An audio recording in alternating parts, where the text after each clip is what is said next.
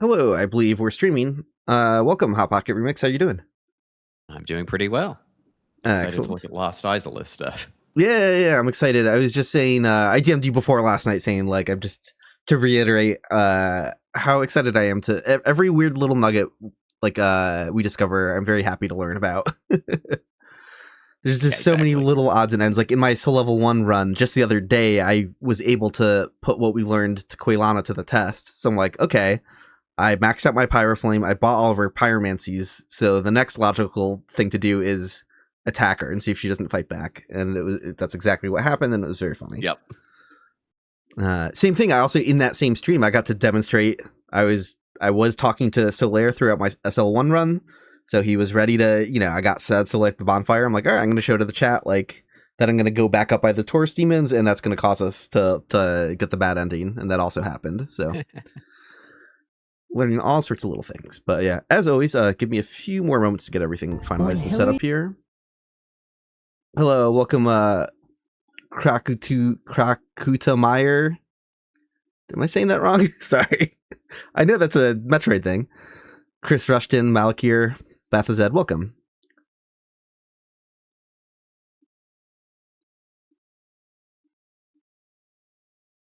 That's the Metroid boss that, like, has the really cool gnarly death, right? Where, like, he melts and you see a skeleton.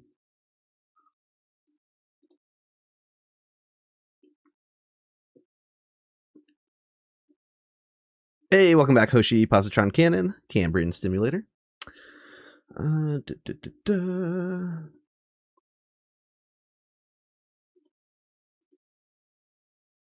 Hopefully we've settled on an ideal bitrate here. It's a little frustrating because we got through a good number of streams without my internet hitching up at, like, a higher bitrate.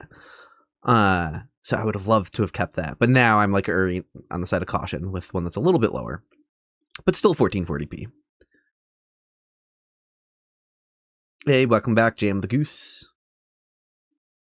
Yeah, that death animation in Super Metroid is, like, the coolest shit ever. It's a mashup of Crocomire from Metroid. Yeah, I thought it was Crocomire, so I got a little hung up when I saw it spelled differently, and I panicked. I was like, my brain can't process. And Crocuta, if I said that correctly, the scientific name for hyenas. Very cool.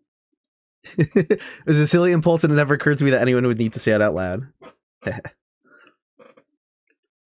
I think usernames are some of the best things about Absolutely. The pseudonymous internet culture is absolutely people having to reckon with what they've named themselves. Yeah, absolutely. And that sort of had, like, I know different people have different feelings about it, but that is absolutely, like, if anyone was ever to meet me in person, you can just straight up call me a loser. Like, that does not even phase me, like, in terms of feeling uncomfortable being referred to by an internet handle. That is, I just completely grew up that way. Went to too many, like, video game conventions and met so many people from message boards, that is just, like, my handle on a message board became the name that people started calling me in real life for a long time. There's a lot of people who know me by the name Bucky, which isn't my real name either. But it's just like, yeah, I'm all about that. I don't even dislike my real name, but there's just something about, like, knowing. I don't know. I feel like if someone calls me a losery, that's almost like you know me more in some way. I'm like, my neighbors would call me Patrick or whatever. Like, that's not.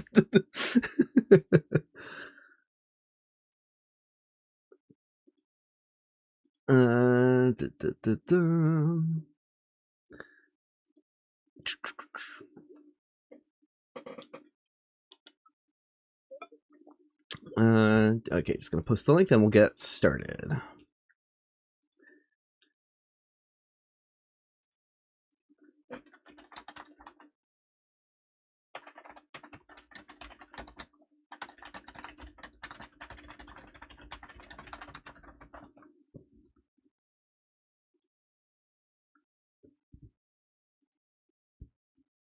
When I post the link to the stream in various places, I should almost give the disclaimer, like, if it hasn't been that long and the stream link is dead, just check out my page, because maybe the stream crashed, and fingers crossed, it's not going to happen today.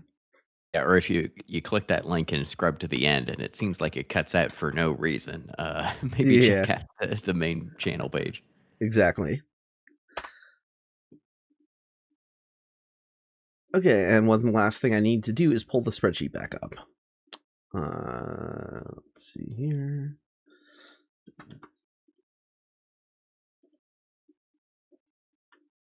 And let's get that visualized here.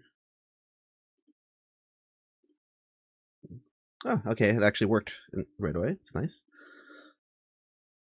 And let's scroll back down to Isleth. Oh, yeah, and I should mention, I need to give another shout out and thanks to Hoshi, who joined in, like a couple episodes and a couple streams in to help with translating. They've gone through the whole document already. So, who knows if there's other translation assistance we'll need along the way, but we have a very good head start where, like, we just don't even have to worry about that now. The document's already filled out, which rules. So, thanks again. Yeah, super helpful. Yeah, thanks again so much for that. That rules so much. And all right. Oh, that's Blighttown. Okay, here we are, Isleth. Yeah, this must be where we left off here then. Oh, and I need to fix the spreadsheet display because it looks like somehow it got offset in a weird way. Where it's no longer seen. Let's get this fixed. Yeah, there we go. I have the header in there.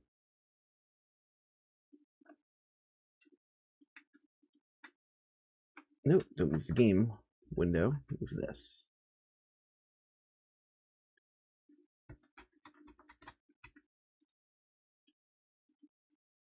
Hello, Moonlight Ruin.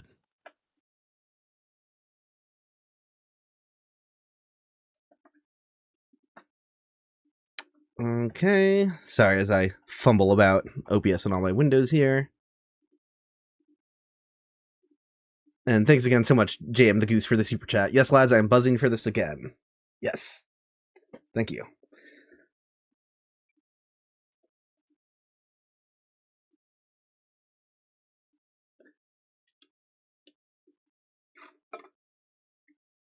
Oh, cool. And Hoshi just in chat just said, like, they might move on to, like, Dark Souls 2 and stuff like that. Like, yes. I think we need more people looking at DS2. Yeah. In general. Myself and again, just giving away other future video ideas, but who cares? If someone beats me to it, oh no, you got to educate me on something I wanted to learn more about if I don't get to do it myself. But I want to make a video about, like, partially downloaded copies of Dark Souls 2 and how they get, like, unique fog gates put up in areas. And I'm just like, that, because you could play the game before it's fully downloaded. And I have, like, no... Bloodborne does that too. Yeah, like, it might be a PlayStation only feature, maybe? I don't know if Xbox copies have that feature too, or like, I don't know what. I only looked at Bloodborne, but it has special event script commands that say, like, specifically, like, hey, is the Sony pre-downloader not done yet? Hell yeah! And if so, do this. Yeah, and I think that data might be obvious. I think I remember asking Lord Redai a little bit about it, and I think, like, that might be obfuscated or non-existent in the PC version. So, like, it's just no one has access to that info, I think, at the moment. Right. Very funny.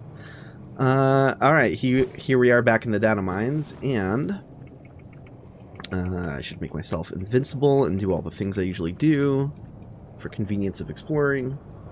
Yeah, I went back through what we did last stream, and the only thing there's a couple things that I wanted to flag that we don't have to go to other maps. We saw that Hydra had this region for ranged attacks that we couldn't figure out, like, what it was for. I don't think it's for anything. I think it's cut.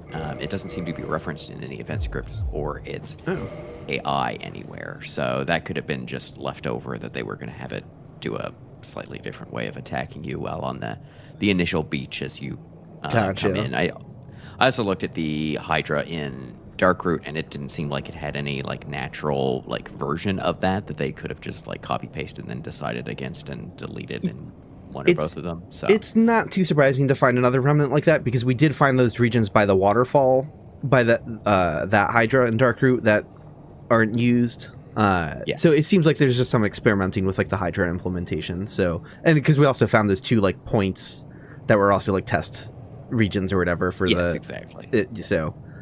Yeah, that makes sense. And then the only other thing was talking about Solaire's quest, because we had some. Oh yeah, we did a whole we actually did an investigation of Solaire's quest line after the last stream, because we were doing a bit of speculating, and I was really just to progress him in the game. I was kind of like, let me kill bosses and get the Lord Vessel and do all these things, but none of that's required. Like almost none of that. Well, the thing that we ran into was that the wiki says that the sunlight altar is optional, and it's technically true, but technically not. Yeah. So what happens with the sunlight altar is it's common wisdom that you don't need to meet Solaire at the sunlight altar to progress his quest line. That's true. You do not have to talk to him there. However, if he doesn't wind up at the sunlight altar, he never makes it to Demon Ruins and Isolith. So that was a bit of a revelation for us, because I was kind of going off the common wisdom there. I assumed that, like, if you fully talk to him in Anor Londo and you do all the things to progress his quest line from that point, I assumed you could just see him down in the Demon Ruins. But yeah, as we learned, it is required. But it just loading the Undead Parish map causes him to move there, which is really easy to do in normal gameplay, because literally just going to the Firelink Shrine Bonfire is close enough to load that map. So like almost every player will. I was like, is it actually possible to get down to Demon Ruins without ever loading the Burg? And I guess it is, right? Because you could fight 4 kings initially. Yes. Without ever needing the Lord Vessel at all. Progress Solaire's quest line through to Anor Londo, and then just warp straight back there. Yeah, you could warp and use Cath to place it. So use Cath to place it, and then presumably you also rested at the Daughter of Chaos bonfire, so you could warp to there as well. Also, just preventing like walking around the game and staying well away from the Undead Burg and Undead Parish. Yeah, exactly. So yeah, that was interesting hashing that out. I'll probably do a feature in the video just about like NPC quest lines in general, because it'd be fun to kind of like talk about how they work and just kind of go through some of the more notorious ones and talk about like the exact moments at which things happen, and also like the ways in which you can break them. Again, because there's a lot of interesting quirks. We can break Siegmeyer's questline very easily for a very silly reason. We found out we can make Solaire go mad through some jank. So yeah, there's there's actually stuff to like talk about. The other thing I wanted to bring up with Solaire's quest, there's 2 small things. One is internally, the names for these events, for where Solaire goes insane, they don't call it that. They just say Solaire could or could not find the sun. So I think it's funny that even in the names, they're a little bit oblique about exactly what Solaire is doing when he gets the maggot. I like that. But the other thing was, there's a event that doesn't appear to do anything, and it's coded not wrong, but it looks like it must have been messed with at some point, because presumably they didn't need it anymore, and rather than delete it, they just kind of partially broke it. And it's named something similar to the event that sets up Solaire's summon sign in the kiln at the end of his quest. And that is entitled something like Solaire wants to fight alongside you. There's another version of that doesn't set up a summon sign in Lost Isolith, and it is, like I said, similarly titled for leaving Lost Isolith. That doesn't make any sense. Obviously, you don't leave Lost Isolith on foot. You just warp out. And it looks like be responsible for setting a similar flag to what the kiln is checking for. The kiln manages that flag itself.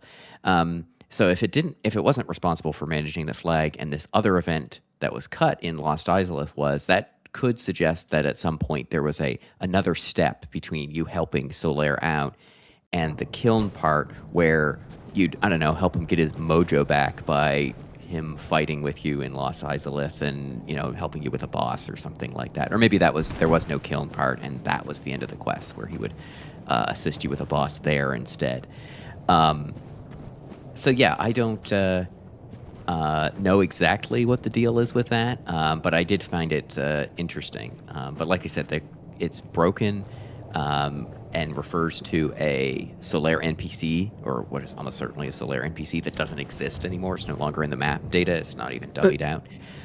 Just imagine if Solaire's quote-unquote good ending after you do save him is not his summon sign showing up to help at Gwyn, but instead his summon sign simply showing up to help with the Bed of Chaos. That'd be so lame. I think he would immediately die. And he would immediately die. Yeah, there's no... They would lack the AI to know how to do anything. They get pushed into a pit. That would be...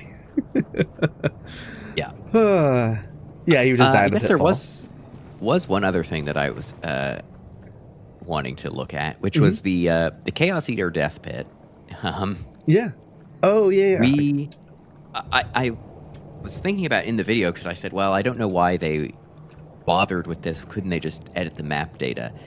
Because they would have needed to edit the map data at this big sphere. But that was before we knew that the sphere was also used for Solaire's quest. So I think I'm substantially more convinced at this point that they had this sphere set up for Solaire's quest, Are You in Lost Isolith?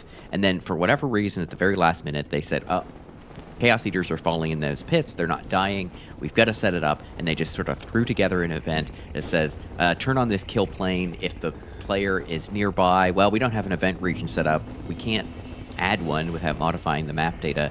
Well, we've already got this one that I guess encompasses all of Lost Isolith. That's good. And just check that instead before turning on the kill plane. I find this part exceptionally baffling because why didn't I just don't understand why the Chaos Eaters are done in this way. Why don't they just die from fall damage, or why didn't they just put a kill plane in? But also I find it very funny that they never came back and fixed this, right? Like they released a DLC and they could have cleaned that up, but I guess it works well enough. I mean, people don't tend to report this as a major known bug or something, that the Chaos Eaters can fall in those pits. And survive.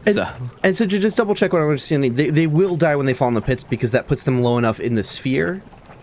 As of now, it puts them below the Y coordinate of the pseudo kill plane. Gotcha. Okay.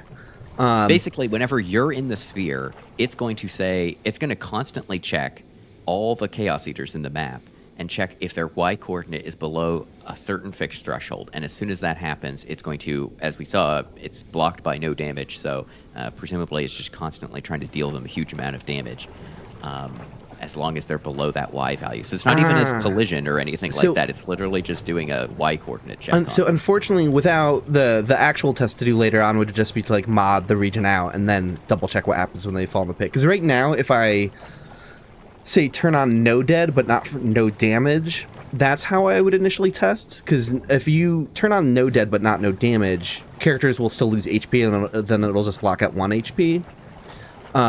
So if I turned on no dead and had one fall into a pit and I saw its health drop to 1, then I'd be like, okay, it would have died from fall damage. But if it's trying to kill them with massive damage, then that could also drain it, and that wouldn't really inform us if they would die from... So I think we'd have to go back and... Oh, wait, but I can move... Oh, no, but I don't... Would moving the sphere in real time affect its functionality? It probably would. You'd have to move the entire map.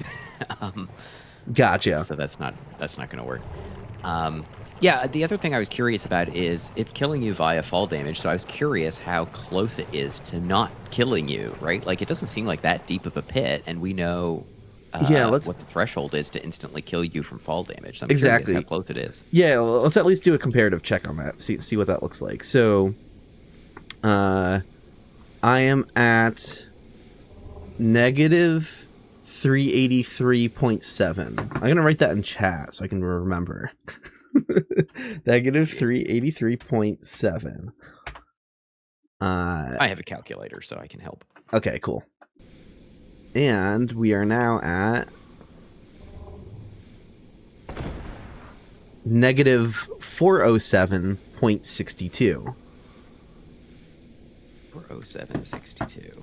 That's a difference of 23.9. Yeah, that should. So that's clear. That's like almost 4 meters. Within the guaranteed. Oops, I'm looking angry because I typed numbers. There we go. Yeah. So that's you should die at 20 meters. So we fell more than 20 meters, and I think that would guaranteed kill on enemies. I have to double check. So yeah, presumably it does.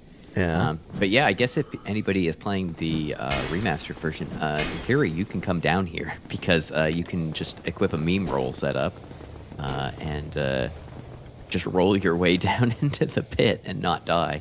Well, here's something I can do. I could, I don't think there's like any kill points or any weird geometry above this Chaos Eater, so I could just teleport him like 21 meters in the air and see what happens. That's true. What is his number? I don't know where Chaos Eaters are in here. Oh, here we go. So we'll do switch control player. Can I teleport? When I switch control player, does debug work for teleporting them? We're about to find out. Oh, but I have to write down all of his coordinates because it doesn't copy and paste. So that's... No, here's what I'll do. I'll fly him and then drop him. That's what I'll do. So that's... He's at negative 360, so at least that's a nice kind of round number. So I'm just going to put him at like negative 339 or something like that. Yeah, I was asking why is this pit so weird. Assuming you're asking because you didn't see the previous part of the stream, but I also explained it for people who missed the previous stream.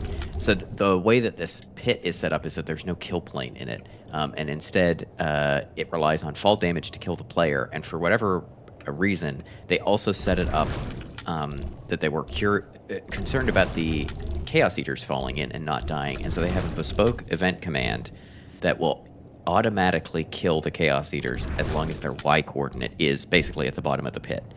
And it's set up very oddly. There's no other instances of that command, and also it specifically checks for being a Chaos Eater. It doesn't check for like being these specific enemies or something.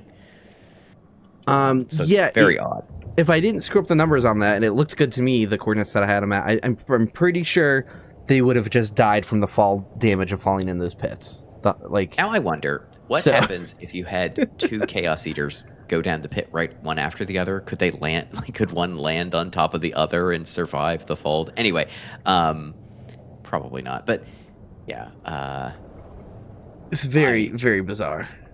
Yeah, I'm not sure why they didn't just add a kill plane at some point, but like I said, I think it must have been that they could not make map changes. This is not QLOC. This is in both versions of the game. Yeah, that's what's super weird about it. King Boar was speculating the same thing. He's just like, for some reason, they were locked into editing the map was a bigger hassle at that point, so they just kind of did this weird thing. But again, can't fathom what it's actually for with the Chaos Eaters, because it's just... They would die from the fall damage, so they didn't even need a kill plane either, or the sphere, or anything, as far as I can tell. Yeah, it's truly baffling, and you can imagine how confused I was when I first came across this, because it's literally used in this one spot. Yeah, because I just dropped one like 21 or 22 meters and it died. So, and if that pit was closer to 23.9 meters or whatever you came up with, that's like, yeah. Okay. What do we have in the event region list here? So this is 2530. I gotta figure out where I am in my list too. And the numbers are not in order, so I'm just carefully...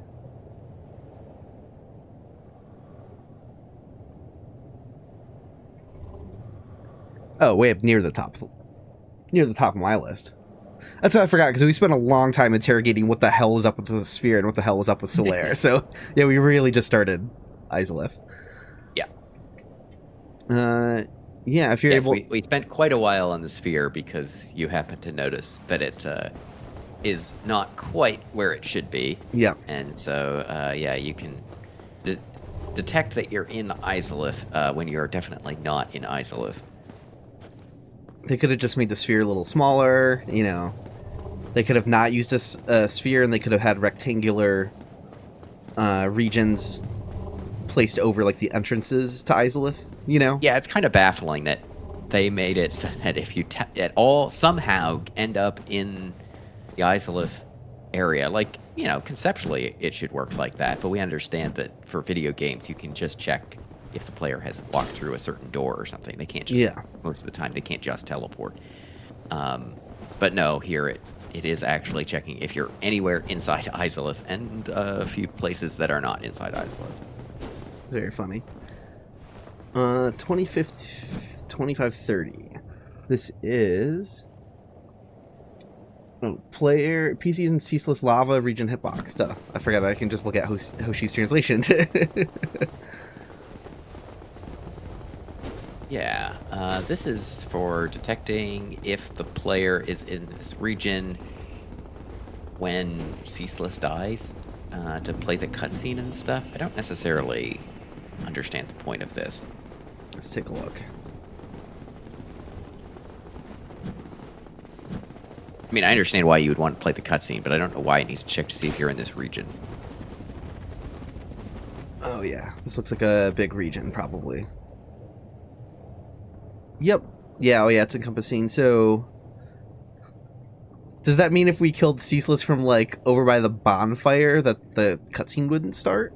Like, that's... So you disable all the tourist demons, wait for this event flag to be set, wait 5 seconds, which is almost certainly the timer that Ceaseless falls off the cliff. And if you're not the host, yeah, and then wait for the player to be in this area, then play the cutscene, wait 1 frame, change the lava hitbox around, and so on. Interesting. So I'm going to do one quick test here where I kill Ceaseless illegitimately. I'm just going to, like, drag his HP to 0. Do we know his model number, character number? Let's see if I can just guess it. No, it is a lower number, it seems. Okay.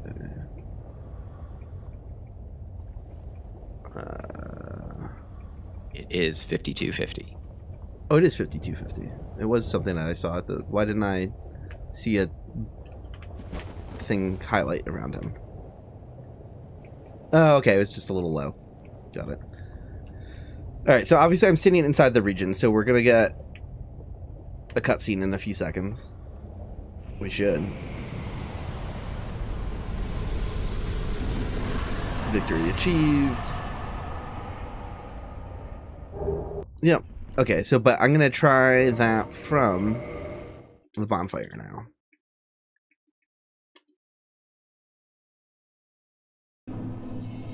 Oops, that is the wrong map.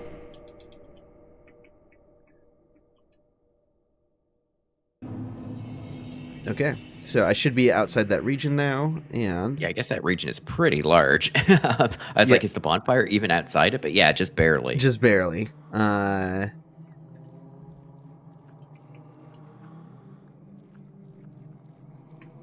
So we're gonna hang out. We'll still get the victory achieved message and some in the items or whatever. You should. Yeah. We got the items, but we're gonna wait a few seconds, and I guess we're not gonna get that cutscene until we cross that boundary. I'll draw too. So, let's see, draw, region draw. Where's the boundary for this thing? It is like right past these egg carriers. I realize these thin lines can be hard to see in stream, probably if you're not streaming at 1440. Maybe there it's still visible at 1080. But yeah, it's like if you can't see it, it's literally a couple feet in front of me. And yeah, I guess it's just past this first cluster of egg carriers. And we're gonna get the cutscene now. Yeah. All right. Yeah, it is kind of interesting because I don't think we've seen that in other. Well, how many bosses have cutscenes after you defeat them? Is this the only one? No, Gwendolyn. Oh, but we haven't gotten to Anor Londo yet. Maybe we're going to see something similar. Maybe this is how they handle post-boss cutscenes. So yeah, it's entirely possible we might see this again in Anor Londo. So something to keep an eye out for. Oh, Four Kings have an ending cutscene as well. Yeah. Places we haven't been yet. Yeah. Cool. Yeah, we'll see if that's kind of if that's a standard or if that's just an arbitrary one, because it could so easily just be tied to the boss dying, regardless of. Well, it's also kind of confusing to me because how is Ceaseless going to die without you being in this region? Right. Yes, you could have multiplayer in it, you know, but they can't get into the fog gate. So until you do. That's why the region seems like it's like a little redundant. It doesn't matter to me because it's like I could go through and load the remos for like distant maps that aren't loaded, and those cutscenes aren't going to render correctly because I'm not in them. But like, under what circumstance are you going to kill a boss where you're not there at all? So, you know. Yeah, and it's not like you can yes, you can hang back in the fight and have your summons go off and do it, but you can't be somewhere else in the level entirely. And you can't. Maybe the idea was at some point you would have been able to hit Ceaseless from a distance or from on his feet or something. And so yes, then maybe you could be back here and your summons are attacking it. I see. Madoy and Meow have a very good point. Meow said 99%. Yeah, if the player dies before the cutscene. So yeah, that will stop you from being considered in the region. I think that turns off as you die. Yeah, if you die too quick, but it registers as death, they want you to see the cutscene for the lava draining, so then you walk back into the area and then you'll see the lava draining. So actually, that is very good design, actually. Yeah, totally. That does make sense now. Yeah, after it plays the cutscene is only when it sets the event flag. So... Yeah, I got you. So to skip doing all that stuff and just set the world state how it is right now. Yeah, okay. So that is quite important. Okay. Okay. So. Now, what's next? 2300. Surprise maggot hitbox. Well, this one is. This could be the one by the bonfire, I'm guessing. No, these are the cut maggot. Oh, cool. Cool. Interesting. So that's got to be down in this hallway. Wait, what? Oh, that's it's by the door. Yeah, that one's not referenced in any event scripts. It's the one after it, because that one is... No, neither of them are, I guess. I am in the right map, yes. Yes, I am, okay. Yeah, I don't really understand why there's two of them, because if you look at the next one on the list, it is where you would expect it to be, right? Yeah, because is this one right at the entrance to that hallway? I think it probably is, or is it a little off to this... It's right past it. Yeah, so the... right past it. The cut hallway is literally right in front of me, right... No, I have it slightly wrong. Yeah, it's like right next to it. It's like it's right. We're going to get to these later on, but then there's actual logic boxes for the enemy itself to know when it should burst out, and those are diagonally along this hallway. So I don't know what these other ones are for. Huh. Well, yeah, we can definitely mark it as cut content because it's for sure unused. Yeah, I wish I knew what they were doing. It would be kind of interesting, like if you came out through the Isolus side first that you get the drop on the trap and it like breaks out from over here instead. You're kind of rewarded for going around, but I don't know. That's kind of weird. Yeah, I mean, and it says hitbox though, so I don't know if. Yeah, I don't know. Yeah, I'm not entirely sure what these would have been used for. But yeah, yeah, not. I don't quite know, but yeah, I guess. Did you see or did you go in? I wasn't paying close attention to the stream. Did you actually clip into that hallway? Oh yeah, I can clip into it. But Hoshi had an interesting thought, which I love a lot. Imagine if it was a return trip. That would be a really cool way of implementing it, actually. Like, if it was up to me now, and now that we've seen this, it would be really cool if it didn't pop out when you're right next to it, like, I got you.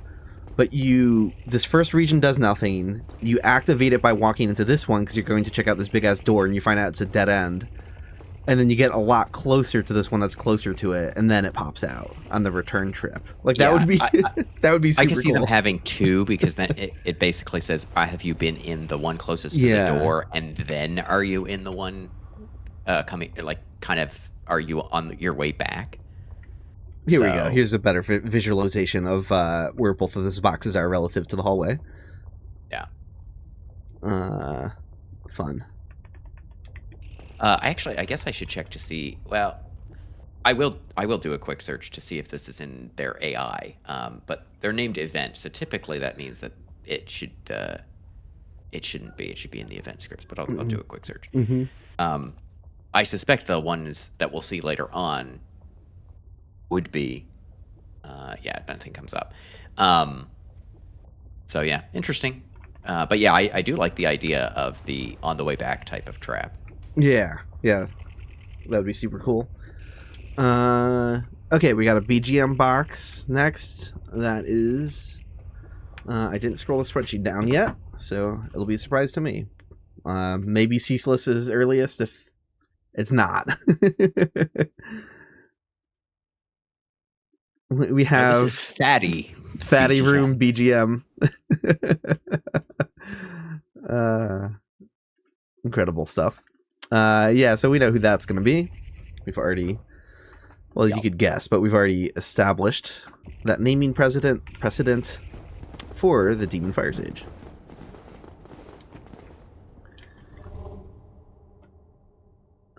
It looks like I've turned it on, so I just don't see the boundary for it. Yeah, here we go.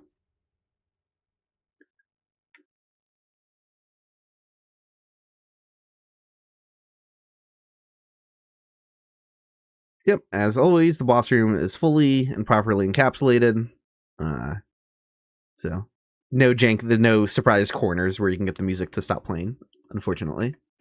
Yeah. Okay. Next is 2416. Fatty room entrance hitbox. I think is this the Foggate stuff now we're seeing now? Yes. Oh yeah, because the BGM is usually next to the boss Foggate stuff too in these lists. Yeah. So, that's the opposite side of the Foggate.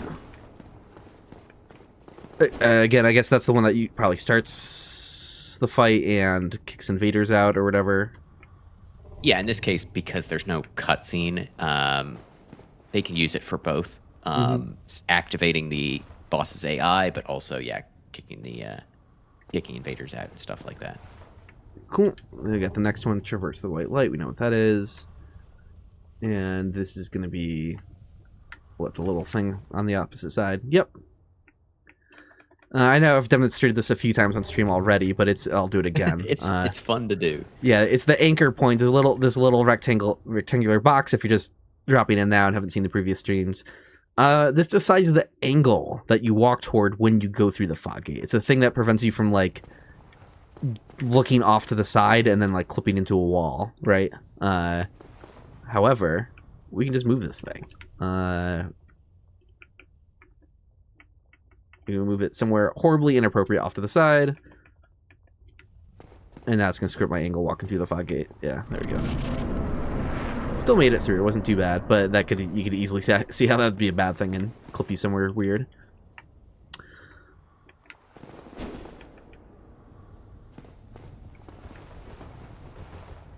Okay. What is next? Let's go down again. Now we have the same stuff, but for a different boss. There we go.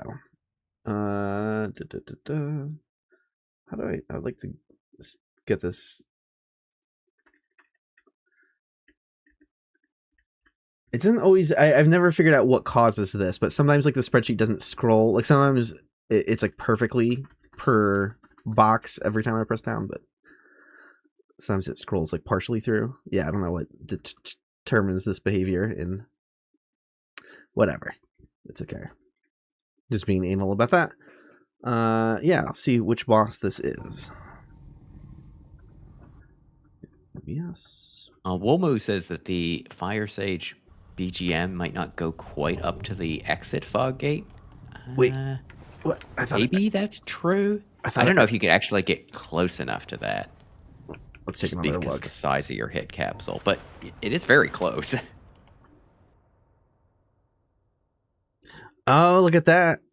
Well, and we did learn about like fall off for a lot of the Also that, yeah. the boss themes, so like it might not. Let me turn the music on because it should be playing right now. I actually started the fight. Music has been playing this whole time. It just I've had it muted. Yeah. BGM collision is the camera, yeah, because I know like an Ash like you can turn it away, but we've been in some places where both the player and character were outside, and we still heard the music.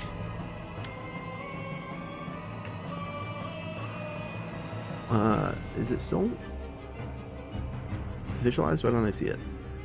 Oh, because it's below the floor. Duh, that makes sense.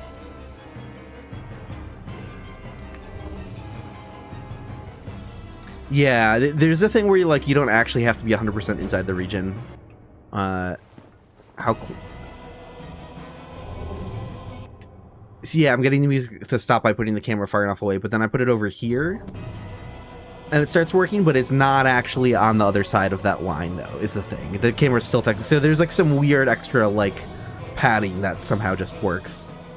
Yeah, I don't know if it's buffer a fixed buffer distance or if the Fmod events respect the boundary of the box, and then they have their own fall-off parameters, because you can do that in basically any sound. You can set the fall-off distance and stuff, because that would sound really weird if you threw a firebomb, and then if you were just far enough away, it just completely cut out sound-wise. So they always do put some fall-off on it. And I don't know about the BGM. I haven't looked into it. Yeah, it's probably good to, like, even if you don't technically need it, to just, like, implement as a precaution, like, just fall off as, like, a system, just because you don't know. If you don't do that, then you might run into some situation where, like, a sound abruptly cuts off, and you're just like, oh, that sounds like shit. But then we still got the camera shenanigans in Ash Lake, so... Yeah, I don't know why they did it like that, but they did. Yeah, I guess that's tricky. I don't know how you would handle that, because it's like it's an area that has music, so there's going to be some boundary to where the music happens. If you wanted a really elegant way of doing it, and I could see why they wouldn't bother, because this is just going above and beyond, but you could have an initial trigger for allowing the music that's a little bit further into that sphere, right? So, like, the music doesn't start until you're, like, 20 feet past the boundary, where it can, once it starts, then it's fully encompassed, and you'd have to, like, backtrack a decent amount to find, like, a weird, janky cutoff point, but that's just, like, that's a lot of effort at that point for a very specific problem. Well, especially for boss music, and especially which is mostly what they're using that system for. Yes. They don't need it at all. Yeah. So the 1 or 2 places like Ash Lake that are outside of, where you can just sort of wander in are probably not something that they're super concerned about. Right. Yeah, if, like, level-based BGM was, like, way more common throughout the game, then they probably would handle that differently. Let's see. So we are at whoever the next boss is. And the next boss is just the area boss, and that is the Bed of Chaos. A Bed of Chaos.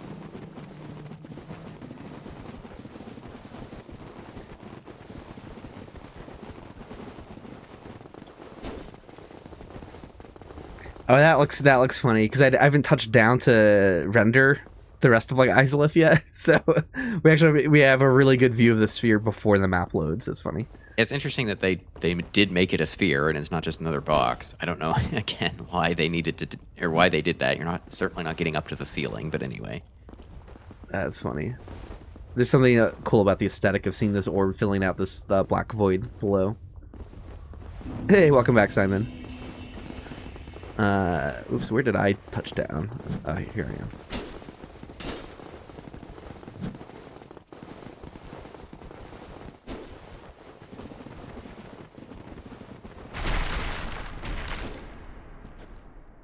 Yeah. Yep. Yeah, it is interesting seeing a sphere, because again, like most other boss rooms, they usually use a big box, but whatever works, doesn't really matter.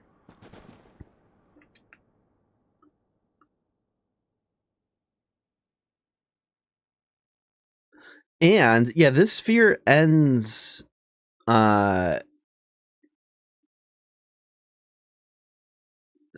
least several feet away from the bed of cast bug, actually, but it's again with that fall off stuff that we're talking about. And it seemed like the fall off was more severe with the spheres, actually.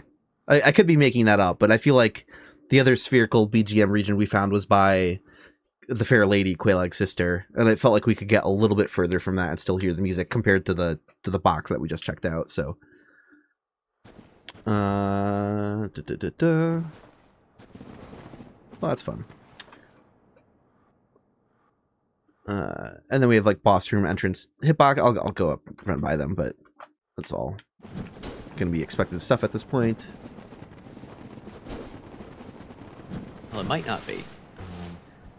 Oh, Because this is not up where you would expect, I don't think. Or maybe it is. I'm lost. I'm lost and lost again. Oh, is one at the bot? One's in the room itself. They're waiting for you to. Yeah, I think we kind of saw that with Nito, right? I think there was something where it was like they're waiting for you to drop into the room. So there's something like that. Yeah, going it is on. interesting because again, I guess that means that it doesn't kick out invaders until you actually get there. Oh, cool. That's fun. Yeah, I never noticed that. I guess people don't tend to do tons of PvP in Lost Isleth, but it does happen. Oh, and I forgot. I'm going to mention this as an addendum to... I did some research that I should have mentioned in the smell episode. I'm going to have to... When I open up the site video, I'm going to do 2 quick follow-ups to the smell video. One of them regarding the Bed of Chaos, though, which I don't mind just explaining now. Someone made a very good point. The Bed of Chaos can attack you while you're going down the slide. If you've already activated the fight, you know, you'll get like the classic flame pillars lighting up the slide behind you, and it looks kind of epic. So that's not too much of a surprise if the flame part can be aware of you from 200 meters away. The thing is, 200 meters away is further than the top of the slide, and you don't get attacked up there. And I couldn't figure out, I was looking at all the parameters involved, and I was trying to make heads or tails of it, but I'm like, so what is stopping the Bed of Chaos from attacking you at the top, right? If it's not waiting for you to actually land in the boss room. And it's not parameter based at all. It's very funny. It's just an artifact of the Bed of Chaos isn't loaded until you're partway down the slide. Yeah, that's what I was going to guess. Yeah, it was the next thing. So it's collision. So like the Bed of Chaos loads when you're like 140 meters from it, maybe a little further. I'm just making up numbers now, but it's, you know, it's less than 200. So yeah, if you changed things to like render from further away in the game, then yeah, Bed of Chaos would be attacking you at the top of the slide. Very funny. What else do we have? I don't know what this next one does based on the name. Oh,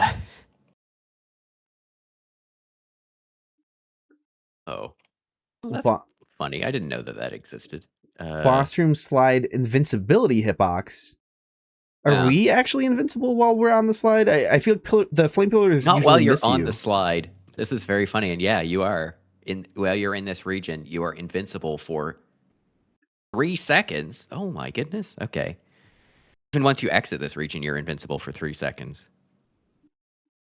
Wait, so when you both enter and exit, you have 3 seconds of invincibility? So, but let me read the thing. Wait for the player to be in this region. Give them invincibility. Then wait for them to not be in this region. Then wait 3 seconds. Then disable their invincibility. Oh, okay. So if you never exit this region, it will never make you uninvincible. Hell yeah. Is that true? Yeah, I guess you'd have no way of not leaving the region then. So that's very funny. Yeah. This is one texture over here. What the hell? Anyways, yeah, I guess. Yeah, it is on the slide. It extends weirdly far into the room, for what it's doing. But yeah, I guess it doesn't go down to ground level. It's to ground, so yeah, you'll to actually stay in there. Yeah, you'll fall out of it. Huh. That's funny. But I thought you could get hit while on the slide. I could have sworn I've gotten, like, because of the flame pillars, right? This event I've runs. never been hit by the flames on the slide, but then again, that's usually an artifact of Maybe I'm timing always and like, distance. oh, I just barely dodged that. Good thing I didn't take any damage. Yeah. No, it does run. So yeah, maybe I'm just stupid and I'm just like, oh yeah, it's all skill. I've been dodging these flame pillars. No. I think you can get hit, but let's play around with it. I think you can get hit by them. Obviously, it's not going to attack this time.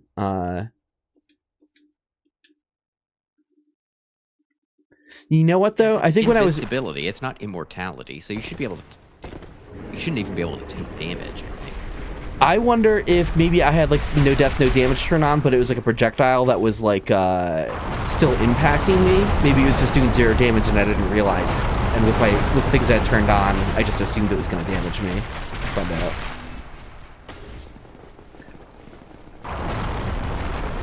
And I should be able to re-enter the region, right? There's nothing making it sound or look like because I already went down the slide once, it's not going to happen again for me. Once you exit the region, the event doesn't rerun until you reload the game. So okay. So once you exit the region, it will no longer. Gotcha. All right. Well, we will reload the map. I'm going to make myself invincible for now as I run over there. Oh, but yeah, let me turn my HUD back on so people can actually see my health. Yeah, you're usually faster than the flames, Moonlight. That's what I was thinking. Like, I don't think I've ever been hit by it riding down normally. I'm just now like, okay, so they made you invincible, but why not just make it so the Bed of Chaos can't attack? I guess just for the cinematic. Oh, it looks cool.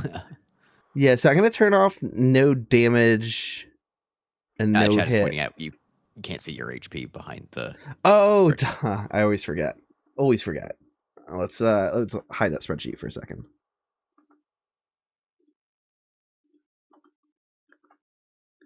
Thank you. All right, let's see what happens here. So I'm going to slide down. Bed of Chaos is going to start attacking. But not right away because, again, they weren't loaded yet. Now they're loaded. Now they're going to start attacking soon. Probably. There's a bit of RNG. Should be attacking.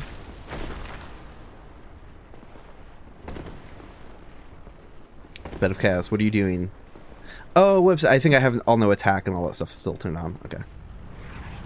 That would explain it. Yeah, I guess Chad makes a compelling point that you could have summons following you down, and then they would potentially be getting clipped by pillars too, and so they would also need to be invincible, which they would be because of this.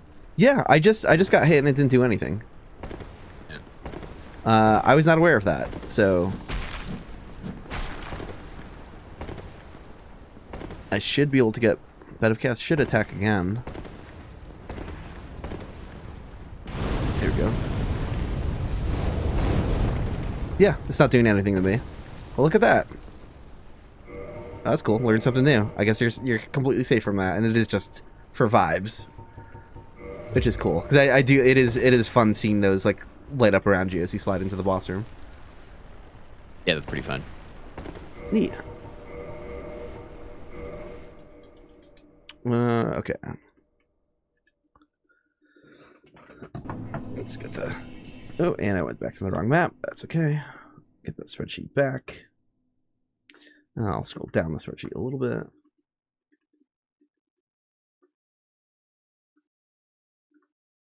Oh, well, I see what we're going to be coming up against next. Yeah, why this is with the rest of the like boss, like fog gate setup stuff, I don't know, because there's a bunch of regions later on that are for the rest of the how the fight functions. But this one's here, I guess.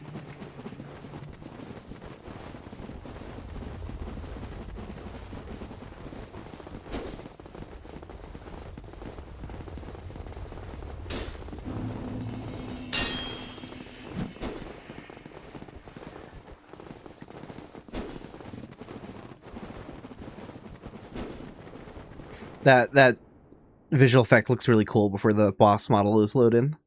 All of the orbs and everything and the string of like magic chaos runes or whatever you want to call them. Yeah, I think it's I never really noticed, but yeah, this chaos rune stuff, QLOC has it, and Ceaseless has it, and obviously Bit of Chaos has it because they're all connected. And I never really clued into that, other than like, oh, they have all this like fiery particle effects, but no, they all share this rune effect. Yeah, super cool. It is not the same as the Miracle of Runes, which has like the face, the emoticon face in it, which is very funny. Yeah. I guess I'll have to at some point share that on stream, because now some people are going to be like, what the hell are you talking about?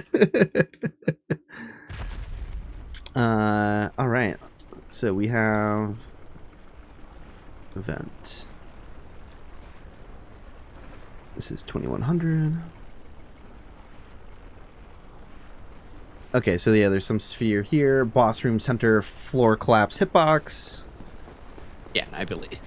Yeah. I like that you can kind of tell what this does just by reading this one line in the event. Wait for an event flag to be on, and this other event flag to be on, and the player to be in the region. It's like, okay, it's clearly checking to see if you've destroyed both of the side orbs. Yep. I don't see what this next one is. 2996 or 2998. I can't read. 2998. That's going to be boss entrance room hitbox. Okay. Yeah, that's when you Foggate stuff. Foggate. I didn't realize we were back to... Yeah, it is a little weird to have the Foggate stuff broken up by other stuff going on in the boss room, but yeah, there we go.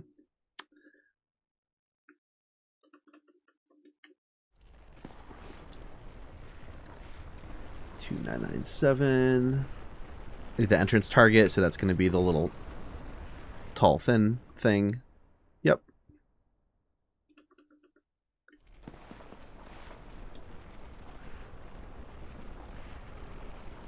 $2,350. Large collapsing floor hitbox. Large collapsing floor hitbox. That's going to be by the Chaos Eaters, I think. Yeah. Oh, that's cool. Sorry, Bed of Chaos. We've got special. Something else. If player in region, floor falls is probably all that's going on. But who knows? If maybe the player is in this region or the object has been destroyed, it doesn't make the object invincible? Can you just like blow it up with a... I don't know. Maybe this has really high object health or something. Oh, it doesn't seem I like don't it marks it as invincible. Yeah, no, I seem to recall... I'd have to watch my object health video, but I think I remember kind of quickly going over these, just thinking like it was handled by event region stuff and they didn't have normal. But yeah, let's try to damage it, I guess. Destructive Games is asking, does the vertical position of the region that helps orient the fog wall animation matter? We've learned no, because the Nito one is approximately like 1 kilometer below the ground. So it does not seem like it takes that into account in any way. Yeah, I'll double check that in a second, but we'll I'll walk through the boss fog again, but I'll move it like way down and see what happens. Now I'm just trying to... Yeah, what object model is this thing? So let me check here. It is 4810. 4810. You sure? Looks like it. It is 4810. Yeah. It's showing 999 object HP. But what's its object defense? That's the thing that actually matters. It's probably -1. Yes, as it has 999 HP. Oh, 999 defense. That's right. Okay. I'm forgetting what I learned when I made my object defense video a bunch of years back. Yeah, we have nothing that can do 999 or 1,000 object defense is what we would need. So, yeah. I don't. Even if the stand-up animation is relevant here, you can't use the stand-up animation because you'd be standing on it. Yeah. I think. Actually, no. Does it extend further than the region does? Yeah, it does. Like, that doesn't do like 1,000 object defense or like damage though. Yeah. So. But yeah, even when you're standing between the two pillars there, like that is part of the floor. Like if you could have something that would do 1,000, then yeah, you would be able to do it right here. But Oh yeah, interesting. if we modded like a projectile and arrow to do that, then yeah, it seems like it would. But yeah, I guess as soon as I step in, yep. Neat.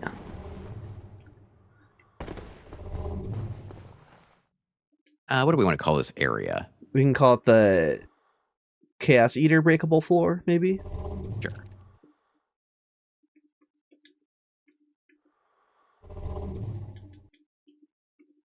Event. Oh, now we know what this is for. We have a slide direction definition for the slide. Yes, I'm gonna go mess with that. I'll mess with the other thing too. Well, yeah. Let me mess with the other thing first. Which one was it? It's not a 1 by 1 by 1 cube, I guess. I don't know. I have to change this one's size. Let's see. I must have flown the camera past it already. Where is the one for going through?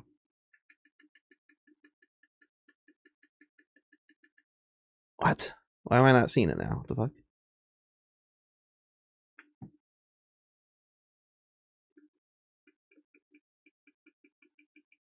It should be right past the door or the fog gate. Oh, here it is. Okay. Is display. Oh, you can surf up the whole slide. I can surf up the whole slide. Trust me. Yeah, we are getting there in a second. But yeah, I'm moving that anchor point way down, and we'll see what happens here. I think I'm gonna be good. Yeah, because it makes sense that like there's no angle of like walking, so it's not like gonna steer you like way down. But as we learned, which was the slide direction one, this is 3300. Oh yeah, look at this one. Yeah, they didn't make it 1 by 1 by 1, and they didn't put it like off to the left side of the ramp. So this one's a little bit different. But yeah, this affects slide directionality. So we just rotate the angle. Again, it's a weird region that you don't have to be inside. It's just something that the collision consults, I guess. Like, yeah, it certainly seems that way. I still want to know, is it like, what makes a collision want to check one of these? Like, could we just put one of these down and have the collision know that now it's a slide? Like, presumably not, because, yeah, I'm I think this is very fun. This opens up the possibility of making race course or something. I don't know. Hell yeah. Gonna fall on down, but then I can re-angle it to go back up. And obviously taken to its logical conclusion, it's obligatory. It's required, even. Oh, wait. I should set the angle from the top to know what it's supposed to be. Hold on. Okay. Yeah, it's weird. Its default rotation is minus 130 degrees.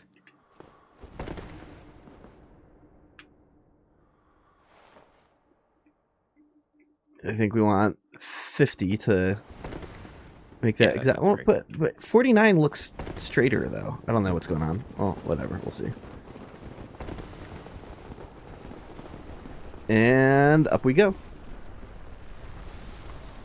Yeah. Yeah, there needs to be a Dark Souls mod that makes use of a backward slide for no reason.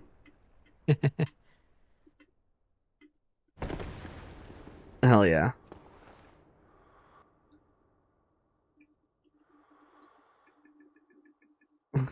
So good.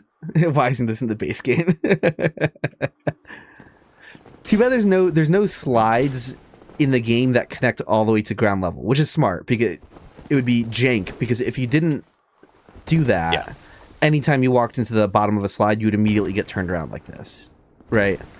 So it makes sense. That's why every slide has a drop off at the bottom of it, because just touching the collision sends the instruction to do the slide animation and get pushed in the direction of that the event region is telling you to go in. So merely touch. A great idea, which is take the spiral staircase from Anorlon and make it smooth, and then you can slide all the way down. Oh no, that'd be hilarious. Actually, I don't know that they can do that, right? Because I guess you'd have to, if you were the modder, you'd have to break it up into a whole bunch of small, discrete chunks, because it's not like you can say follow the curve. So you'd have to. Can you time an event? Can you like rotate an event region in real time through code somehow? I mean, you'd have to use I think there's no way in event scripts to do that. So you would have to hook into the game with like a memory thing. Gotcha. And at that point, you might as well just bypass it and just make your own thing. Tell the player that they're sliding and all this other stuff. So exactly. That is very funny though. Okay, what is next? Let me scroll down the spreadsheet.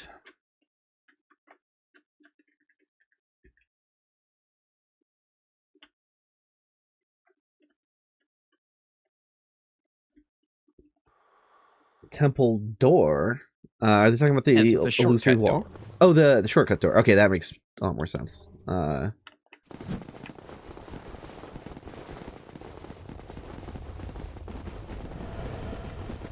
Yep, and this is going to be the same thing probably. I imagine it's set up the same as other one-way doors or whatever.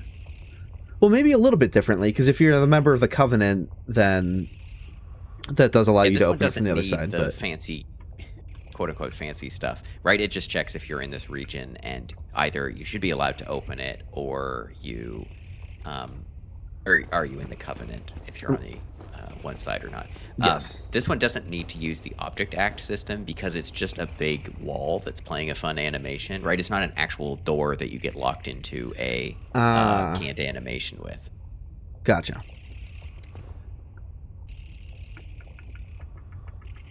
Yep, here's one of them.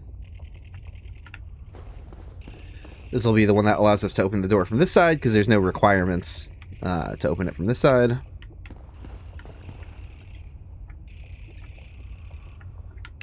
And one requiring you to be in the Covenant on the other side.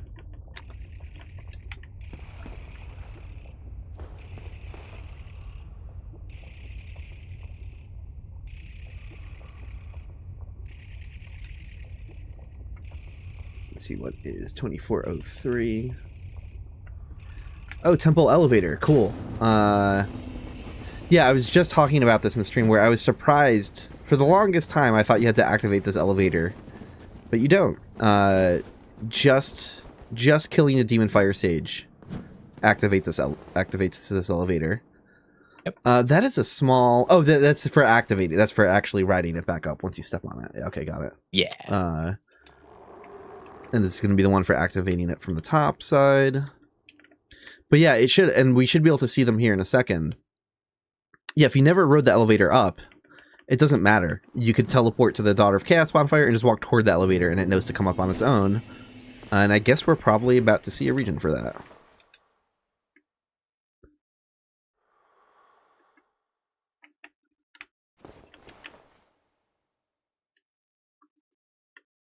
Huh. Yes, I guess. It's pretty large.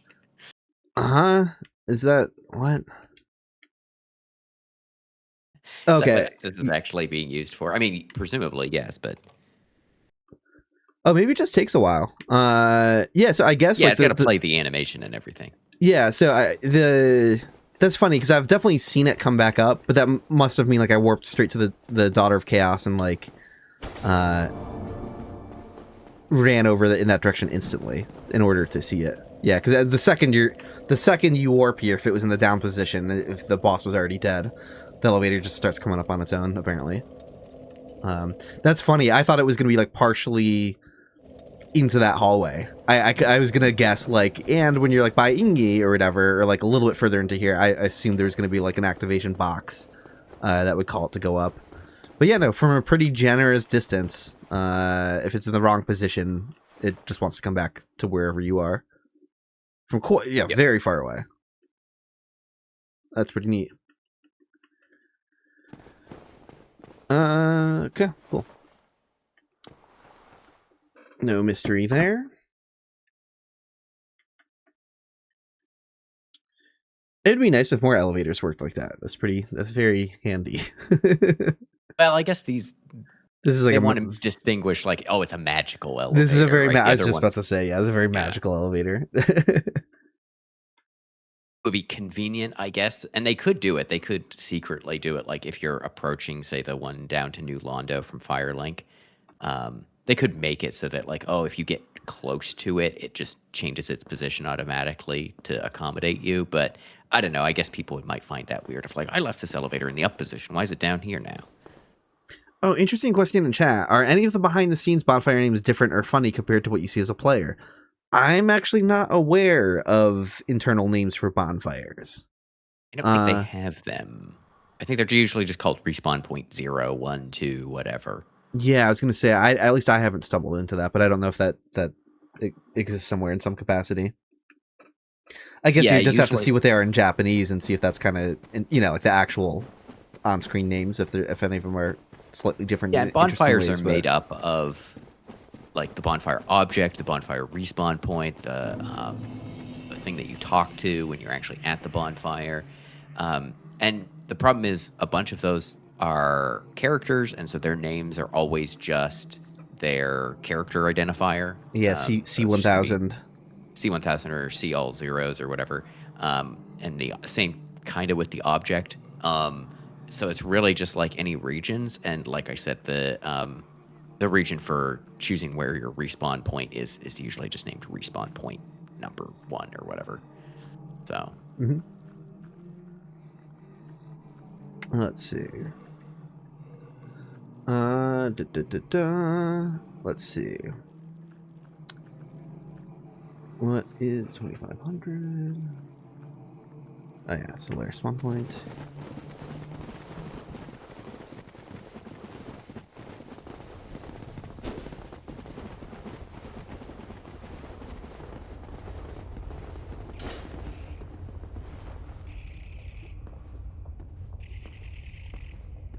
Wait, spawn point after defeating all some... I believe this is for Solaire when you meet him over in that area when he's still sane, where he's like, oh, you killed all the sunlight maggots. That's so sad. Now I don't know what to do. I still can't find my son. Yeah, right here.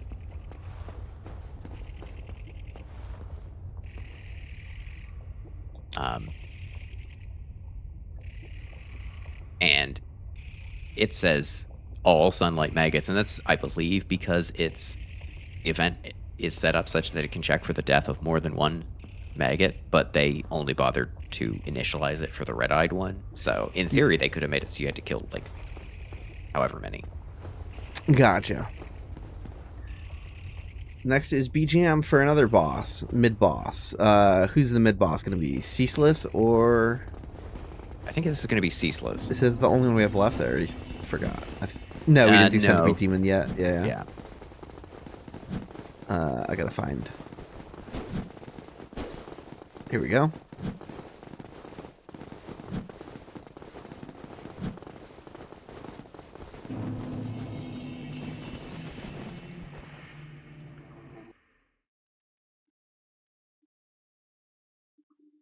Yep.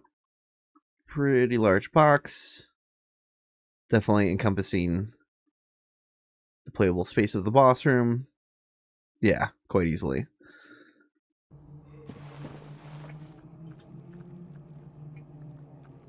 $26.97 is going to be a mid-boss movement target. All right, what are we going to see here? This should be another like facing point. Yeah. Oh yeah. That's exactly what that is.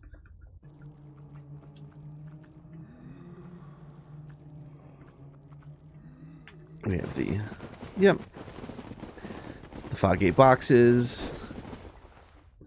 Nothing unexpected here.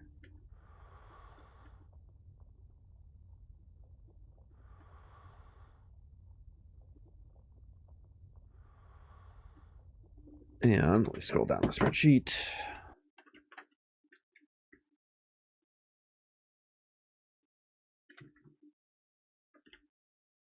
Know what to make of entrance unlock.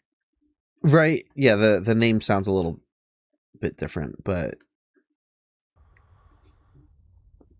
assume it's just the same stuff. Yeah, it's the same thing. Just the usual. Kick everybody out. And 2890 should be the BGM for Centipede Demon. We're gonna see I guess maybe it's called that because they, again, the boss fight isn't actually going to start. So I don't know. Because you have to actually go bother Ceaseless before the boss fight starts proper. Yep, 2890, unsurprisingly, BGM for Centipede Demon. Fully encompasses the room like you would expect.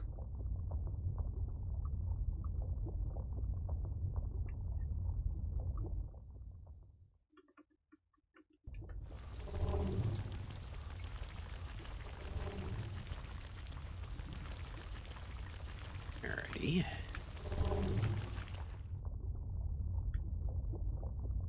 Let's out of the fog gate.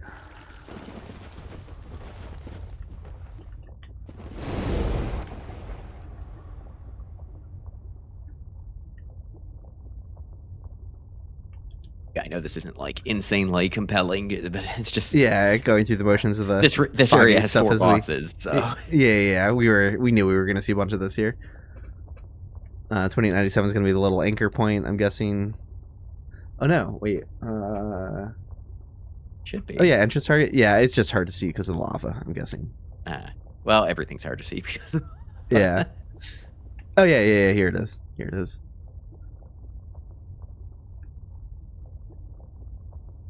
Yeah. Oh, that is like impossible to see because of the lava. Good lord.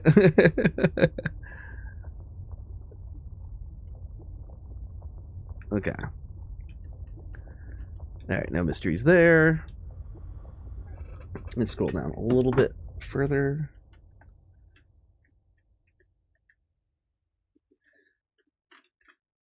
Ceiling maggot spawn area. Okay, we know where that is.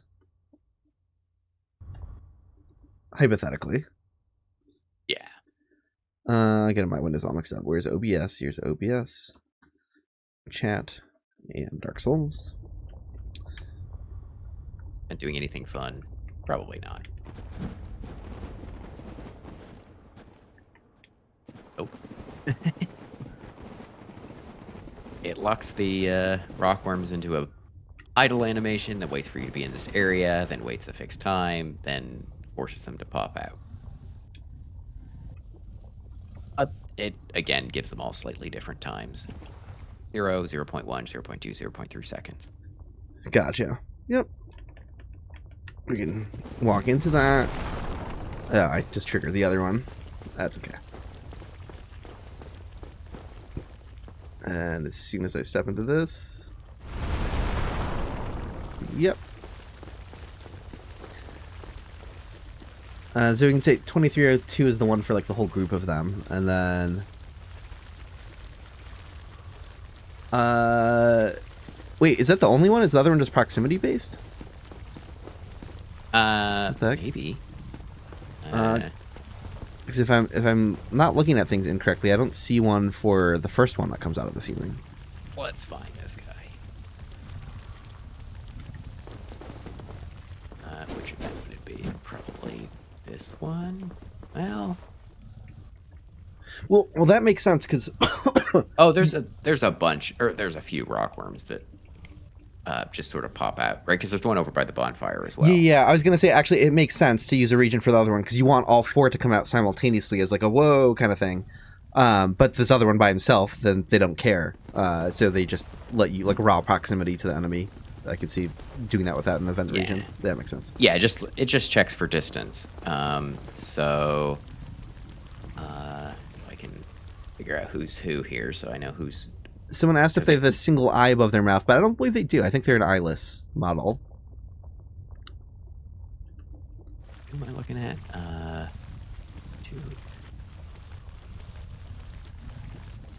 I don't know how I would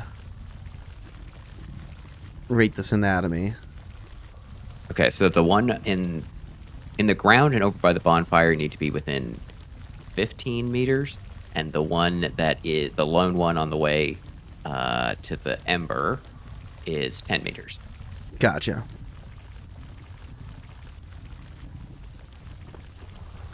Yeah, it makes sense to the one by the bonfire they would want to trigger from a little further away, because here's like where they're starting to like be like traps that kind of surprise you, and the one by the bonfire is one that you drop down to, so they didn't want to be too like, you drop down and then it immediately jumps out of the wall, like in your caught off guard. Like they wanted you to pop out with some distance.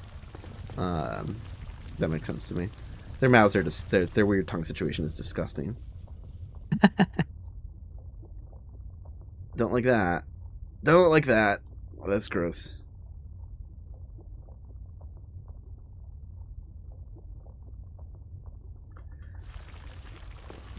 Okay. So we are at 2360. Oh, Siegmeyer's home after he charges in. So we're gonna find a home position in the poison. Yeah, I guess so.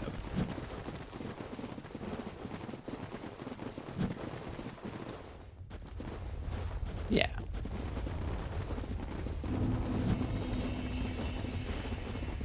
Don't worry, he thinks the same about your mouth. Fair.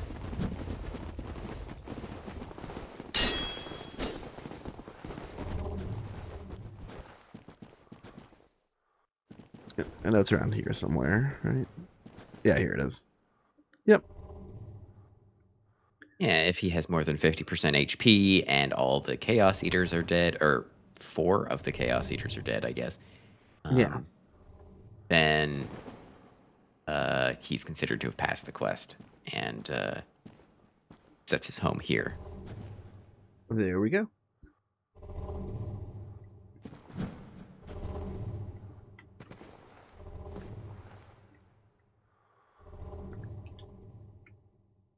Uh, 2798. Ceaseless Clean. Okay, interesting. Yeah, we saw these. I guess I was going to look at these to see how they compare to the the test ones that we saw in the Blighttown map. Yeah.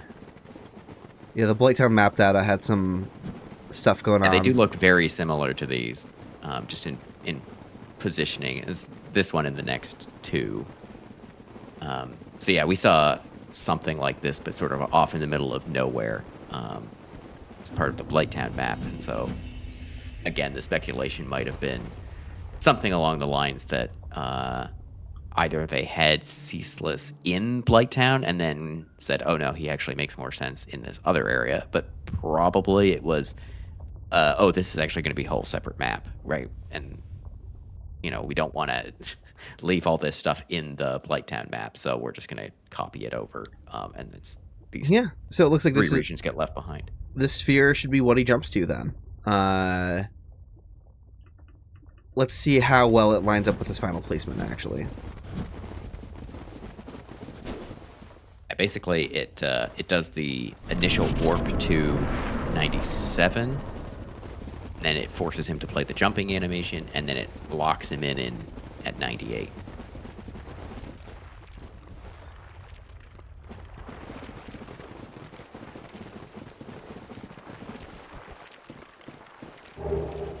Oh, yeah, I need to, like, wake Ceaseless up.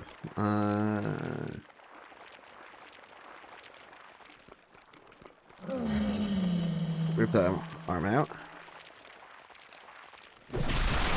Jay Dyer wants to know if the event scripts give you any insight into why the bonfire past Ceaseless needs Ceaseless to be dead in order to function.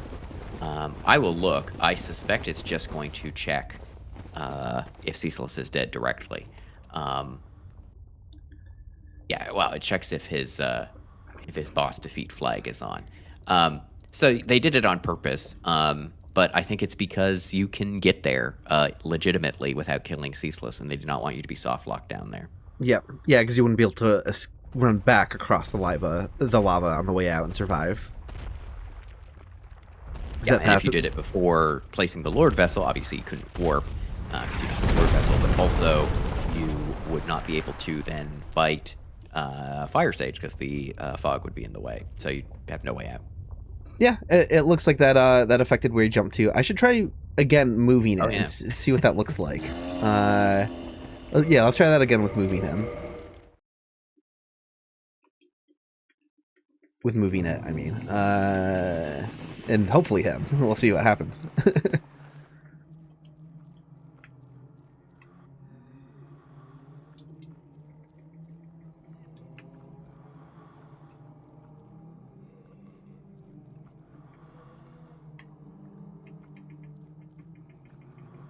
There it is. That was 2798. Yeah. So let's. Yeah, I don't know. Like, let's move it out for like further away from that cliff and see what that looks like. Further out and for just yeah. Let's see what that gets us. Yeah, I'll bring it a little higher in the air too. Why not?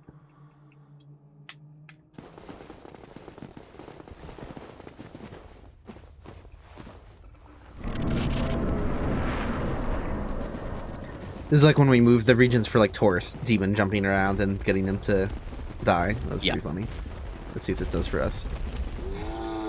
He's gonna rip his arm out. Oh, we'll see the region for causing him to rip out his arm in a little bit as well. It's not as far into the altar as you would expect. I did actually look at that off stream. And how is this gonna affect his jump?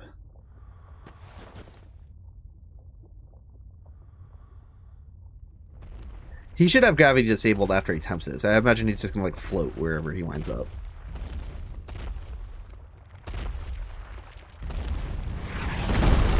It didn't seem to affect it. Oh, yes it did. Yes it did. I take that back. Yeah, it'll be when the animation concludes. Yes. This is what Ceaseless looks like when he's hanging on. Incredible.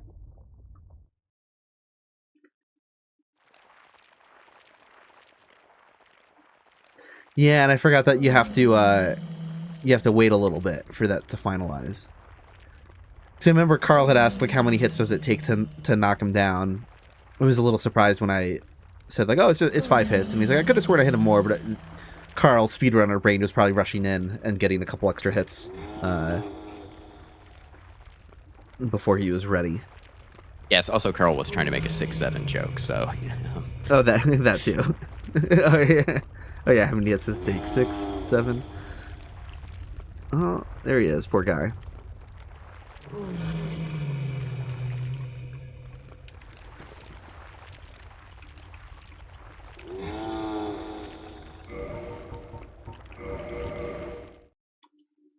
Okay, let's scroll down a little bit down the spreadsheet here.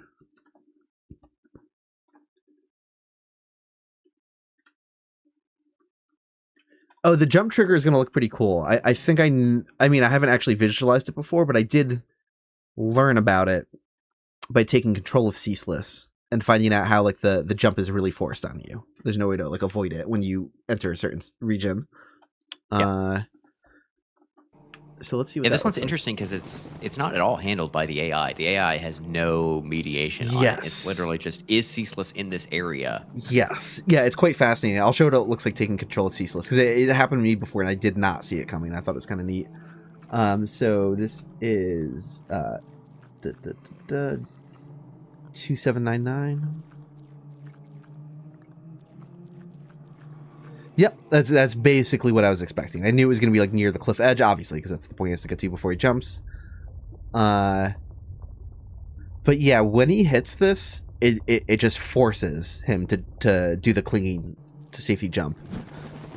And that's true to the extent of literally me taking control of him. And I'll show that.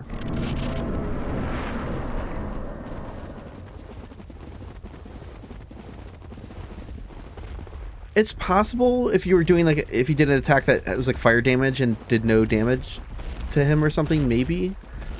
But yeah, if you wait long enough, it should only take 5 hits. Okay, so I will take control of Ceaseless. And this is incredibly cursed, because you are not supposed to control a boss, an enemy this large, so the camera doesn't know what to do. It's not like it's going to nicely zoom out for us, so we got a nice foot cam for Ceaseless. Yeah. But I will... Let's see if I can pull the camera out. And hopefully everything behaves correctly even with the camera pulled out. So I'm literally just walking forward with Ceaseless. I'm not doing anything. I'm not... Well, clearly I'm not doing anything because he's attacking and being weird. Do I have to like... Did he freeze? What's going on? Let's see. Let's try this again.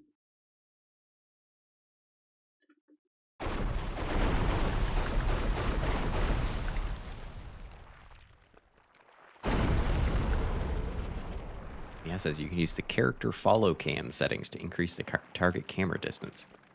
I don't know where that is, but I imagine it's somewhere in debug. I think those fight you in debug. That might be. I'll have to play around with that, see if that works. But yeah, as soon as he hits this,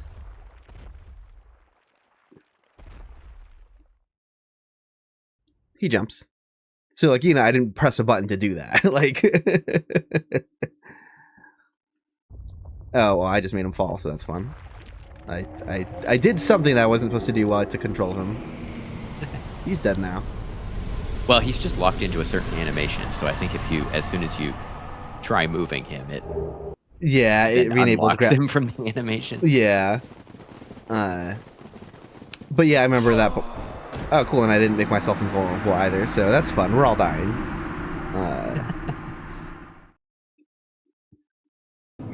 You have to turn the lock cam RAM LERP from 0.05 to 0, so it stops trying to fight you, basically. Oh, okay, cool. I didn't know. Hold on, that's fucking cool. I forget where any of this stuff is because I like never mess with it. Character camera, character follow camera. Yeah, because I've tried changing like the offsets before, and it just like fights you. Oh, I guess I can zoom. I can change the X and Y. Oh god. Oh no. Oh, that's terrible.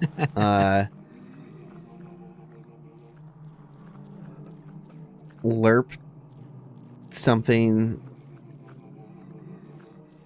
There's so many options in here. I have no idea what the hell I'm looking for. Maybe I'll look at this later. Enable debug display. Oh, that's fun. We've got a sphere for the camera. What the hell? Oh, look at that. Yeah, I've never even visualized this before. Wow. Look at that. Amazing.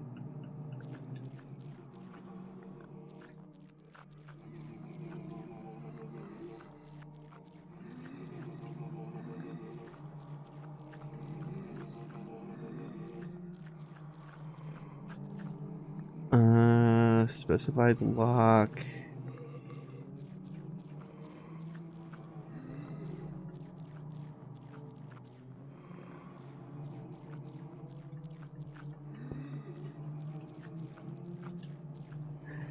Yeah, I'm like getting lost in here at what I'm looking at. I know BS is right there, but with stream delay, I'm like, I don't know. Yeah. I don't know if it's one of the ones at the very bottom. I don't see the setting. Well, like, I guess 055, right where it was. Where was that? Ah, okay.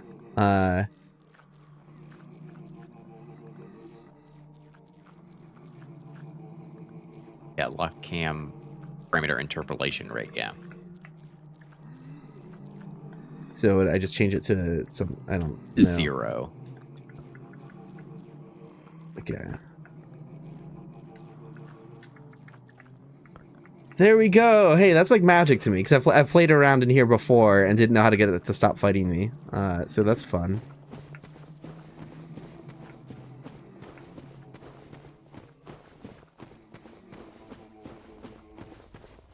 Now we can get some real cinematic shots. I've still wondered about a hypothetical like Resident Evil 1 locked camera mod, but that would be. Yeah. I don't know how.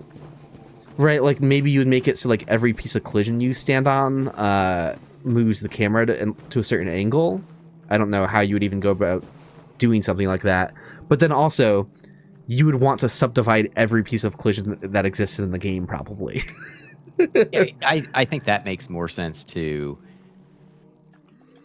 go in and add regions around. This region is where such and such camera is activated. And just stack the game with event regions for the camera. Yeah, and then because you're probably going to have to use a memory hook regardless. Then you can just have an event written that basically just sets an event flag or does something very easy to detect if you can't look for the region itself, which you probably can anyway. And then at that point, you can just say, okay, the player's in this region. Okay, turn on this locked camera or whatever. All right, we might have to workshop a test demo of this. Yeah, pure event scripting, but yeah. Yeah, who do we got to talk to because that would be you can get the first ever EMVD out of memory crash. Yeah. Well, TK made an entire game of Snake using like several thousand events, so I don't think it's going to be too bad with a few regions. Let's see. It would be a lot of regions though, because like to make it like work at all, like I'm just thinking like if you wanted that kind of locked camera perspective, you'd want the camera updating like pretty often. Like it would need to cut again right here, and then like I don't know, it's like even just this descending spiral path would probably have like 10 regions, like well, if I'm thinking like what you could do is you could put the camera in the center of like in a spiral, right? You could put the camera in the center and then have it like turn and track you. Oh, like that's a fancy that's a cool one. That you could do that in a few places as well. Yeah. That'd be pretty neat. The rare like dynamic camera. Like I played a bunch of the PS2 God of War games, and those tend to have fixed cameras. I think they always have fixed cameras, and they did some clever stuff. Like in a spiral staircase, the camera is pointed straight down, and then it just follows you down the stairs. So you're just sort of running in a circle, essentially. Yeah. Oh, Benevolent Beaver asked how proficient we are in Japanese. Not at all. That's how we had Hoshi coming to help. I can actually read some kana, which means I can read a bit of hiragana and katakana. I can't speak like any Japanese at all, though. I basically just memorized 2 of the character sets. I didn't learn kanji at all. So what I learned is the much lower hanging fruit, which is how certain things are sounded out like phonetically in Japanese. But the really cool shortcut is that the kana called katakana is the one that's used for loan words very frequently. Japanese makes frequent use of loan words, which is they'll just take a word in English and recreate it with the syllables they have. And so like anytime you see katakana, it's like it's an inclination or it's like a target to like try and sound it out loud. Does it sound like a word in English? Then that's probably what it is.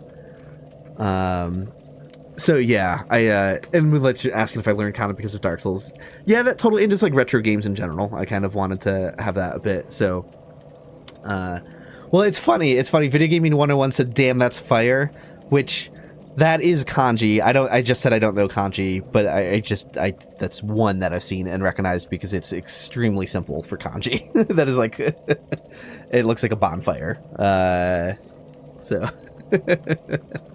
But yeah, learning katakana is really rewarding. Like, if you want like a shortcut to get like surprisingly far is not the right word, because again, it would just literally wouldn't help you be conversational at all in Japanese. But like the fact that I could look at a menu and understand what some things are without having any prior context is wild. Like, I think I mentioned this on stream before, but I remember looking at an ice cream menu that someone like took a picture of in Japan somewhere, and I was able to understand what a bunch of the flavors were. Just because in katakana, I would sound out the sounds and it would say mango. Oh, okay, well that's mango flavored ice cream, So you can. There's a surprising amount that you can get away with just by learning like one alphabet, basically.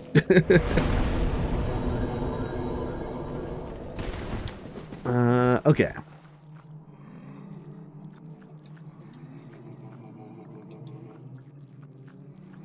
But even then, I'm a little rusty on it.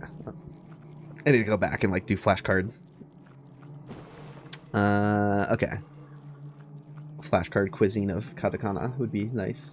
A little slow on some of them. Sometimes you need context to remind me what some of the characters are, because it's been a while since I like tried to learn them. Okay, 2820. Let's get back to looking for things. Anyway, as for me, I definitely don't know any Japanese at all.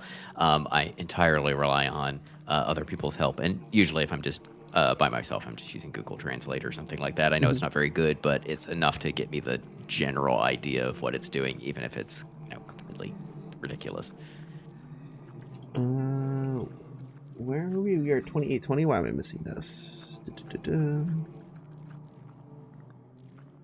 Yeah, for some reason, There this we is go. for Chaos Eater stuff. I didn't realize Chaos Eaters in their AI are just called Isolith. Oh, yeah, that's a little weird.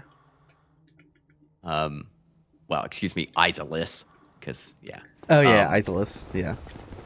But yeah, I don't know. It's kind of baffling to me. Anyway, They are John Isleth, is what we're saying. basically, yeah, this is in the pit area. I believe this. Yeah, we're into the logic stuff, so I'm gonna have to open AI more. But I think this is telling what their battle area is, which determines some details about when they can do certain attacks, of course. If you're outside of the battle area, then they will default to ranged attacks or something like that. I don't remember. And they do this in kind of an odd way where they say, if you're this think param, then this is your battle area. Again, this is one of those, hey, if you are making, say, an enemy randomizer, you're going to have to come in and rewrite all this stuff because it's extremely hard-coded. But I don't know why they didn't just make alternate AI files for these, but yeah, whatever. Huh.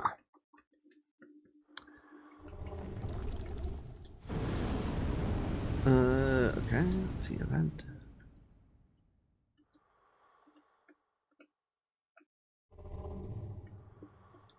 Yeah, something relating to their behavior, which would be interesting to learn more about, but we don't have to go too deep into their AI at the moment.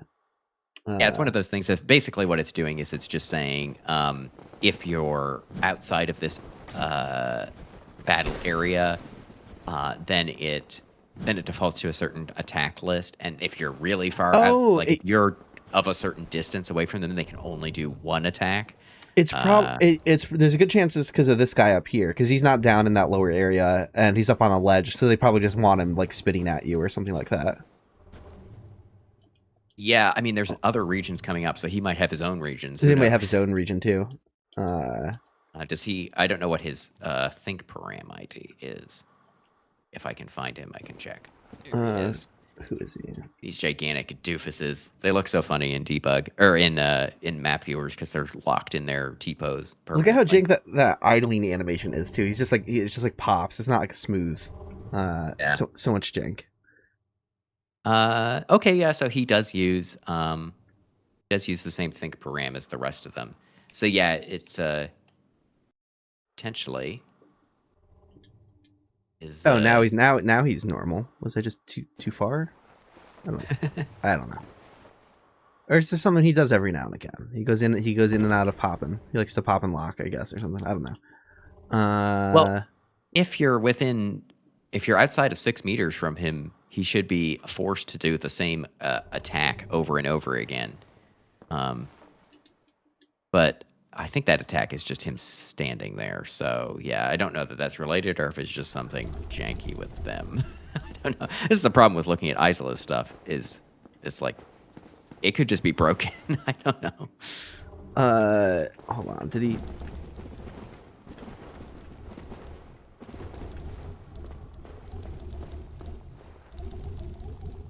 Oh yeah, he doesn't want to. Okay, no, he's able to follow us down here. Okay.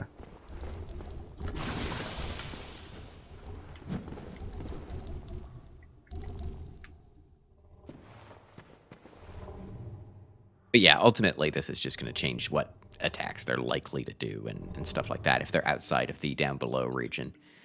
Gotcha. Let's see, event 2840. Let's see where this one's placed.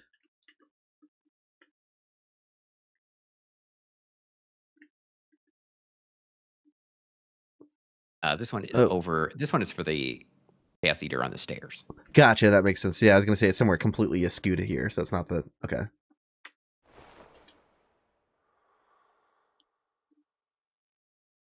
I find the naming here kind of interesting because we've got battle area 0, 1, and 2, but then 1 is 1_0, which they tend to use when they've like made a copy of something or whatever. So, yeah, I could see them initially wanting to have even more Chaos Eaters in that sort of lead up area before the Bed of Chaos, having more sort of similar stuff. But as it is, they kind of just got the one guy. Mm-hmm. All right, I'll scroll down here. And then Battle Region 2 is the one over by the chest. Mm-hmm.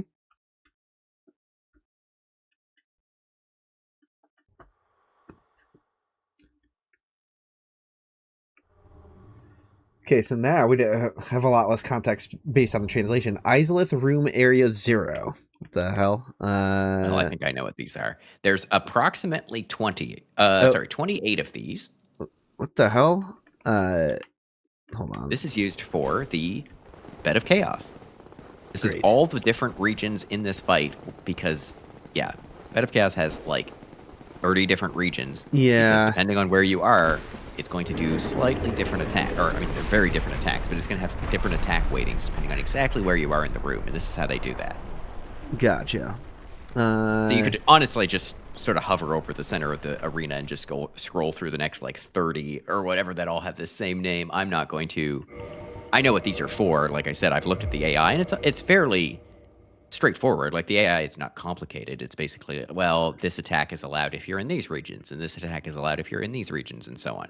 Yeah. Oh, yeah. As I scroll through them, I can just, it's just highlighting different parts of the room. Yeah, it makes sense because there's like a hand slam on one side, hand slam on the other side, whether you're close enough to do a swipe. If you're not close enough to do a swipe, like, yeah, that is actually not, it's not too surprising to see this at all. Yeah, and I seem to recall when I looked at this that it was actually not that bad to read. Like you would expect, like, oh, the Bed of Chaos is kind of not well made necessarily, so it must be coded, like its AI must be really bad. But no, yeah, I don't think it's not really like it's jank in concept, right? Like in the execution on the concept, but it's not like jank on a code level, right? Exactly. Is that fair to say? It is not like they didn't make a well-made boss fight, but it's not because like it's buggy and like, yeah.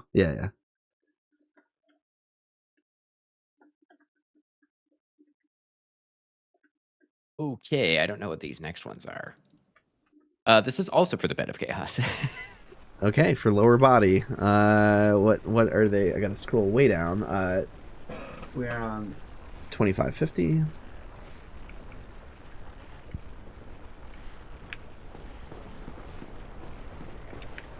Okay, so there's one by like outside the right orb, it looks like. Yeah, I'm just going to quickly check to see if this is used in the same AI file or if I'm supposed to be looking at something different here. Oh, for lower body. So it could be AI for the wooden part and not the flame part, or vice versa. Yeah, that's what I think. Because they are different character models, so.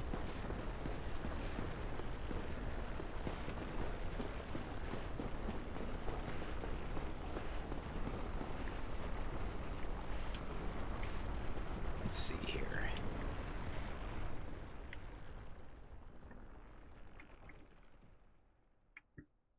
Oh, no, it is actually used all in the same AI. Oh, huh. Oh, and it basically just says if you're in one of these specific regions, it forces an attack. Gotcha. Well, I don't know if I think that's right. Yeah, it looks right.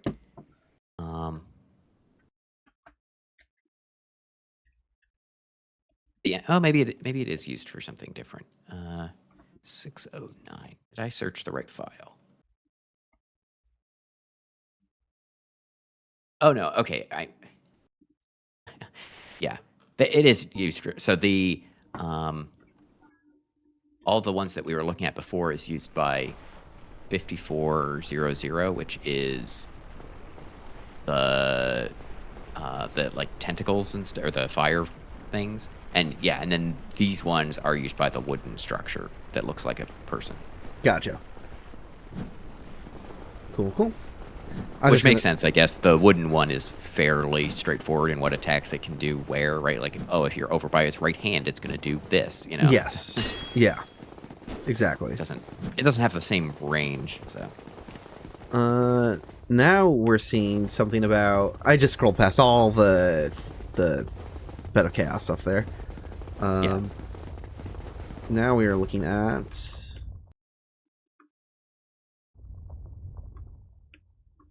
Is this for the unused shortcut thing? Yes. Yeah, it is.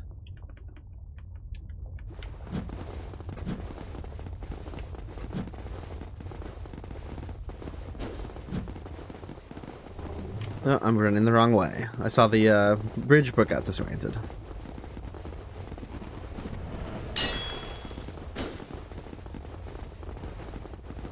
Stop getting caught on things. Here we go.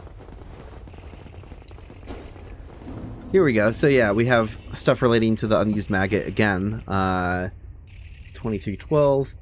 Hole digger maggot. Enter hole region 1. Interesting. So we can see it here. It's a little askew to the actual tunnel. Offside. Yeah, I want to actually look at the AI here for this, because this does show up in its AI.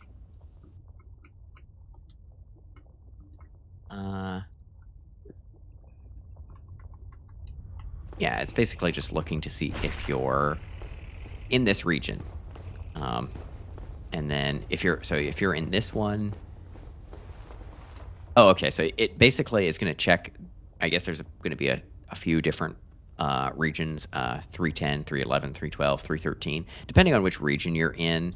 And these could be for different ones because, you know, we got a bunch of different ones that pop out of a hole here. It's going to wait a different period of time for, you know, how long it waits, I think, before it pops out, before it reinitializes its AI or something like that. Oh, yeah. Yeah, it's interesting. Yeah, we have two off to the side, one that's directly centered over the entrance to the tunnel, one that's inside. Interesting. I believe King Boar has a mod that re-implements this cut rockworm and puts a shiny behind it. I think somebody did anyway. Yeah, that sounds right. It's conceptually pretty straightforward to do. A lot of this stuff still survives in the files. For this one, for a bunch of the other cut content that we've seen, that basically nothing is left. But here they have the rockworm. They have a treasure corpse behind it. They've obviously got all these regions. It still survives in the logic still survives in the AI. So yeah, you basically are just sort of turning it back on. Yep. Yeah, I think the only thing that wasn't intact is like we have no idea what item would have been back there. Like there's no that's modder's choice at that point. Because there's no like item ID associated with it, so you just have to.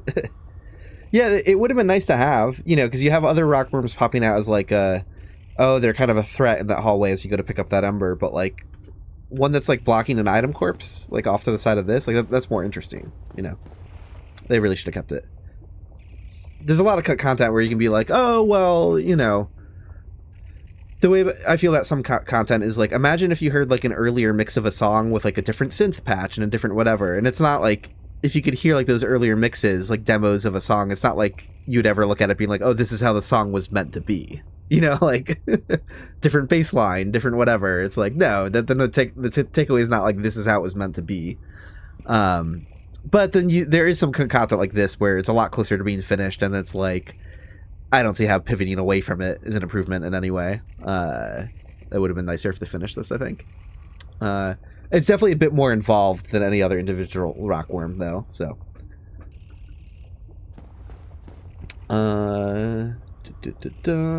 Okay, we have 2315. Thanks, Moonlight. Appreciate it.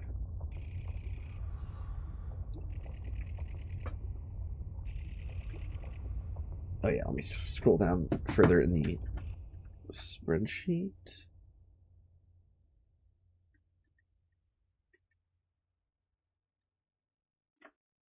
Oh, okay, so this is going to be also stuff going on. We're not done with this maggot yet. apparently. Be something in the hallway. 2315. What? Why don't I see it?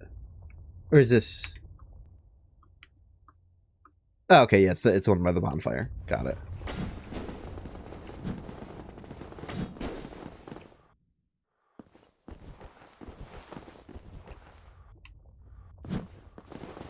Sometimes I get really disoriented suddenly running through walls. Okay, here we go.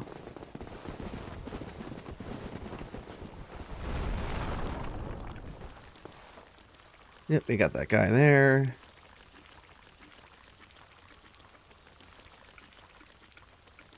Yep, he's got similar regions. Telling what attacks to do, I'm sure. Yeah, I'm not gonna look too carefully into these. Right, yeah, we can just say with the ones that end at 2318, that's all the bonfire one. So the Bonfire Rockworm. Yeah. Hey, welcome back, Elizabeth Young. We are getting through the event regions of Isleth. Okay, but who's this, though? I scrolled for upper body. What the heck?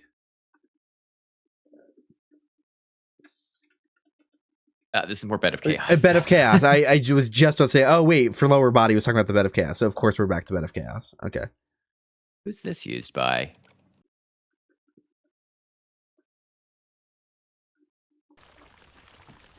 Oh, this is also used by the tentacles. I don't know what's a better name for that. The fire portion of the Bed of Chaos. Yeah, I don't know what to Yeah. say. Fire Bed of Chaos. It's used for. Okay, so if you're in the specific region, it forces this to do a specific attack. Appears or in I don't know. I just got done saying the AI is not too difficult, but There's a lot. there's a lot of regions here to be looking at.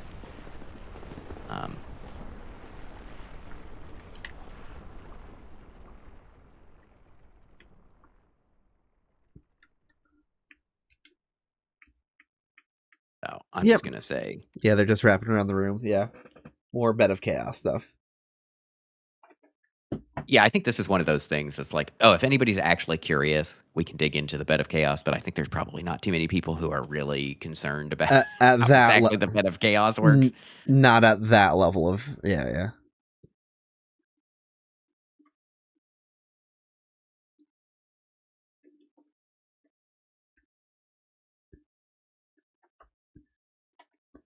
All right, 2741.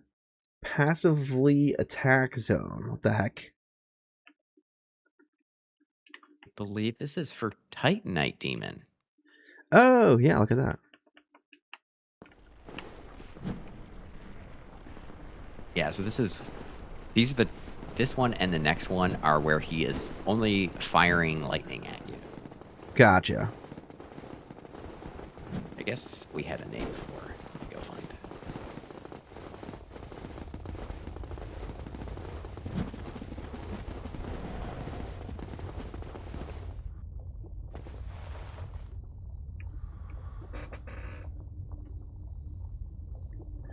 So if we lured him all the way over here, even though we could be in range for him to do melee attacks, he might only do lightning attacks? I'd have to look at the AI. Let's see. How does shoot battle area get used? If enemy is in this area, then but if you're close enough to him, I think he'll still override it. Okay, gotcha. But I could be wrong. I don't know. Yeah, you can try it out, I guess. You could walk him over there or whatever. Yeah, let's see what happens.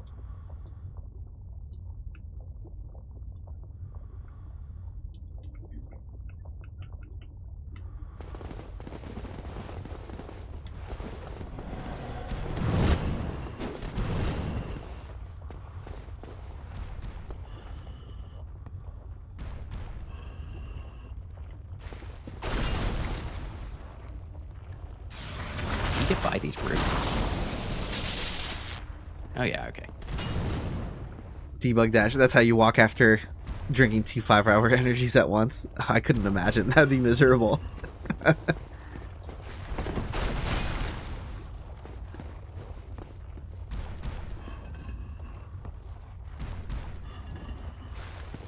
Okay, now we got him quite close to it, so let's see. Oh, but his melee attack region is gigantic, so I don't know how that works. No, but they're not. I guess they don't really overlap that much. So. Yeah, if we're close enough, he doesn't care. I think it's probably more to give him to just push him towards shooting lightning at you, and like if he's far enough away to not try and do something else. I don't know. Yeah, did I read this wrong? Yeah, it's if you're in these regions. If he's in these regions, I guess. Right. So, yeah, if you're in the regions, then he's being inclined to shoot lightning at you. Yeah, so he was still doing melee at me with me inside the region when he was close enough, but... Right, and I think that's what I saw. If you get sufficiently close, he's gonna... It'll override. Switch over. Which would make sense, right? Like, if you're writing the AI for this, you're gonna have to understand that the Titanite could still actually get up close to you. Right. Yeah. So being as doesn't 100% guarantee lightning, but okay. But it appears that, like, for the most part, it's kind of only really starts to switch if you get pretty close to him. Like, right. But you know, of course, if you get close enough to him, then or if you're too far from him, then yeah, of course, it's going to be a ranged battle. What are you gonna do? Yeah, now I was outside the box, but I stepped into it, and now he's like spamming a lot more lightning, and yeah. Neat.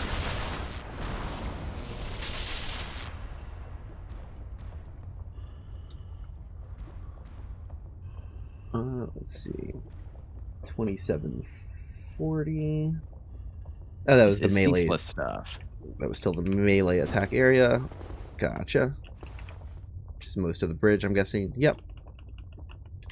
That makes perfect sense. And now we're back to Ceaseless Stuff.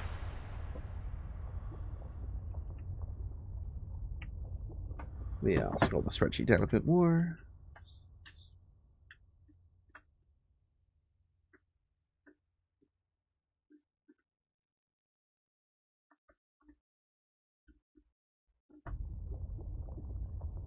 Okay, Ceaseless restrained attacking / doesn't attack? What? Okay, what are they talking about? This forces him to take a certain AI action 100% of the time if you're in this region, I believe.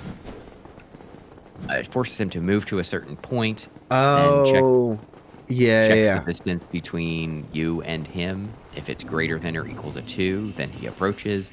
If it's closer than 2, then he waits. This is exactly what I thought it was going to be. This is the other easy kill method when you're in the hallway. Yeah, so people were thinking this was like some AI glitch or something. Like, nope, they coded this in here. If you're in this box, he gives up. Yeah, and there's a very specific. I'm betting this is the next region over. Yeah. He waits you out.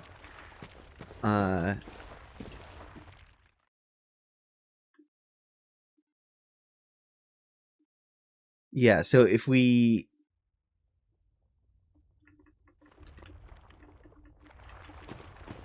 had him aggroed without him ripping his arm out, you can do a thing where you cross this line here.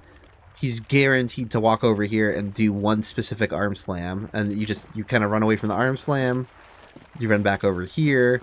It's not one of those big arm slams that's fiery and has like a nasty AoE, so it's like, if you're ever worried about killing Ceaseless without the other easy kill method for some reason, there's one right here that is extremely easy to do.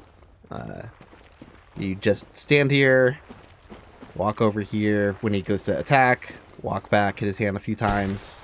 Yeah. Quite easy. Alright. So these Ceaseless Stuff.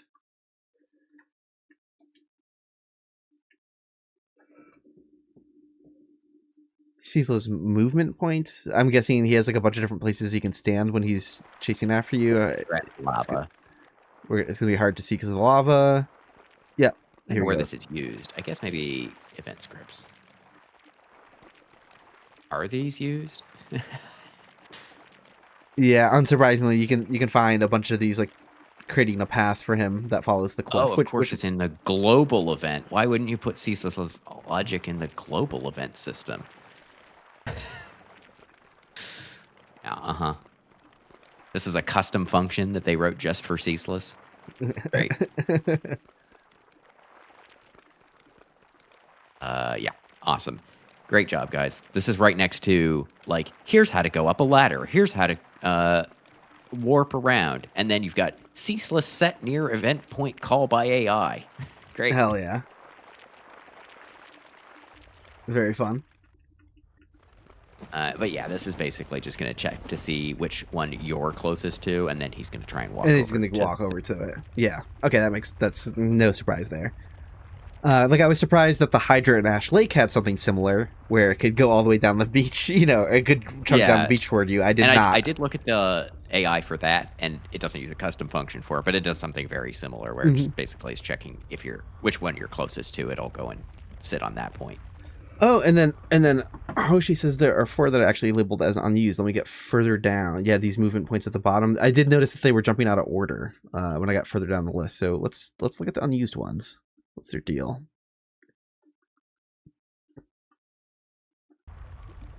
And there's also one that's named C instead of A. I guess I should check this function. What does it actually reference?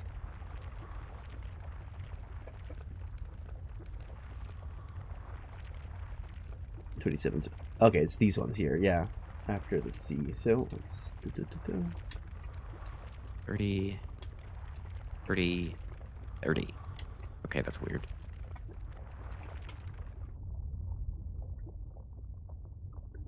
Okay, yeah, one is... Oh, no, I think I visualized that one earlier. Yeah, these ones are further out in the lava field for some reason, so I could see why they'd be unused. I didn't know if they had some other plans where he would go out into the middle of the lava away from you for some reason.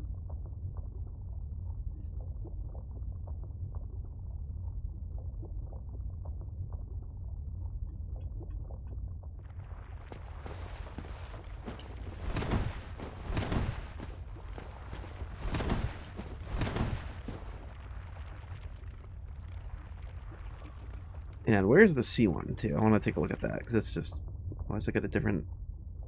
Yeah, this one, I don't really understand how this works. Oh, is it related to... This one is actually used, but I don't really understand the... Is it telling it where to jump from, I guess, maybe? I know we had a jump from region, but, like, I don't know if, like, that region daisy chains into saying, like, step here, then jump or something. Yeah, I don't know.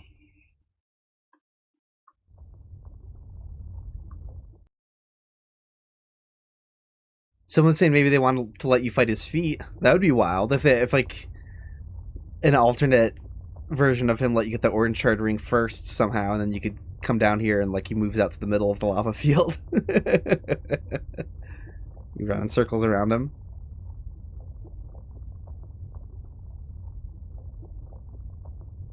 Hoshi makes the point that other events aren't ever labeled as unused in the same way, so that's kind of fascinating. Asking if he was ever used in a trailer or something for that, and I don't think he was. So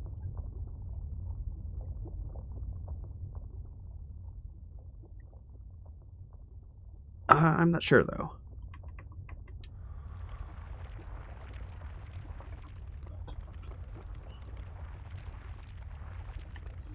Yeah, I don't profess to understand how this stuff works. This like custom command, I don't really see it ever being called, but obviously it does do something. I don't know. I need an AI expert to look at this because, yeah, basically it references this standalone point in a slightly different way, but I don't really understand why or how. So, yeah, my only thought is that would be his point that he would go to if you were, like further down in the like level or something like that, maybe. But I really don't know.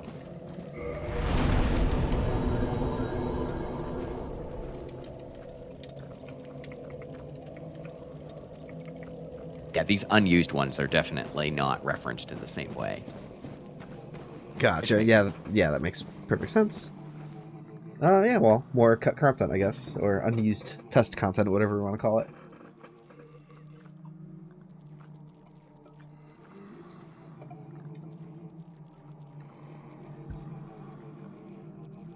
Ceaseless lower floor hitbox. What are we looking at there?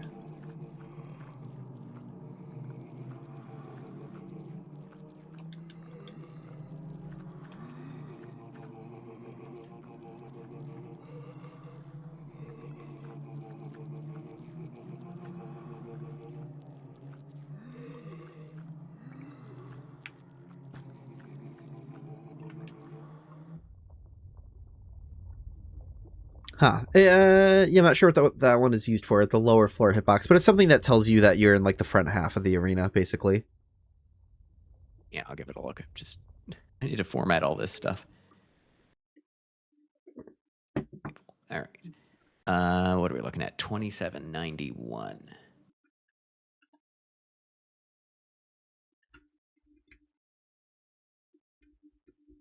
Is this referenced? In theory, yes.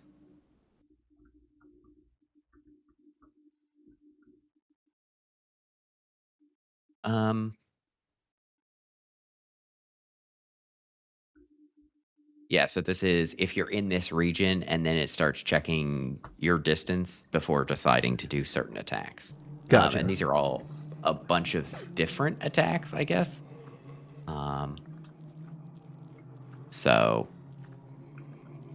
that's not a surprise because there's stuff like he'll fire spam when you're in certain parts of the arena based on where he is versus where you are and stuff like that. I think so. Yeah, because this is over by the walkway, right? So I fully believe that he switches to a different attack set. Yeah, to some extent, and I don't know if this is predicated on him having ripped his arm out yet. I don't see that, but well, it's doing get number checks. I don't know. Anyway.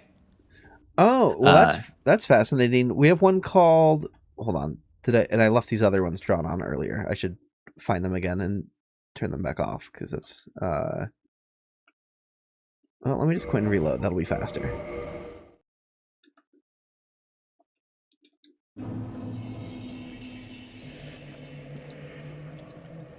Yeah, won't use flamethrower. Yeah, because I think what it looked like to me is it looks like the region that causes the easy kill. But let's take a closer look. It does. If you're in this region and you're within 45, then he has a 30% chance to do whatever Act 5 is. Otherwise, he has a 100% chance to do whatever Act 104 is. That's got to be the arm ripping one, I feel like. Let's see. We got this is 2796.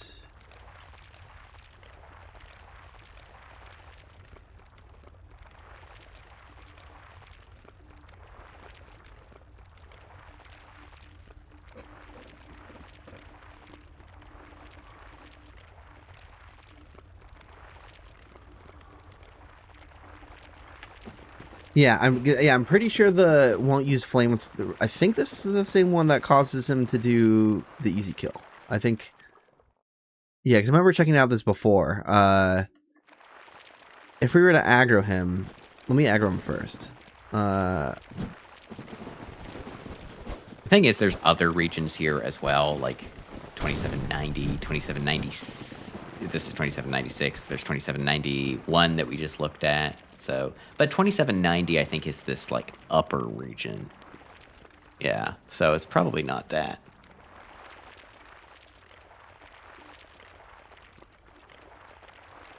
Oh, I forgot. Yeah, you have to go through the fog gate to initialize the ceaseless fight. I don't really know what animation it is that makes him pull out his arm. I know it gives him a buff.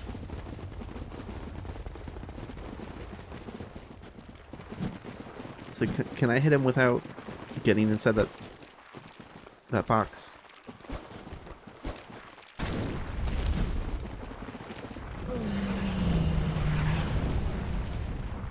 Yeah, so I think I avoided it. I think, yeah, he's gonna keep attacking, but it's known that if you screw up the easy kill the first time, everyone says run back to the altar, run back to the altar. But you don't actually have to go all the way to the altar. You just have to cross this line.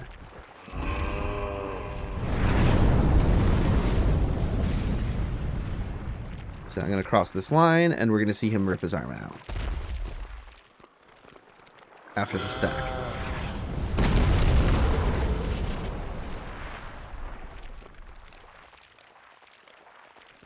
Let's see if he doesn't. No? Well, he might be... Maybe not. I could have sworn. I mean, there could be an additional distance check here. I don't see any other regions here that would be relevant, though.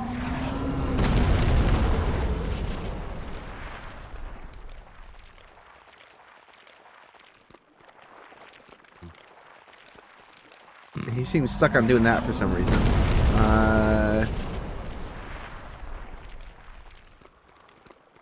Huh. So I'm pretty sure I tested this, and just walking across this is what got him to do it. But maybe I screwed shit up by, I don't know, let's see.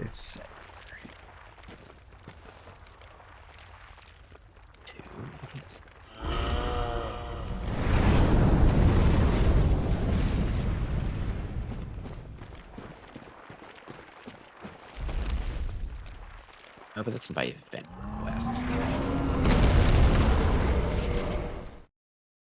Let's see.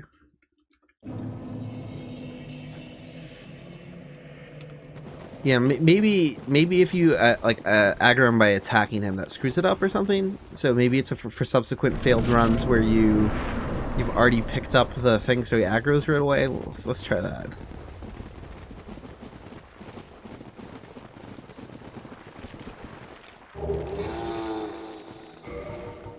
Yeah, I know you're gonna rip your arm out. That's okay.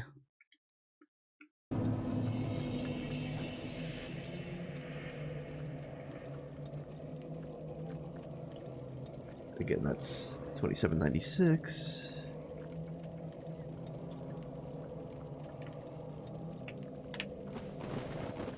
Okay. Okay. So now that he aggroes instantly and we didn't attack him first.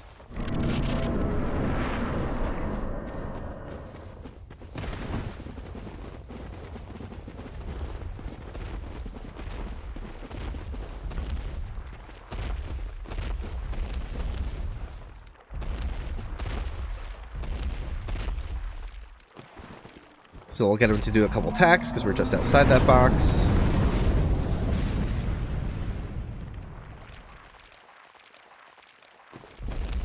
He certainly is using the flamethrower when you're outside the box. So. Yeah. Yeah, it's cool. I wouldn't have expected that the arm rip was tied to like the flamethrower thing as well. Like, because again, I swear, I'm pretty certain he shouldn't just be. But I think that's him. true, right? Like, I think that's what he's doing with the flamethrower. Is he's like channeling that. He's ripping his arm out now because I crossed that line. Yeah, it was just because of some extra condition for like attacking and starting the fight via attacking him. But yeah, this is as far back as you have to run to get him to rip his arm out if you script the easy kill the first time. Which can be easier said than done because he does like to use the flamethrower. Yeah. Sometimes that can get you.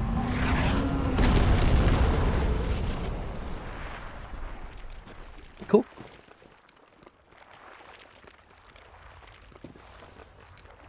Unsurprisingly, we're going to see other stuff upper floor of the box. They're talking about the entire upper portion of the arena. Yep. Again, that makes sense for certain attacks and things to reference for him. Oh, safe area near the entrance. That's funny. Yeah, I'm curious what this is. Yeah, something to relate with getting him to do the jump, but like I don't actually know like how that's because you know obviously the jump happens when he hits that thing regardless, but the one below. Yeah, I assume this is if you're He in this. just Well, I he can only check. walks to you probably and doesn't try to do anything else. It is going to force him to do Region 26, which is set event move target. If yeah, it just makes him walk towards you, and then if you're within 2 meters, then he'll do an attack. 30, 24. So I guess if you're close, if you're within 2 meters in this region, he still will attempt to attack, but or whatever this attack, quote unquote attack, right? Because sometimes attacks aren't really attacks. Right. Guess I can check.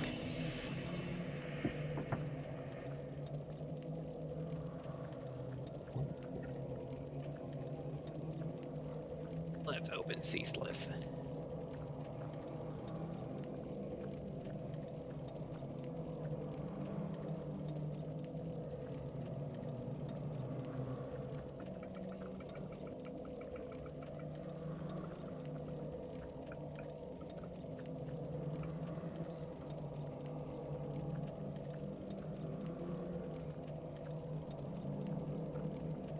Huh. It appears to be the flamethrower attack. Oh, gotcha. Fun, lovely. Yeah, that kind of rings a bell because I kind of like. I think if you try to lure back to the fog gate without doing the setting up the easy kill properly, I think he starts spamming that.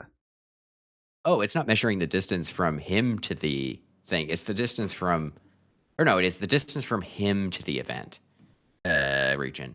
Gotcha. So yeah, I guess if he's too far away and you're in this region, but he hasn't pulled his arm out yet, then yeah, I don't know that I would describe this as safe area. Right. Yeah. Because that means, is that true that he's just 100% going to spam this? Okay, but what about, does it check it? Okay, and then it checks it somewhere else, and this would be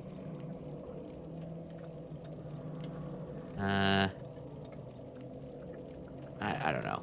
That's weird. It checks it again in a place that I don't think it can reach it. And it does, if you're in this region, then he always does 104, which is, Ceaseless has too many attacks. Then he just walks towards you. Okay, yeah. So, yeah, this is kind of a funny name because if he has torn his arm out, then it really is a safe region. He'll just walk towards you if you're in that region. He can't do anything else. If he hasn't torn his arm out, then he will 100% spam his flamethrower attack at you. Yeah, I've seen that spam before. It's very funny.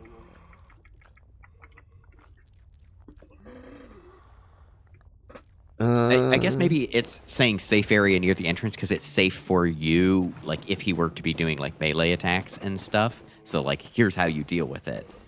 He is either going to do his one very long range attack, or he's going to, set up for the quick kill. Mm-hmm. Yeah, cool. It looks like I'm looking ahead to the next one after Ceaseless 2800.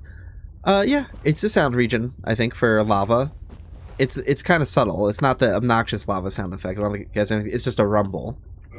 Let me turn I'm this. guessing this has an event ID because it's gonna get turned off as part of the. No, I don't see it used in the event script anywhere. So yeah, because I'm up here and I don't hear a rumble sound at all. Then I get closer to this, or firmly inside it, and then you hear a lava rumble. So turn the volume back down a little bit. yeah, I don't know why it has an event ID.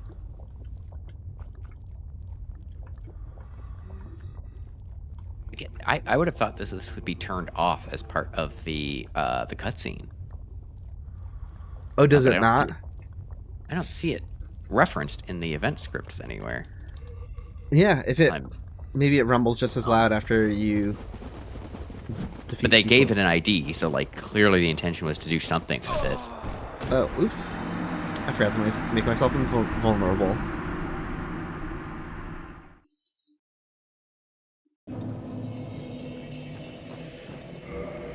there's a bunch of -1s coming up, so I will go investigate those. I mean, these are just going to be more sounds, but Cool. lava sound in the Centipede area.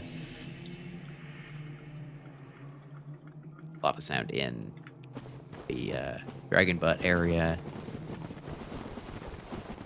There's a gigantic sphere around the bonfire. There's the first bonfire that's entitled Egg Carrier Prayers.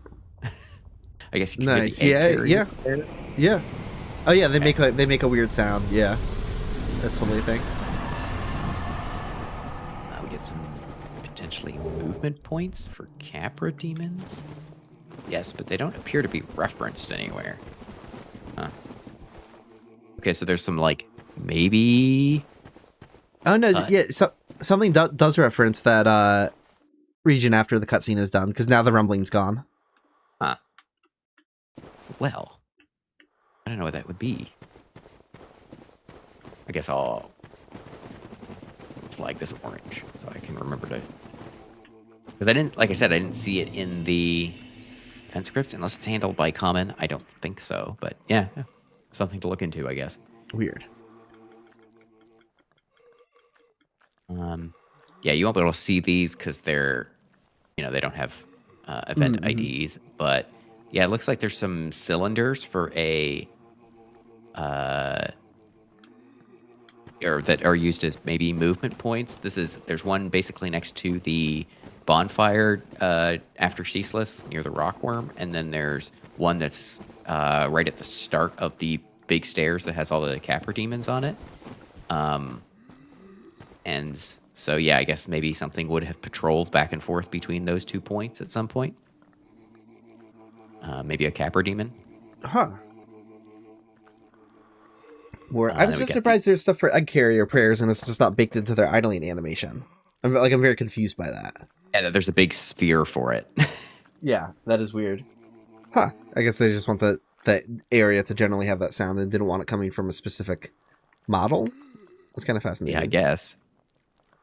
I mean, it's kind of weird because then I guess if you kill all of them, the sound's going to persist. So I don't really understand that. But yeah. Huh. Yeah, actually, let me try that.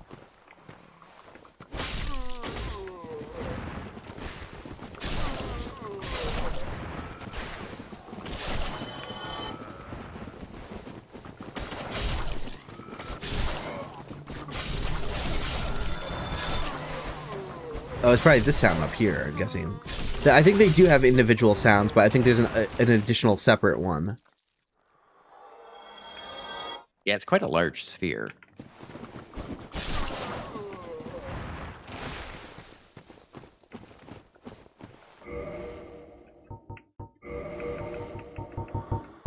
Oh, well, now I don't hear it, so maybe they didn't need to be alive?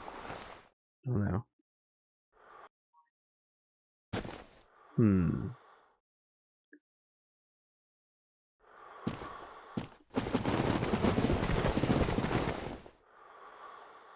Oh yeah, you could try moving. Yeah, you could...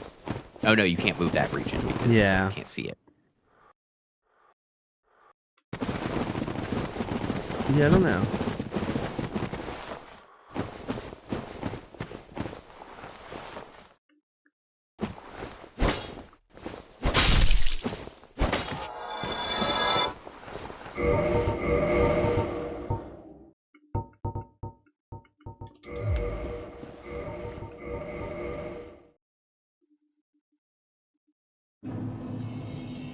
Yeah, because you hear like a murmur sound here now, like a general. It seems there's quite a bit we don't understand about sounds.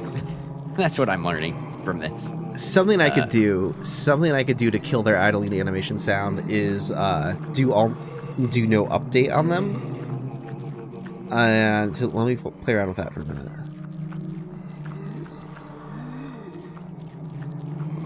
There's somewhere in the audio loop too, there's a high-pitched squeal sound that I think is from Demon Souls. There's a little like, I can't mimic it with my voice, but there's a weird little like breathy high-pitched like, there's no, that's not gonna, the mic's not gonna, I can't even imitate it. But I swear I've heard that same sound like in the Valley of Defilement somewhere. But yeah, if I do no update, this should like freeze these guys entirely.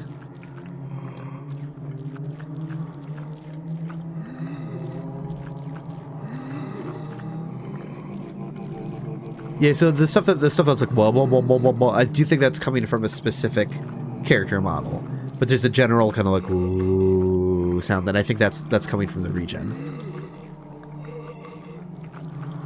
And the more of these guys freeze, the more it should shut up making the individual sounds.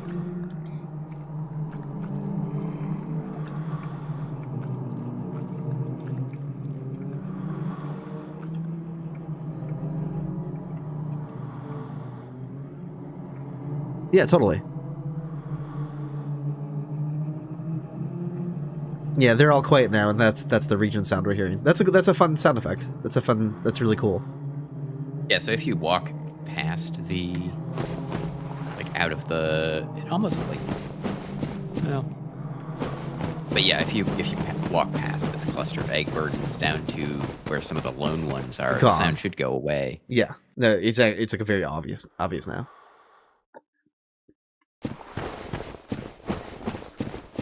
So the question is, this is the one that I heard the sound in. So I'm guessing this sound effect is used somewhere in Demon Souls ambient audio in the Valley of Defilement.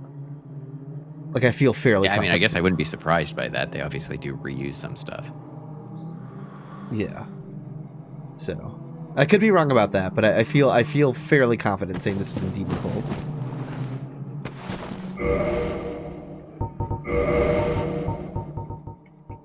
That's lovely.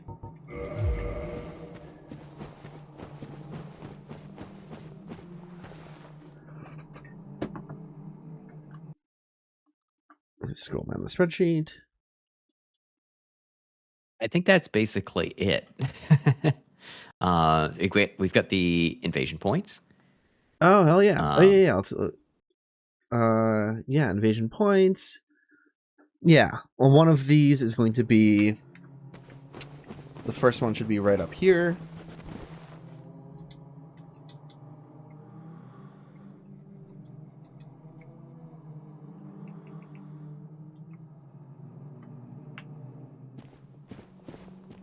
Where is it? Yep, right here. I was standing on it and couldn't see it.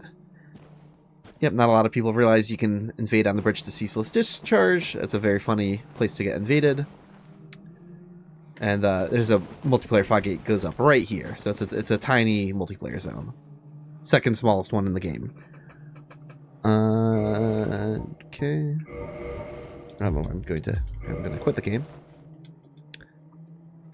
I guess it's kind of cute that they had to put that archway there just to have a place for the fog gate to show up.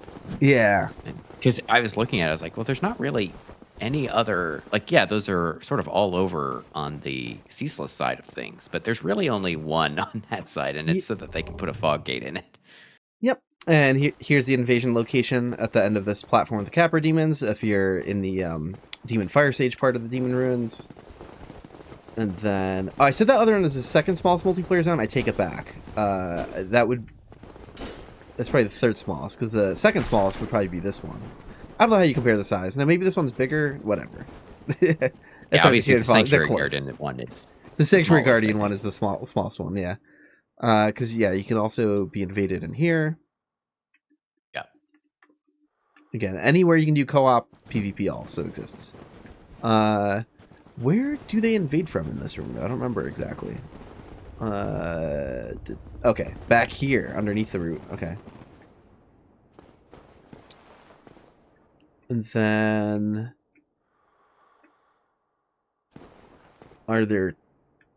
Did I miscount? Are there 2 locations in Isolith? Okay, yeah. That I couldn't remember.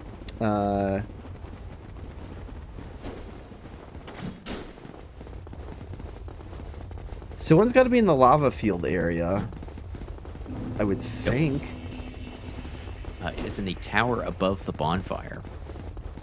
Oh, hell yeah. Okay, that's right. I forgot about that. Yeah, so you drop down from here. And then the last one is like, Is it just somewhere normal like Kirk and everyone else, or is it like by like the chaos? It's right in front of the bed of Chaos Fog Gate. Oh, it's right in front. Okay, so it is just somewhere normal. Yep, yeah, just right here.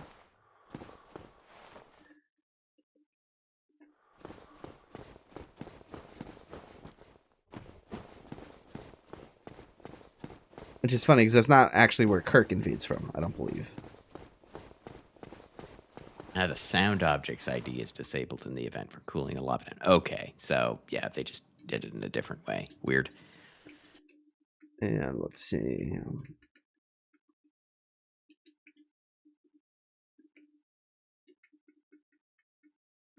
Yeah, this is where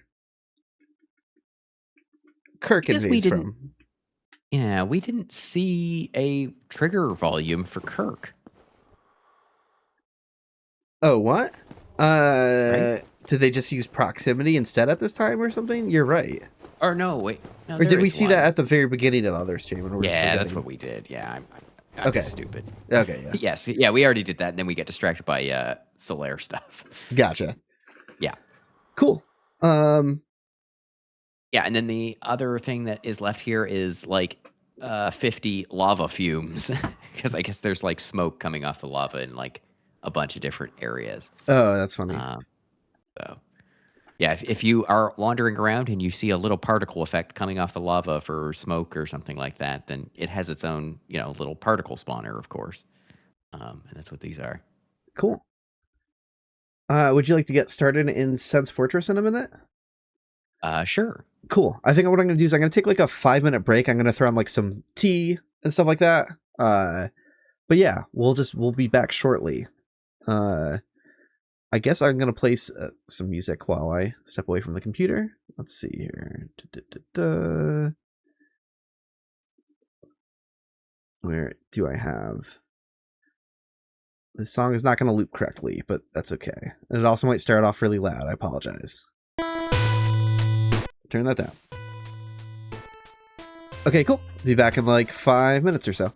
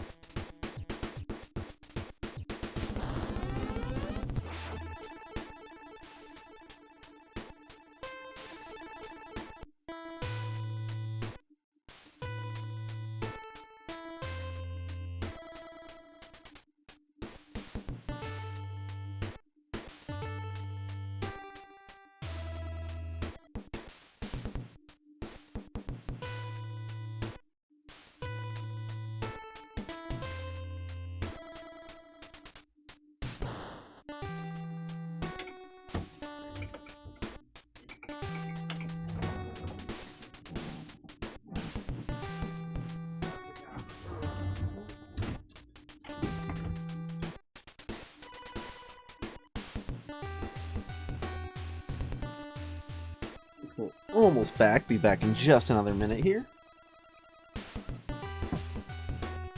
As my Medulla cover probably loops crappily.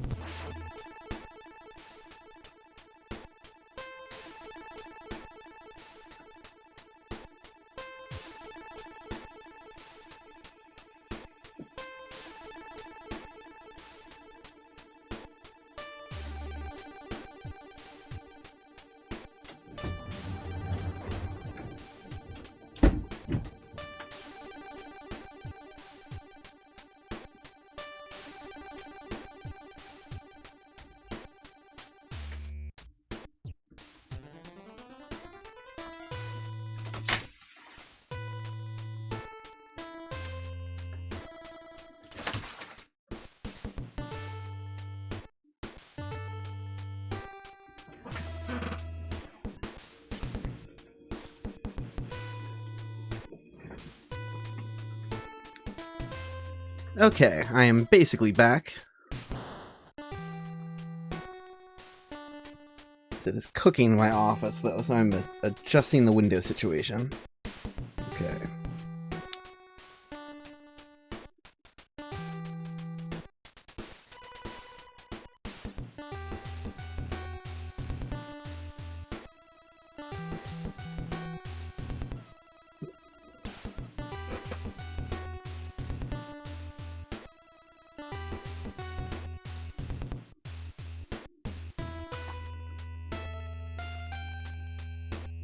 No one can come me drums at the moment.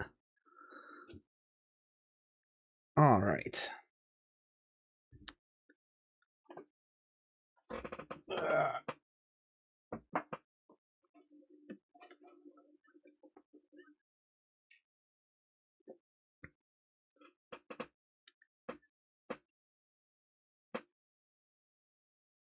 I really like the Dark Souls 3 one. Thank you. Have I posted them up anywhere?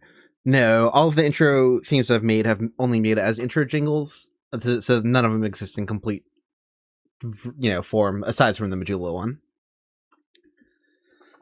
That one I got inspired after the fact to just make the whole thing.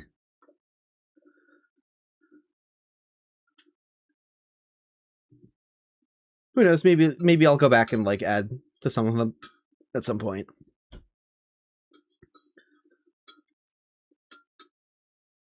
Oh no, we haven't looked into the weird camera glitch yet, though. Yeah, I have still no idea what's up with that. What glitch is this? Oh, okay, yeah. So something that happened twice in my Soul Level 1 run so far is after killing the Hydra in Ash Lake and killing Seath, their corpses would maybe they kind of fall on top of you and push you around a little bit or something like that. And it had this weird effect where it pushes the camera inside of the player character's head, and the right thumbstick becomes unusable. You can't move the camera around. Huh. And I didn't know that was a thing, and it baffled me the first time when I saw it happen with the Hydra, and then it happened again in the same playthrough against Seath. So I'm like, that's really weird. And just moving the left thumbstick to walk at all completely snaps you out of it instantly. So it's one of those things where I wonder if maybe it is happening to more players, but most people don't stand perfectly still when they kill a big enemy that's kind of falling on top of them. I don't know. So I don't know how easy it is to recreate or not, but maybe if we just stand still right after standing next to Seath or the Hydra and killing them, maybe it'll happen again. Let's try it before going to Sen's Fortress, actually. Let's take a look here.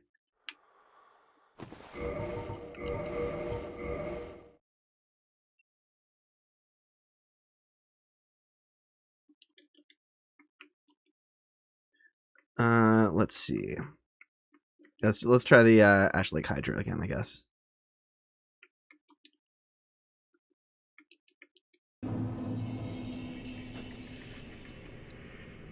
Oh wait, no. I've ever had this happen. So I don't want. know. Yeah, I don't want no hit on actually, because you know that could be what causes it. So.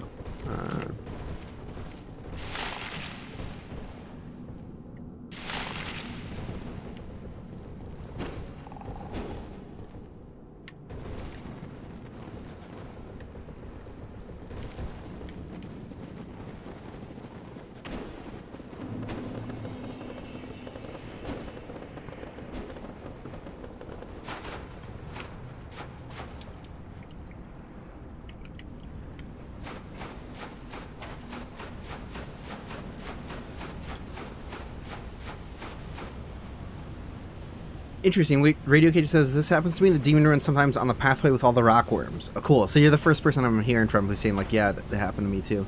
Sometimes happens against the Centipede demon. Interesting. Oh, time to kill a Hydra.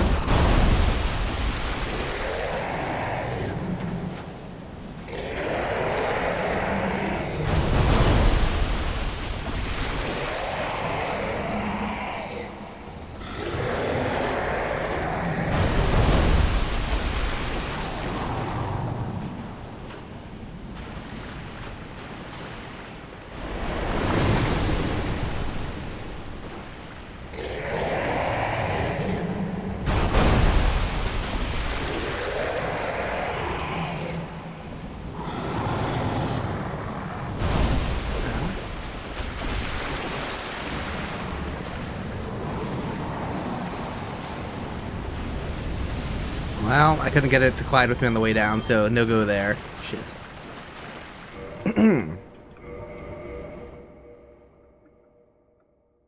Maybe it's easier with Ceaseless. With Seath.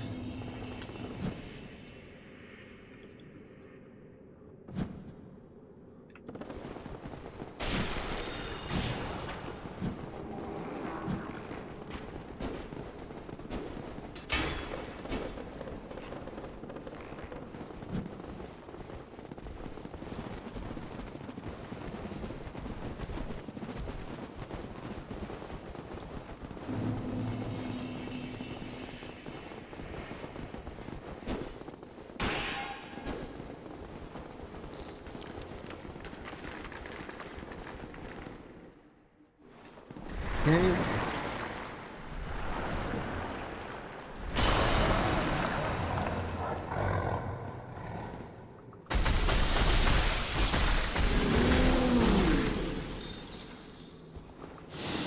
Alright, can I get my Seath to fall on me and hit me when he dies in a certain way? That moving? Oh, fuck me. I don't know if I had to be standing in a certain spot, so like his head came down on top. I'll try Seath once more. Here, let's teleport around the map a little bit, so I don't have to.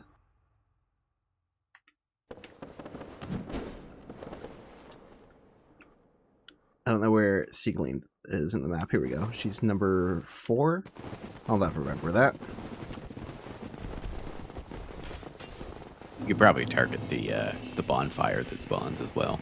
Oh yeah, the bonfire that spawns inside the boss room. Duh, that would make the most sense. Where am I going? Oh no, I had it right.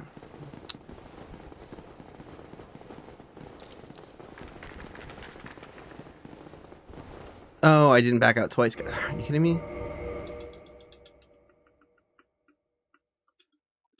Alright, well, we're definitely targeting that bonfire now.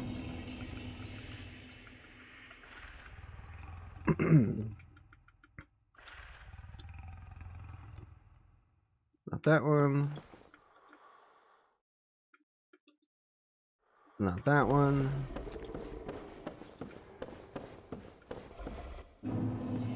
That one.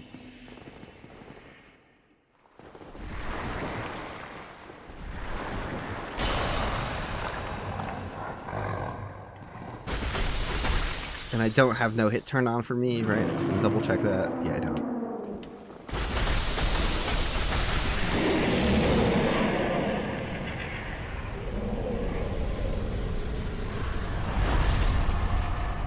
Yeah, I have no idea.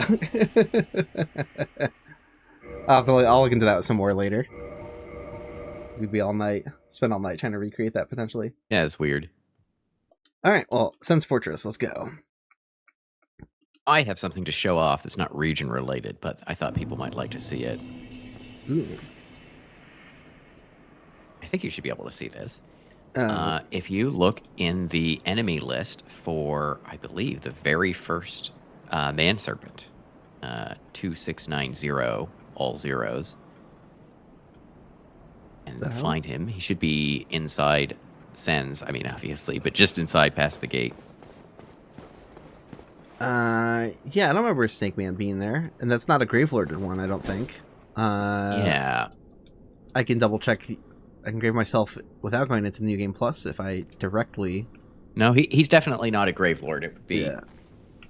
Yeah, so there's a Snake Man here. And I'd like everybody to meet Sen of Sen's Fortress. This is him. We found him. We found him. He's invisible. All projectiles in this game need to be on a certain team so that they can do damage calculations.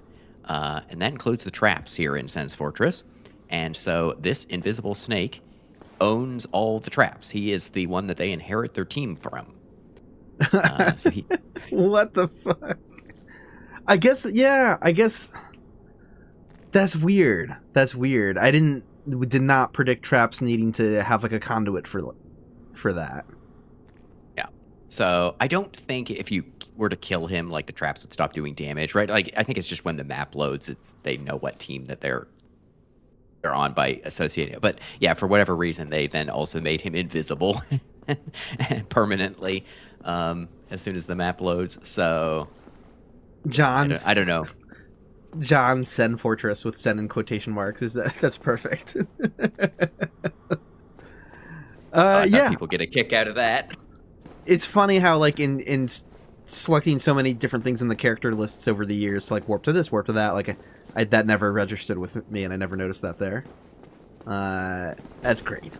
That's a lot of fun. Oh, something else I can show chat. That's very silly. Something that I run into all the time, and I know King Boar has had this problem as well. So, let me make myself not invincible. I should have talked about this in the Invisible Walls and Weird Collisions video, because it's funny how close they cut this. So, collisions don't, like, update, like, different parts of the map don't update until you, like, touch the ground again, right? Like, there's draw groups and stuff like that. So, if I'm running around in debug dash, you'll often see me, like, mash down. Like, I'll want to hold down, so that I'm at least walking along the ground and touching the ground so, like, the map updates. But then this happens.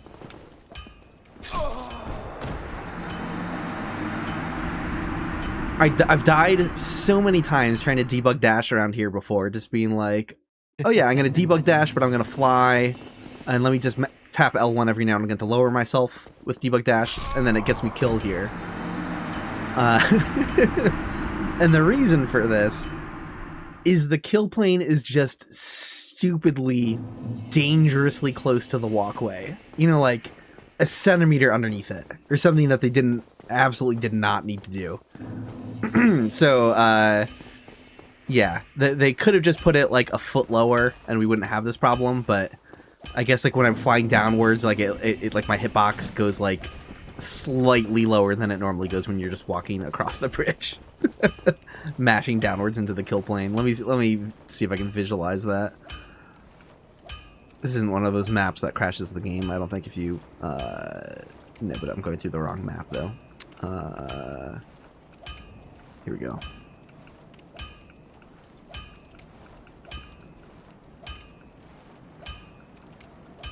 Yeah.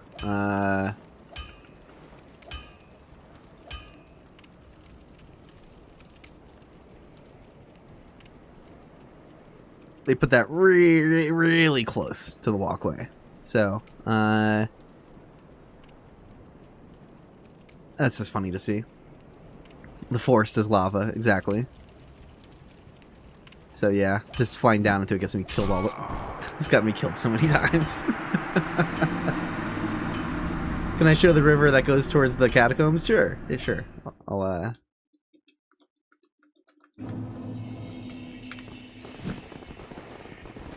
ta-da! Where's that?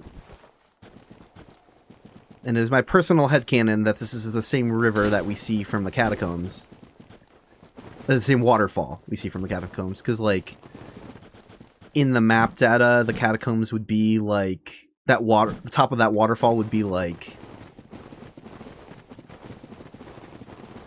over here? I think, somewhere? I don't remember exactly where, but it's, like, over here in this ballpark. So I'm like, you know, close enough. That's, this one just visually cuts off. Where it dead ends isn't perfectly aligned with the waterfall or anything, but I'm just like, you know, it's running underground there. It's like running through a cave, and it, you know, flows down to the catacombs. Why not? Were the developers thinking of that? Almost certainly not. I really don't think so. I think they were just trying to put some, knowing it's a black void down there. I think they figured, hey, why not just throw something down there? Which, where can you even see it from? That is not easily... I was going to say, how visible yeah, there is we it go. actually? Yeah, there we go.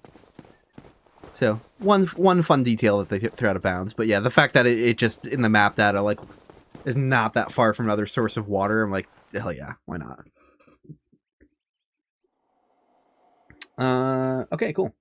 So, let me scroll down in the spreadsheet. Anything interesting in the negative ones that you can spot? These are all global illumination Global stuff, illumination? so Yeah. I'm not even going to really bother too deeply. Okay.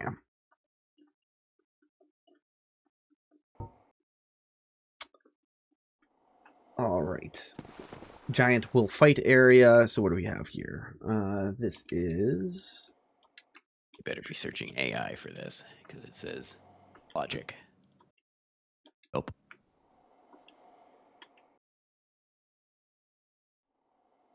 This is 2720. So we'll just guess. Is it this first one? It is not this first one. Is it Firebomb? Boulder guy is Boulder guy. Oh yeah, I forgot I Gravelorded myself.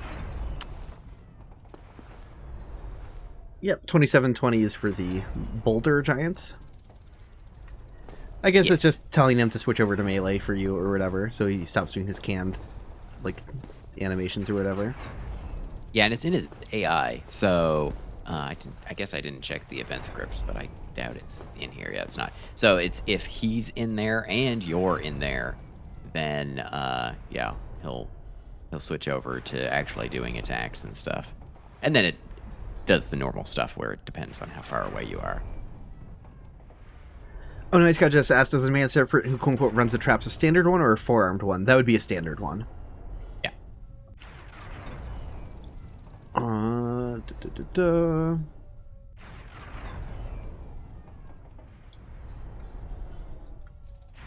then who's this? I'm guessing this is the... Nope, it's always the last giant I guessed. I'm going to keep getting it wrong. Okay. And then, yeah, the second one, the 2750, is the Firebomb Giant. Not the Firebomb, the Gate Portcullis Giant. Yeah. You might be hearing some neighbors outside. I cracked the windows because it was getting ungodly hot in my office. So.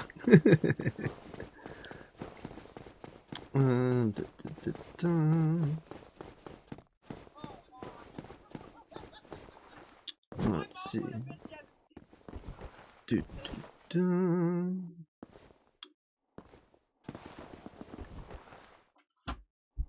Okay.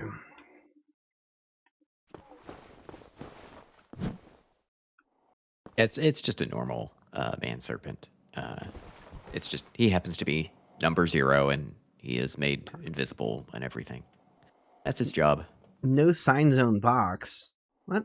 Now, this is in English. I need to check to see if this shows up in Prepared with the die edition version. This might be a QLOC thing because we're seeing English again. Yeah, but I don't know. That's weird. Why would they need to do this?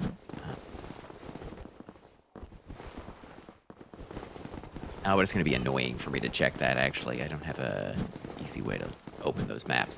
Well, let's see what it's used for. Once I find Smithbox again. Well, and I could always fire up Prepare to Die Edition and see if that's in that event list or whatever, too. That's true. Yeah, let me do that, actually. As I learned recently, I think I can load both games at the same time, which I did not think was a thing, so let's just try that and see what happens. I don't see it referenced anywhere. I don't know what this could be for. So we're going to go to Library, we're going to go to Prepare to Die Edition, and just pray things are fine. Now, why would they need to... This? Yeah, I can just run both copies of Dark Souls at the same time. Let me switch this to Prepare to Die Edition.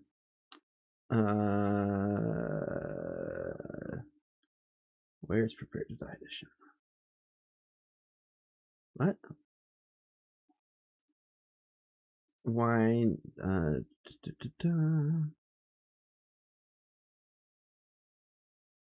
That's Dark Souls Remastered.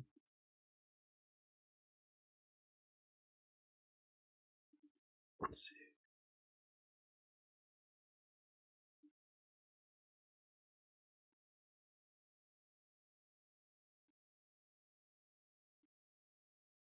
Oh, here it is. Here it is. Okay.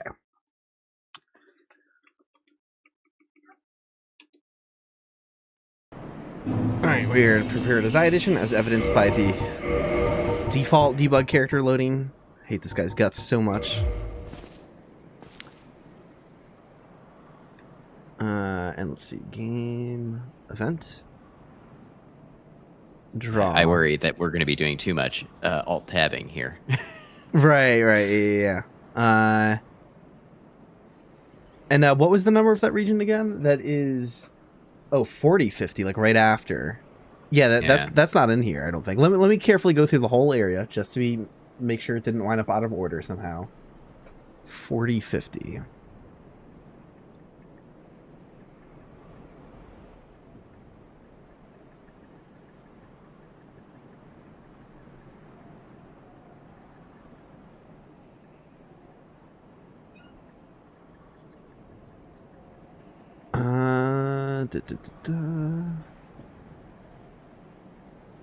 Oh no, I'm already out of Sun's Fortress, aren't I? Yeah. Because the rest is Undead Parish is loaded from here, so all of those events are like at the bottom. So yeah, this looks like a QLOC thing again. Yeah, it's weird, but I don't see it referenced in any events. There's actually very little I can see in Sun Fortress. This is not a long list. Surprisingly, No, it's not. Surprisingly, because all the traps and everything, you'd think there'd be a little bit more going on, but I guess this is going to be handled. Well, I guess if you think about it, there's really not... Like, yeah, there's detection regions for when the traps go off and stuff, but, like, they're not complicated traps. So I guess we'll see as we go through. That's true. There's, like, dogs yapping outside if you hear squealing. Okay. I am just quickly running it. Well, quickly is probably not correct, but in the background, I am running a check to see if this number shows up literally anywhere. Gotcha. But I don't know. I guess you can go see this anyway. It is up at the boss fog. Okay. And it looks like we've avoided a crash. That's great. We'll take that as a win.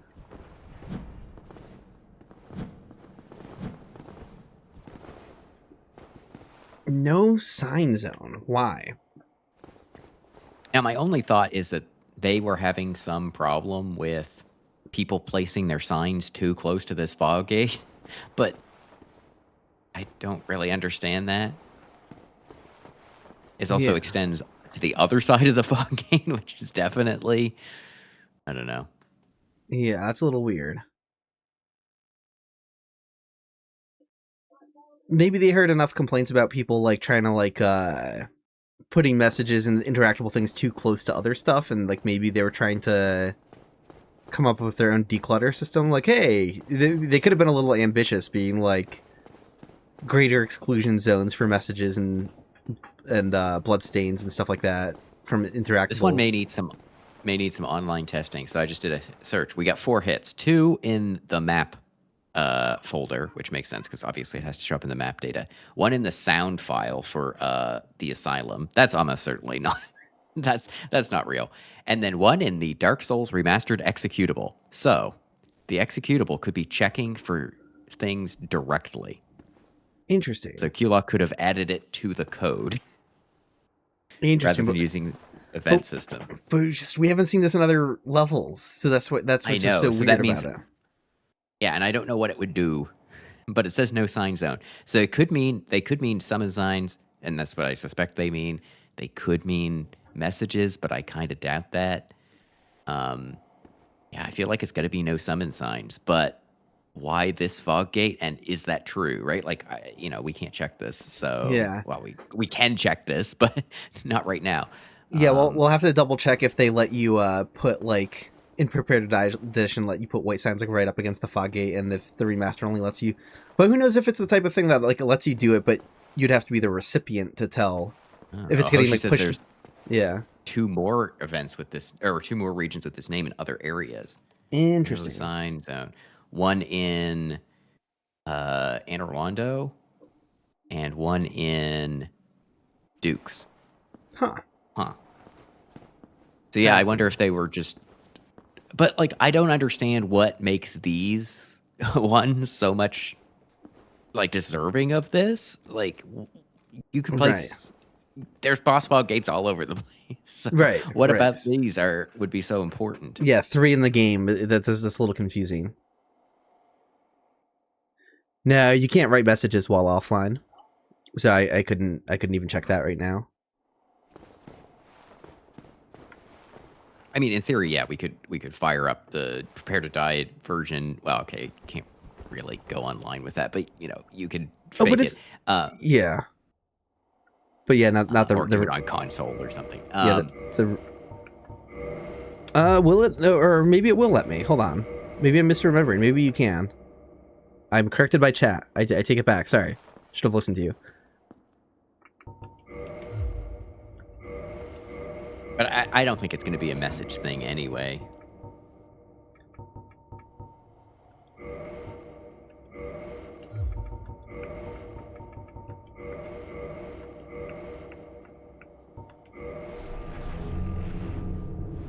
But even then, it could be an exclusion thing for recipients anyways, on top of that. Oh, that's true.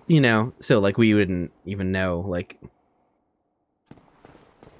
Yeah, you'd have to do it in multiplayer and put your summon sign down with a friend and see if it rejects showing it to them or something. Who knows? If it rejects showing it, or it like pushes it back outside the box or something weird like that, or like... Yeah. Yeah. Weird. You know what I will do? I will also search for one of the other ones with the same name and see if it also shows up in the executable. So I was confidently wrong my entire mapless run that I couldn't use the orange soapstone to help leave markers for myself. I was just thinking that. Yeah. A chat was right, I was wrong. Fuck. That's funny. Well, because and I also was like, yeah, that sounds right to me. So people kept suggesting that, and I was like, no, we've already thought about that. So hilarious. Okay. What is next? So yeah, I don't know. We can just put like a bit. You could call that like QLOC event ? To and highlight that in a weird color so we can see it for later. That is weird. And then I can scroll down because I don't see any of these. These are -1s. Yeah, these are just visual effects for some things. And it's a visual effect on the switches and stuff. Interesting.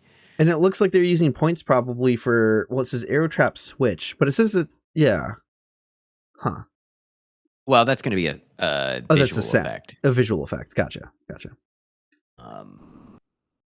Okay, NPC summon sign.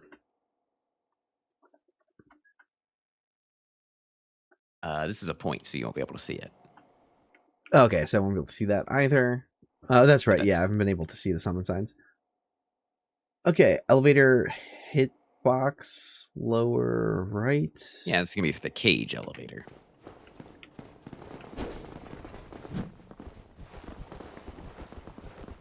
Oh, yep. Because it needs to detect if you're inside it to go up or down. That's nifty. And then we're gonna have one in the other one. Yeah, so 61 is the right elevator in its upper position. 60 is the left elevator in its upper position. I guess 63 is going to be right elevator in its lower position. Yeah.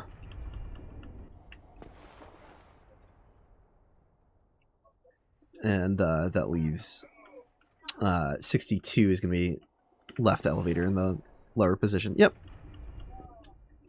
Yeah, well, I'm just gonna peek quickly at this event. I don't expect it to be doing anything particularly interesting. Okay, it actually does something particularly interesting, but it would be like impossible to explain this in like you'll never be able to see this. But basically, depending on the state of the elevator, it also modifies all the nav meshes. Oh. Because in theory, the snakes could decide to walk in here or something. I don't know why they ever would, but yeah, it changes all the nav meshes nearby. Hold on so that, one second. Neighbors are getting quite loud, so I'm gonna close some windows. Yeah. This is damn.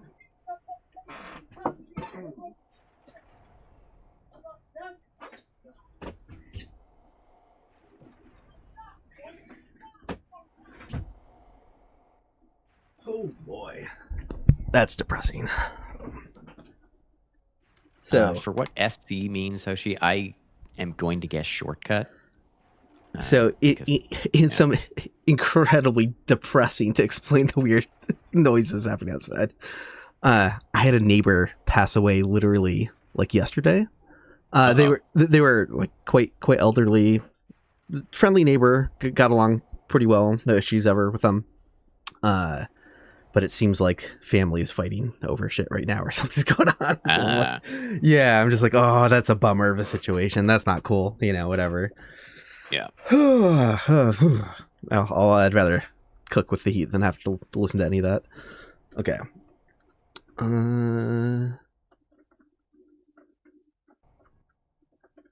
I guess they don't want to make it so that the snake thinks it can, or any of the snakes think that they can like walk off the edge or something, but I don't know. It's very odd that it goes out of its way to modify all the nav mesh stuff, because we haven't seen any of the other elevators do that, and they have been in areas that enemies could in theory walk onto them. So why here, I don't know. Huh. That is interesting. Dynamic collisions, dynamic nav meshes, whenever stuff happens, that's always interesting to me. And I don't know that it even bothers with any collisions, or if it's just saying, okay, treat this collision now as a solid wall because you shouldn't go down here, or treat this as a floor, or now that the elevator is down, right? Like I don't know. Yeah. Well, let me grab the key, and I wonder if there's dynamic enemy walls. Oh, that's funny that we just saw the Gravelord Black Phantoms disappear because they weren't loaded, but they died a while ago. I don't see it activating any collisions or anything like that. Oh, gotcha.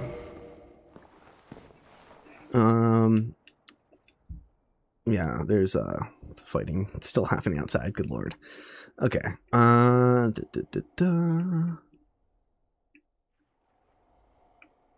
Let's see.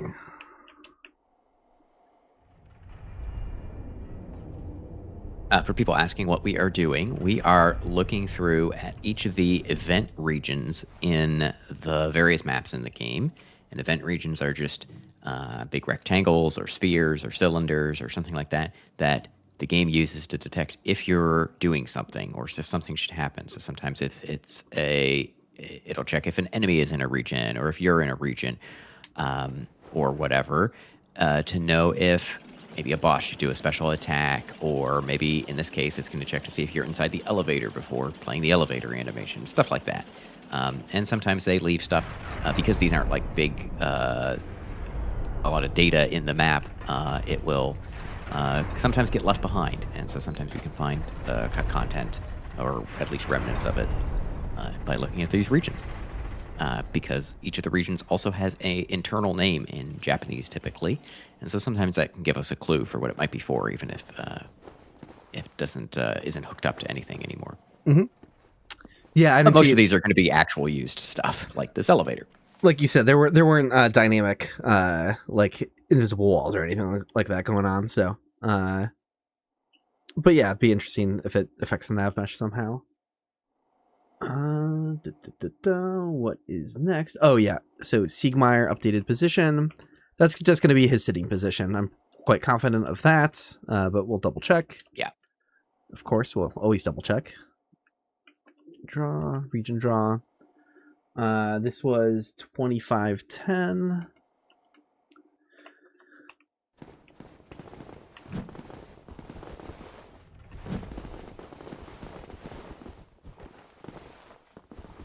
Yep.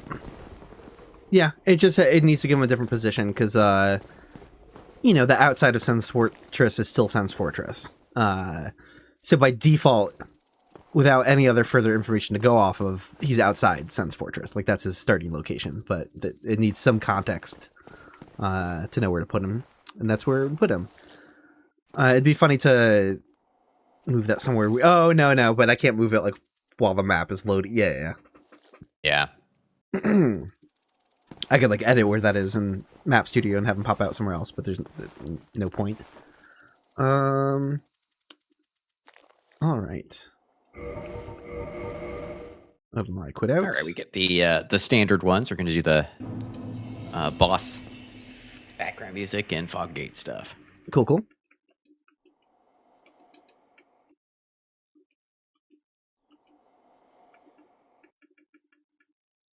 BGM.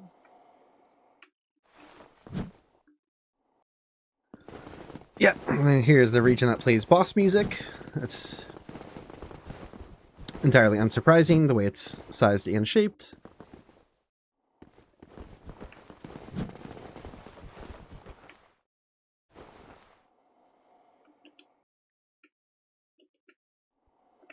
And then we have, this is going to be the other side of the fog gate. Yep.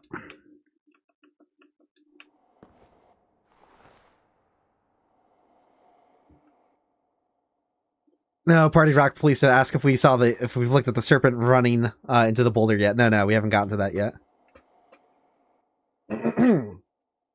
No, we're still basically at the start, so yes. We haven't seen most of the stuff. We did meet John Sen Fortress, but that was that's not that's region related.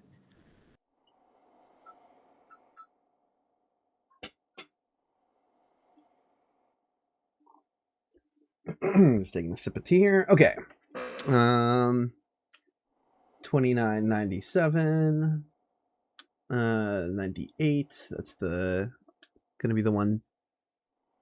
And 50 should be the little thing on the other side of the fog gates, probably. No, you went too far. I did go too far. But that's okay. So what is 2850 then? Boss fall to death hitbox area. Oh, nice. Okay. Yeah. Yeah, that's what kills the Iron Golem when he falls out of the arena, I guess. Yeah, although I don't see this being used. So I'll do a quick search for it, because it could be in his AI or something like that.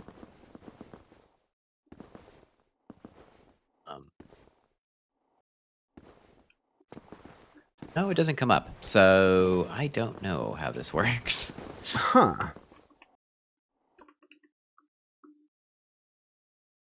It's something I thought, like, I guess, because Iron Golem falls out of the arena because of a special animation. I would have assumed that animation just kills him at the end of it. Either that, or they just want to have him hit a kill plane too, right? I don't think either would be that unexpected. Yeah, I don't see this referenced anywhere.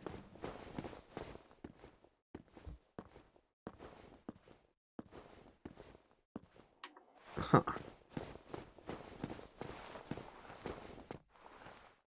I guess I can check the executable again. Yeah, let me see. Let me see if it normally uses a kill plane or if it's tied to the animation. So what I'll do is to find that animation. Okay, here's what I'll do.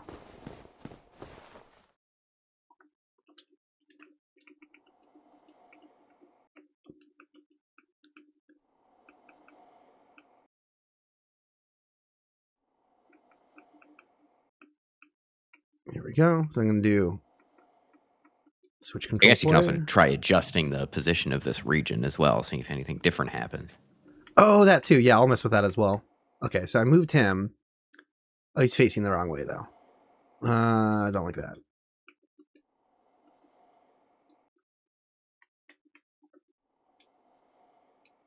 Let me turn on no dead for a second, just in case this screws things up, but let's see.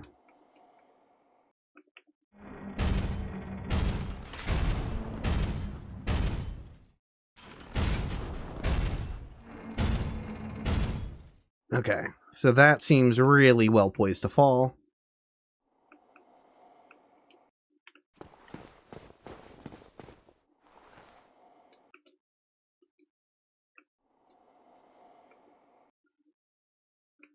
Let me look at his HP.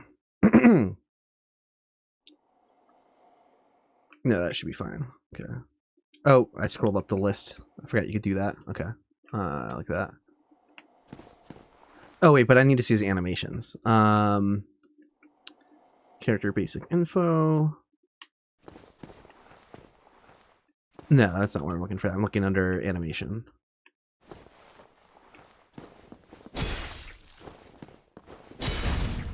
Well, no hits for that region ID anywhere other than the map. 705. 705 or 7005, whatever that was. Okay, let's try that again.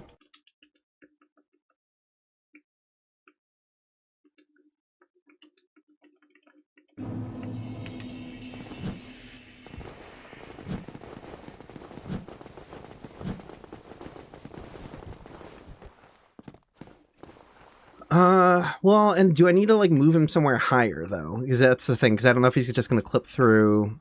Well, let's see what happens.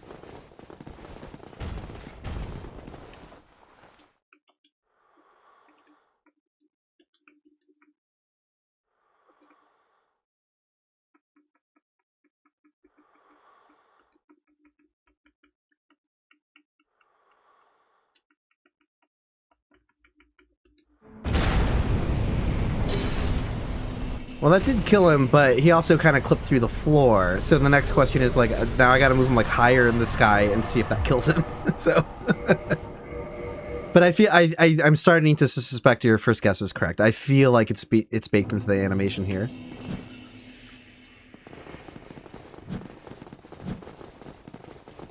What animation ID did you say that was? 7005. Oops, and I didn't back out twice. Keep forgetting to do that.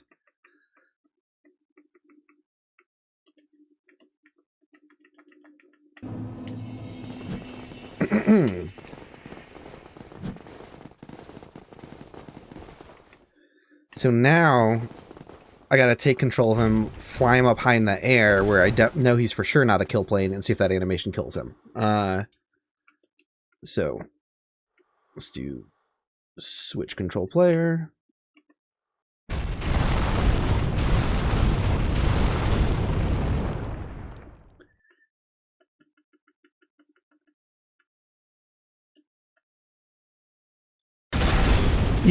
Yeah, that that animation just straight up kills him. So that wouldn't surprise me if they did wind up leaving that event completely unused.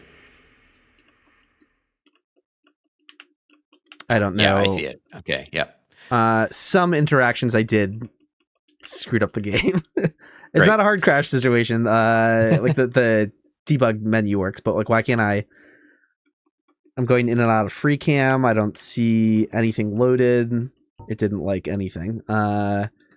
Trying to bring up the start menu. Is there something I can do to...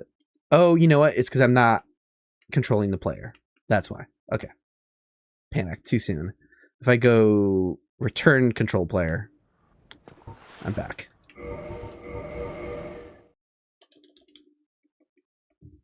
We are so back. All right. Hell yeah. Okay, so.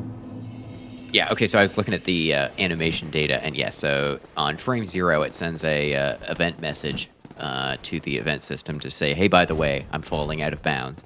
And then on frame 57, it sends, or it doesn't send anything, it triggers kill characters. Okay, so if you've wanted to know how long that animation takes to kill Iron Golem, it's 57 frames, so a little under 2 seconds.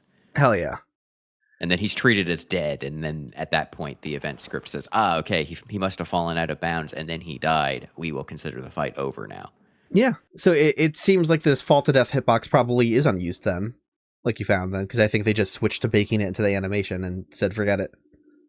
Yeah, I guess maybe the initial thought was something like, well, he'll just walk off the edge or whatever, so he doesn't need a custom animation. And then people are like, this is my guess, he just kept walking off the edge, right? Like you kind of need to have a special animation to make it happen anyway. Because they did wrap the arena with invisible enemy walls in the end, and he needs specifically the knocked over animation to fall out of the arena. He can't just walk off.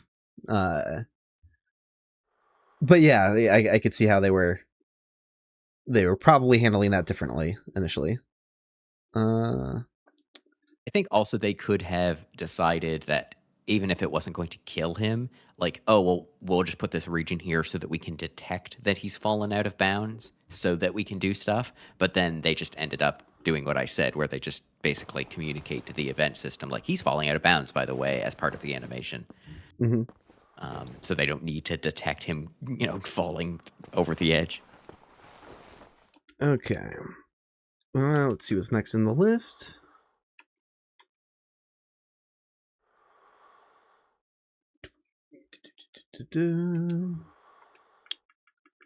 We are at 2010. Mimic's home.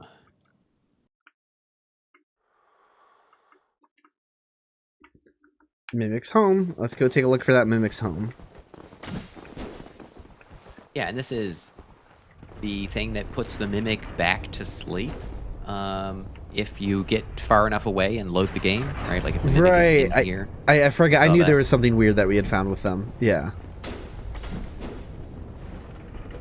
I don't remember what I called that. I guess I just called it Mimic's home position. Yeah, and what was the deal with that again? If they de-aggro and return to this position, they close again? Yeah, so but was there... If they de-aggro and are in this position when you reload the game, and they're far enough away so that they're unloaded, right? Like, they're not initially rendered when you load the game, then it'll put them back to sleep. How lovely. And, like, turn them back into a chest. But if you were close enough and they were awake, then they'll still be awake when you couldn't reload then, I guess. Yeah, exactly. All right, that's kind of neat. Yeah, that's cool. Interesting. It doesn't seem like it sets this as the home position. Maybe it does it as part of the map data or something. So. I am going to backtrack, though, and do my due diligence, because someone asked, what if we move that region up to the Iron Golem? So, that's true. Yeah, let's do that as well. You're right. That's a good point. I did say I was going to do that. Okay, I've initialized the fight. And we're going to bring this region to him.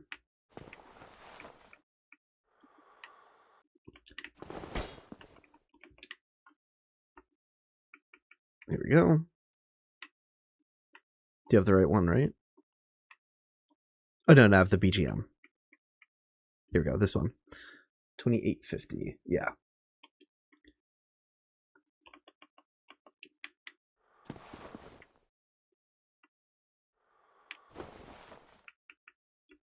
And we're gonna raise it up to him.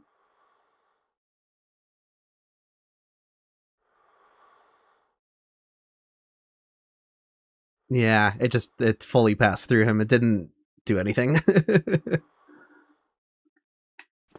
Now it's way above him. I kind of figured that would be the case because there's no reference to it. Like, what could it do? So that's funny. Okay. I do like seeing this type of stuff, though, of like clear remnants of them being like, how do we make, we've got the idea for the fight in mind. How do we make it work? Right. Yeah, in first person, like, oh, he's going to follow the arena to his death. Let me put a region there for that. And then another developer being like, well, no, we want to tighten how he falls out of the arena, and we'll just put it into his falling animation. Or it could even be the same developer who made those decisions, you know. Yeah, because as I said before, the nature of these regions is that they're really easy to just leave in by accident or whatever. They're not like a whole character or a whole script that they would see in their scripting interface, whatever that looks like.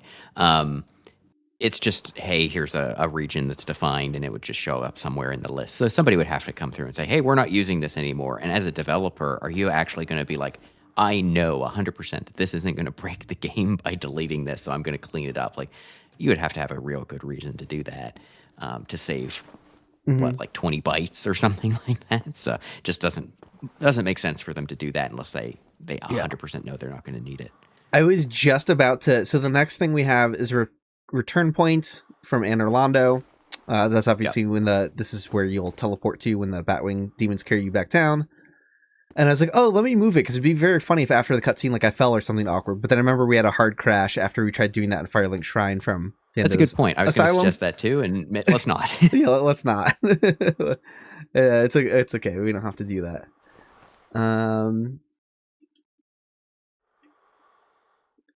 What is this one? 2505. It's just the warp to. Okay, yeah, it's the resonance sign, or the yellow ring of light, whatever you want to call it. It's interesting. There's a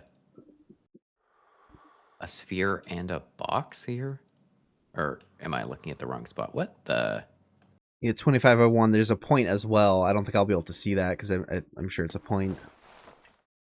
No, 2501 isn't a point. What? It's a box. It is in Anor Londo.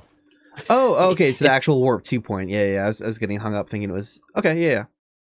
But is that true? Why isn't the warp point defined in the Anor Londo map? Huh.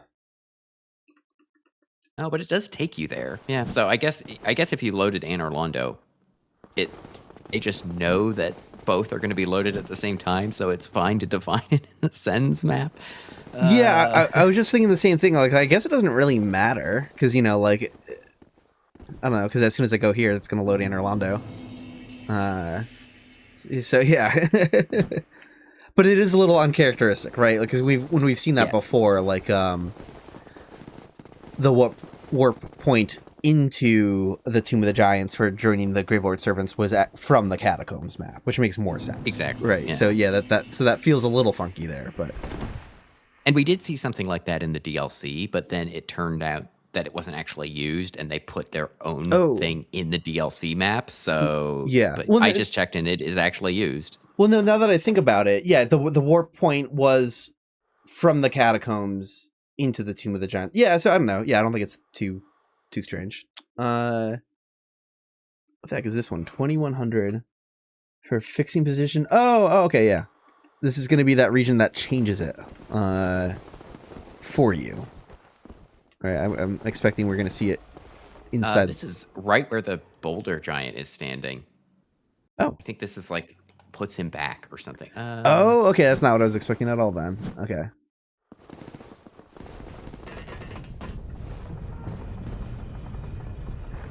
Yeah, it's referencing random event flags. I guess I gotta figure out what these are for.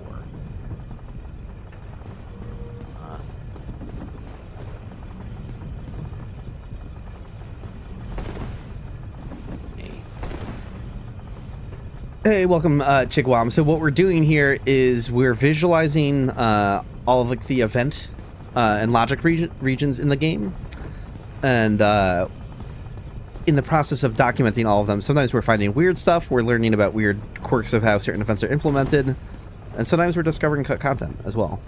But yeah, we're just systematically being like, hey, what's that box there for? Basically.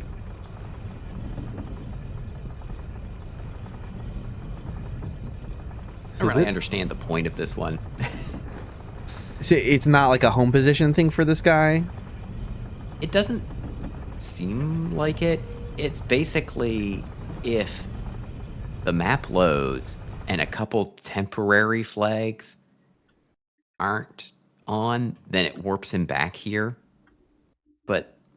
And the temporary flags are like, have you attacked him and stuff like that. So I don't know, maybe they're processed in a certain order, I guess. But yeah, basically it forces him back into this position and like restores him dropping the boulder and stuff. Gotcha. Like puts him back into that animation.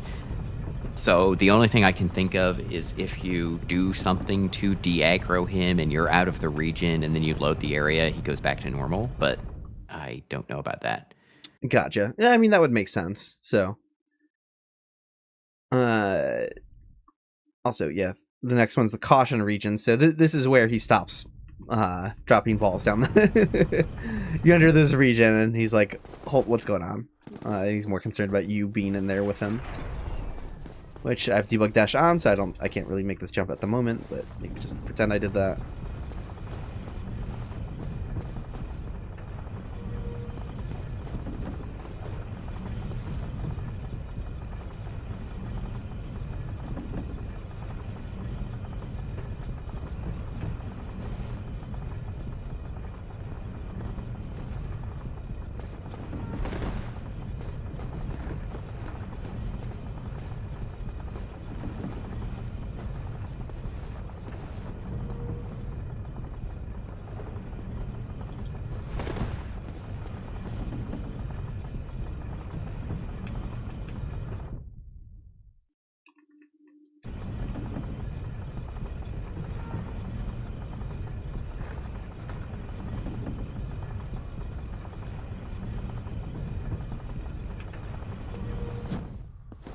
I'm just going to go ahead and confirm these fog gate checkpoints. I don't think there's going to be anything weird here. Checkpoint 1. Is there's more than one fog gate in the middle of Yeah, there's the one down on the boulder ramp, and then there's the one that you go through. Oh, yeah, to get yeah. onto the roof. Yeah, that's right. Right by the Serpent Mage and the boulder ramp. There it is.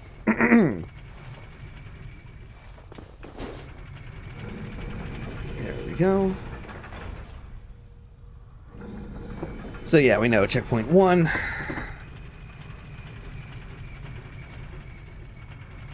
And checkpoint 2. Fog gate by the roof.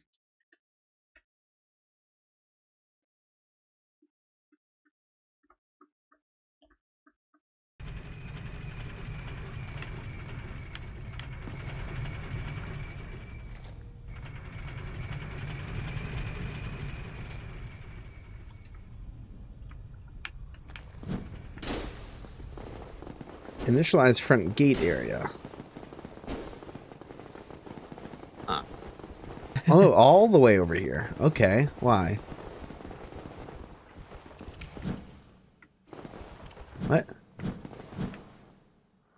Oh, Undead Parish map isn't loaded from here, so I need to hold on. Oh. Huh. I don't really understand what this event is. Wait, yeah, where the hell is this thing? What? Anything set this event flag? What is this? I assume it before the map had rendered. I assumed it was at the end of the walkway into Sense Fortress. I don't know. I lost sight of it. I'm gonna have to de-render the. Oh wait, It's like going up the stairs in Sense Fortress. oh yeah. It's like by the entrance to the old church from up above. Yeah. Why would it want to check it when you're walking through here? It's something to do with the portcullis, like the huge gate. Right. But I don't see this being used. I wonder if. Oh, I bet I need to check a different map. Oh, right. We're going to check the Undead Parish map now. Yeah, because Undead Parish, and presumably, Blighttown. That's where the gate can open from.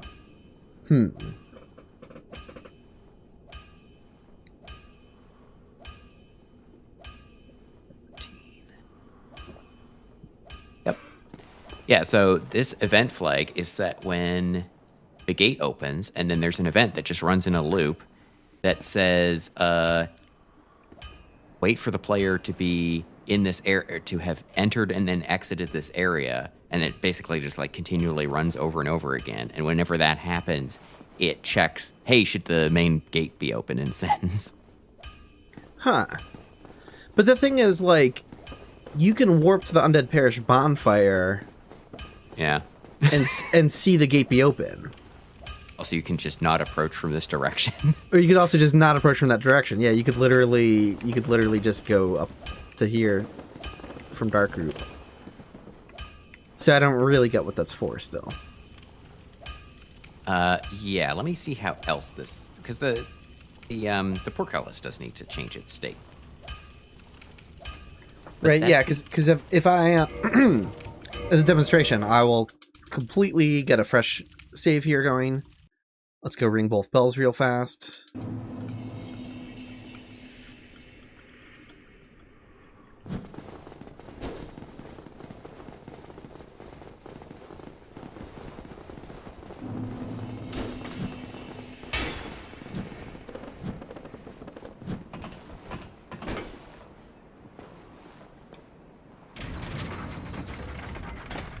I mean, I already know for a fact that I'm just kind of showing chat at this point, but I know for a fact that it's not like it needed to check me ever having walked through that region to open the gate, because I'm just going to go ring the second bell. Oh, that's a good point. If you defeat the gargoyle second, sends unloaded at that point? Because if it's not unloaded, then it wouldn't necessarily need to reprocess things, so maybe there's a separate thing for that. But I feel like Sense is unloaded when you're fighting the gargoyles. I'll take a look.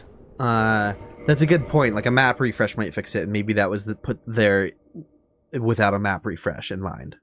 Yeah, because now I'm just going to go through here. I never walk through the regions. The gate's open. But yeah, let's take a look. I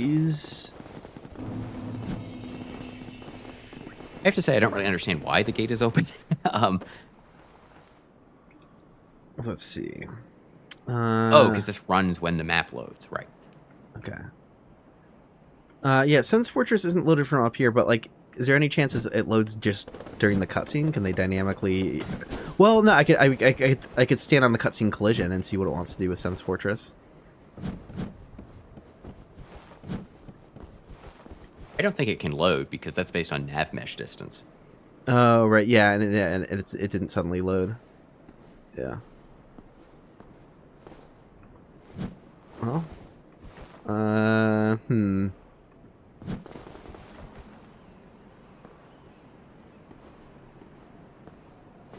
But nonetheless, we will still, just to be thorough, we will ring the bells in the reverse order and avoid that patch. And see if anything funky happens.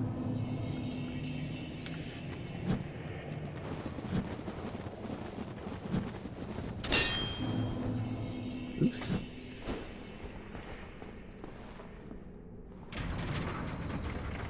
I guess you could try playing around with setting that event flag directly. That too. That's not a bad idea. And then we should be able to, well, I don't know if see it is the right word, because of course the whole point is that it's in a position where you probably can't see the gate from, but anyway.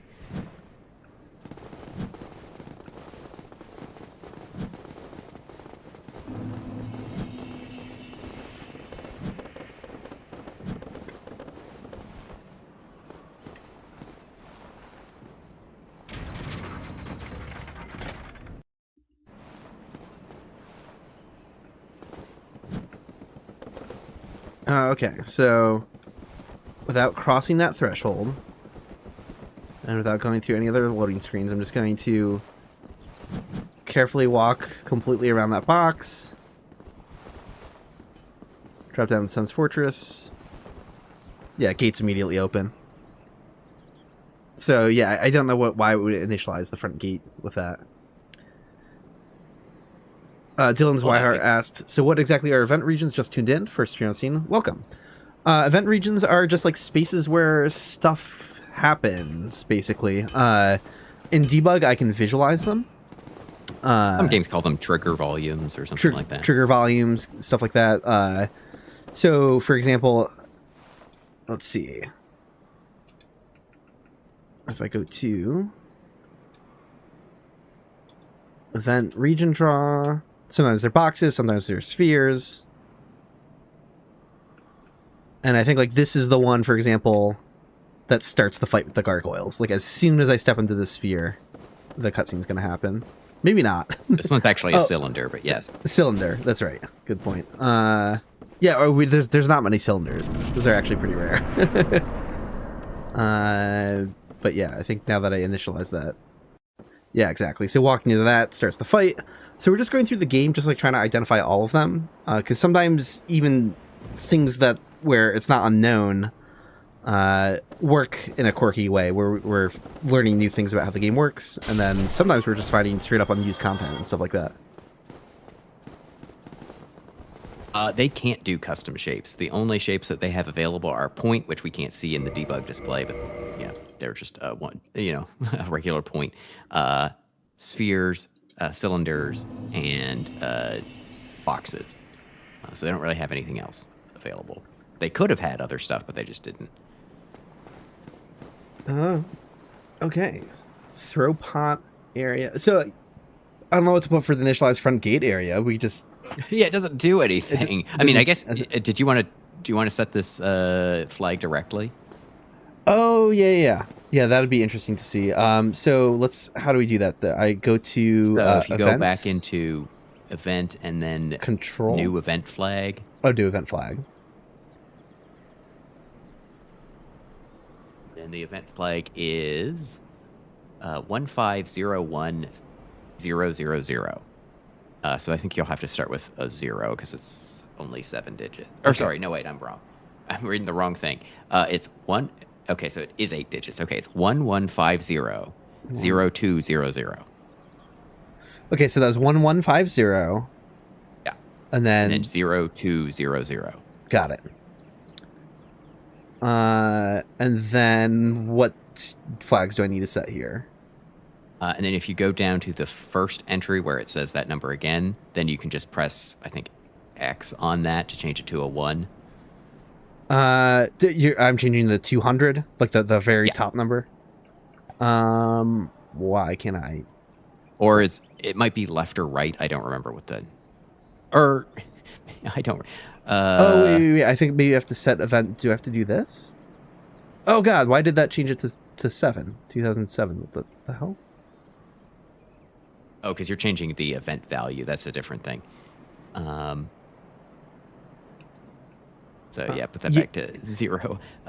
You just... Wait, it doesn't seem to let me change it. How do I do this? Is it push A on the number itself? Like if you go up to 200 or where you entered 200? I tried doing that and I tried doing left and right and nothing's happening. I meant on the like actual like ID entry where you. Where I typed it in? Oh shit! I'm breaking everything. Hold on. Let me. That's okay. Debug is confusing. Let's see. Oh no, but that. Like this is one of those like if I had my muscle memory, I'd just like do this. Wait. So did I have that right again? That's 01500 200. 115000200. Okay. And what the? I'm pressing like everything I can think of on this line.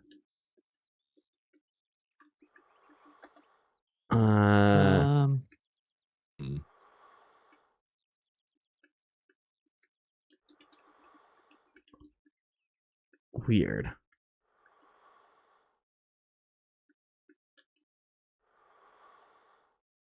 Let's see if I can get Dark Souls to load. This is probably a bad idea if I vanish all of a sudden. Let's see what happens. Yeah, I'm so curious now. Okay, yeah. So you go down to the first flag entry and then just push A on that. Yeah, that's not doing anything for me. Oh, that's weird. Yeah, it should change it to a 1. Can you do it for any of the others there? Nope. Huh. That's weird. Like A meaning like the interact / pickup button for like Yeah, like the X bottom button on the an PlayStation Xbox controller. Yeah, X on PlayStation controller, A on Xbox controller. Yeah. That's not doing anything. Huh. Because it does on mine. What the well, let me load into... Because I was just trying with a random flag. Let me load sends. I know this is thrilling video content because your thing isn't working and mine is, maybe. So. No, that's fine. Whatever. That's the nature of the data mining streams. Yeah, trying to figure shit out.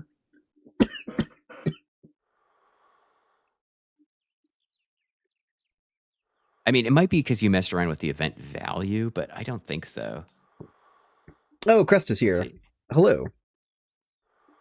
Crest, if for some reason you're somehow not familiar with Crest's YouTube channel, go check it out, subscribe. Crest does really cool like modding stuff and also just in general like information and demonstrations of things in Dark Souls.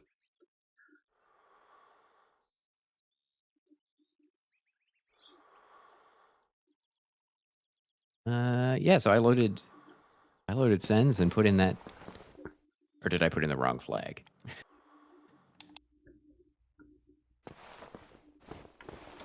(115002000). Wait, did you say 1150200? Okay, now I gotta check. Because then that would be one number. Wait, less. 11500200. Okay, no, that's correct. I think you have what I have on screen. Yeah. Yeah, I don't know why it won't let me change it. Yeah, that worked for me. Weird. Okay. I guess. Well, you could try reloading and like see if you mess something up in this menu. I don't know how you possibly would, but yeah. Let me just reload the entirety of Dark Souls. Let's just gonna like all F4 the game. I apologize. I know this isn't the most interesting thing. No. I mean, because I'm curious now too. Like having a debug feature thing not work is confusing and weird.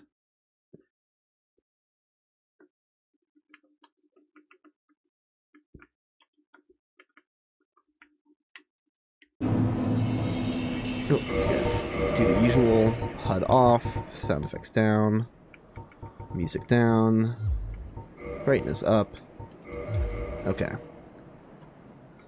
So going to event, new event flag, and sorry, I know we've said it a million times by now, but that was 115. 115, then 2 zeros, then the number 2, then 2 more zeros. Yeah, it doesn't let me change it. Okay, go down to set event value. Okay. And change that to 128. Okay. Because that worked. We'll do this the stupid way. You should be able to use triangle and stuff to speed, or square and stuff. Yeah. Yeah, that did it. Yeah. Yeah. Okay. I don't know. Anyway, so now. Okay, so the gate is closed. Now, without loading, if you go back up through that region and then come back down, the gate should be open. Interesting. Because basically what we've done now is said the gate should be open. Like we've just set the flag that said I rang both bells. Gotcha. Open the gate. All right. So you would expect that the gate wouldn't open until you reload the map because that's how most events work. Right. But instead, walking through this region is going to do it for you. Yeah, so I just went like to the top floor of the church, but not through that region, and confirm that the gate is still closed. If you open the event display, I believe it should also change 201 when it opens as well. But anyway, let's see. I do want to draw this again.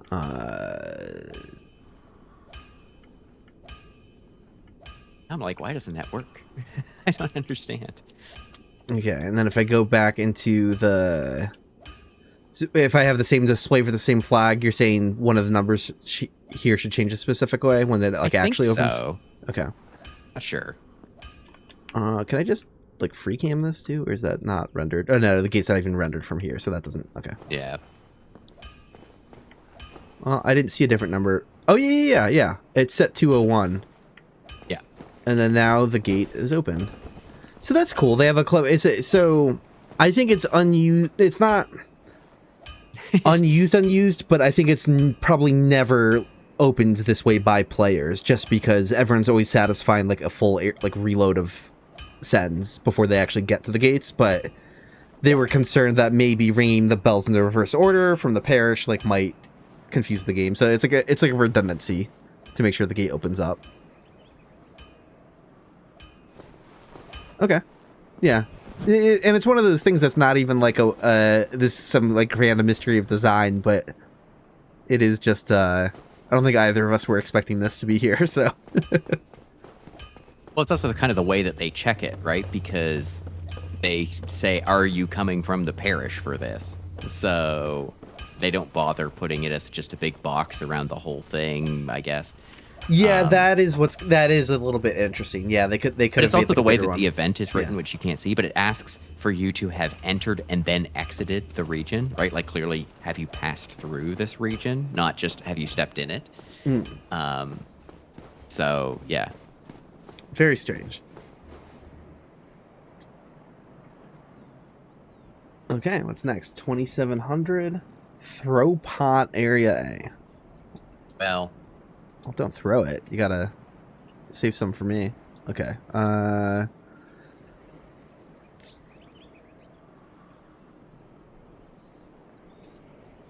Throw pot area. That's going to be the first place where he throws the firebomb. Yeah.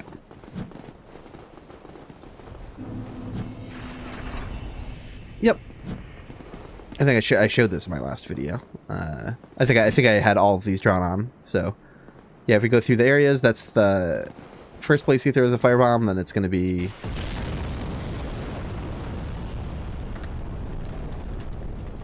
next place he throws a firebomb. Next place he throws a firebomb. Next one and penultimate one, and the last one's in the boss room. Yep.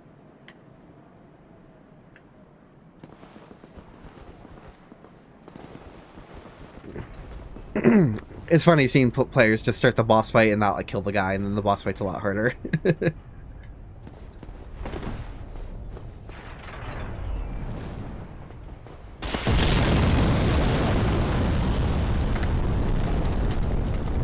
Yeah, and I would still be curious to know the exact difference between unpatched and later versions, because to my understanding, I think these regions are in the unpatched version as well.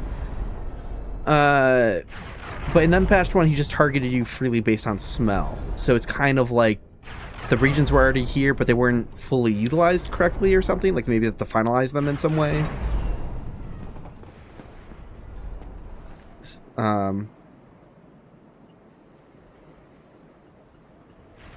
I don't know. It's kind of odd.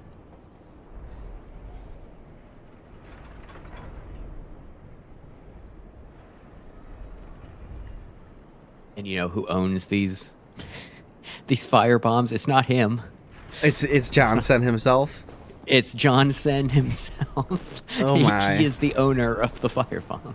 Damn, this guy's just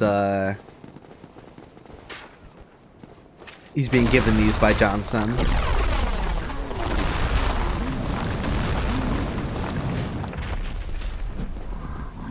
Yeah, this event is written in a kind of odd way, unsurprisingly, where it's checking to see which region you're in before it then allows him to continue with the throw, and then it turns, it messes around with the event flags in kind of an odd way, and basically says, okay, now you can throw it. So I could easily see this as being they came in after the fact and said, okay, now no, we're not going to let his AI freely work. Gotcha. Yeah. Okay. Okay, that's fine. Anything interesting today? Today's been pretty chill. Nothing too out of pocket today. Am I forgetting anything? I don't think we found anything super weird today. The weirdest thing was learning about John Sen, but that doesn't have anything to do with the event regions. Which, sorry, without context. No, that's just something that I know about. Yeah. There's an invisible serpent at the beginning of Sen's Fortress who is responsible for the traps. Because have the traps attack the right things and damage the right things, it needs to have like a team type or like whatever, and like those are things that characters have, so the traps are all like tied to an invisible character, and I had no idea that was a thing. And it's not even a character that you can meet. Like, I don't know why it's not just like one of the random serpents. It's an invisible serpent. I guess maybe there's a problem if you kill him. I don't know. Yeah, but, it seems like that shouldn't matter. Yeah, that's funny.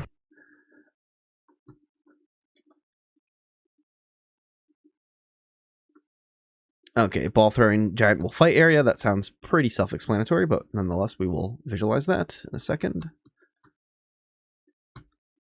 Yes, the invisible serpent is right in the main I'll show it area again for anyone who just showed up. Yeah, he's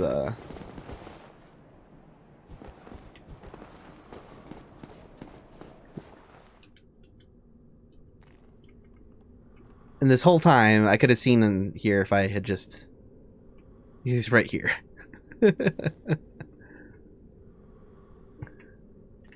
There it is. That's the invisible snake man who's responsible for the traps working how they do, I guess. I think you can try killing him. I don't think it'll stop the traps from not working. I like. Oh yeah. Let's give that a test. Because I think also the traps are set such that they can damage anybody, like no matter their team. So that's, I also don't know that it matters. Right. 'Cause snakes can get killed by them, so. And for myself, I got to turn off things so I can actually get messed up by the traps. Let me show my health, which chat won't see, but whatever. That's okay. I'll just narrate. Yeah, I'm taking damage. So I think I tried this where I was like, oh, if this guy owns the traps, can like he take damage from it? And he still does because it damages snakes and players. So I don't understand why they needed to do this, but maybe there was some consideration at some point that the traps shouldn't damage the snakes or something. I don't know. Right. Huh. Alright, so that was, let's see, event. Yep, exactly what I was expecting. This is the battle region for the rooftop giant. Enemy gets bowled over by rolling rock. Let's go. This is the moment chat's been waiting for.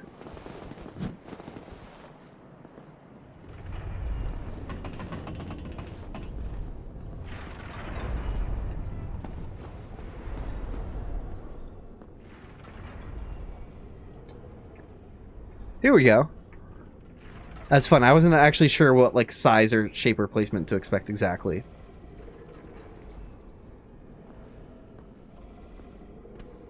There we go. That is so good.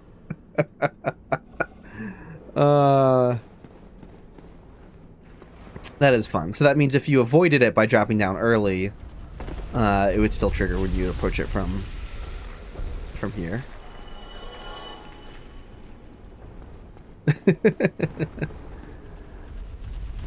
Also, I think this uses, like, this isn't using a boulder that actually exists, right? Like, the boulder trap isn't running at this point. I didn't think so. I didn't think so.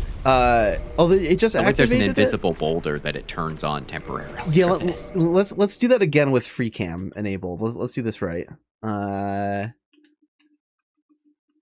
because I got to see what's going on here. Oh, wait, let me make myself invulnerable.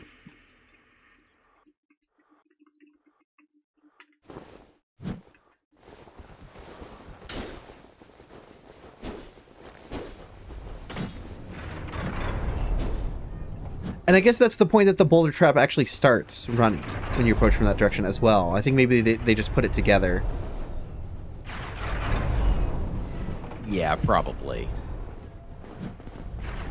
Because the boulders did continue to run after we triggered it, but they're not rolling this second. Yeah, wait for this event flag to be set. Yeah. Okay. Or- So let's get a view out here, and hopefully I can walk in a straight line with free cam. Hell yeah.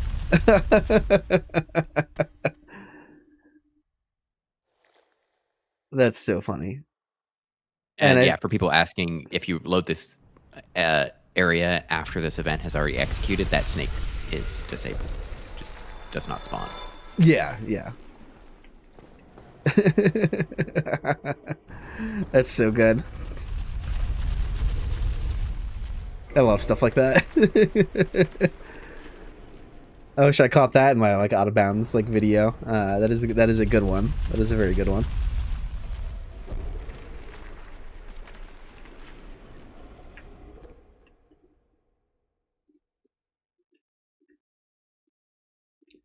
Okay, yeah, in chat too, I saw someone just asking a minute ago about the positioning for the trap being like rerouted or whatever. We're about to see that, it looks like. Yeah. I was not anticipating this directionality system with the 3 o'clock mode, 9 o'clock mode. That's not really how I describe it. Yeah, I'm like, what like, do you... Yes, that is how it works, but... That is funny. I would have never fathomed. I just would have thought like interior, exterior, you know, like calling it something that...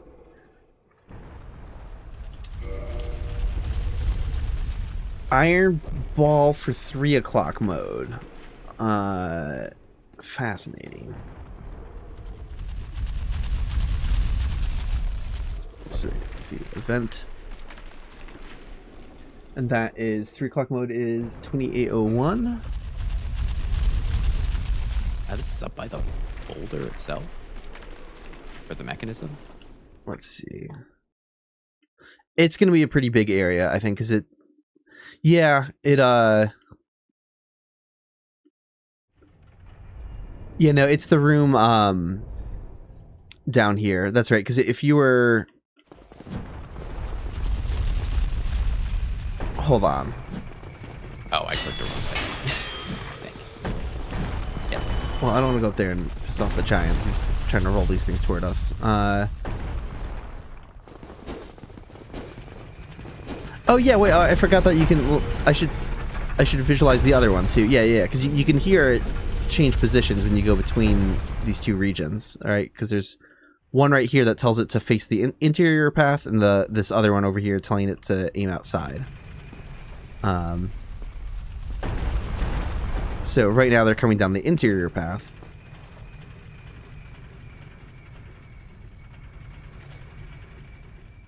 Eventually, maybe. Did I break things with free cam?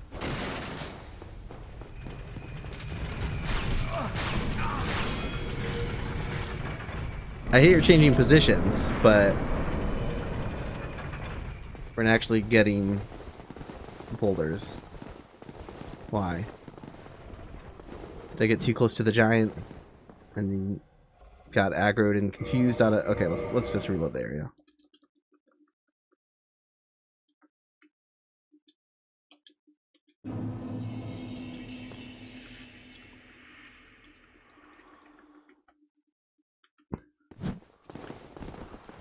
You're boulderless.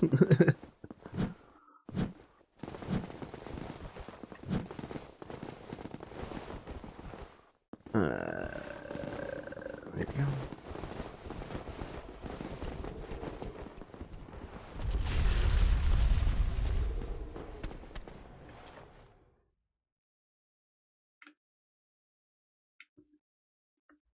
And then we are looking for draw, region draw. Again, this is 2801.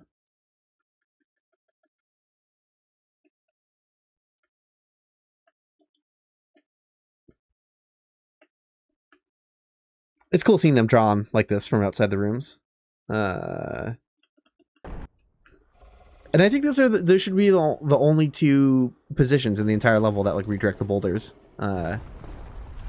I think that's true. Yeah, so, for example, if we,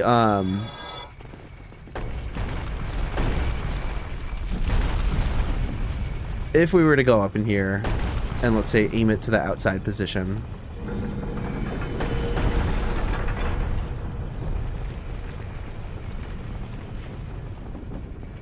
Going through here is going to be the moment it starts angling back down to the outside path. Actually, I won't even have to go fully through the fog gate, I don't think, but...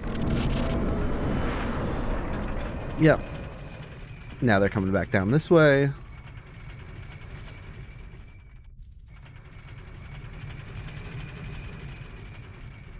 Is there any reason they stopped coming, though? Like, what is... How am I breaking it? Why am I breaking it?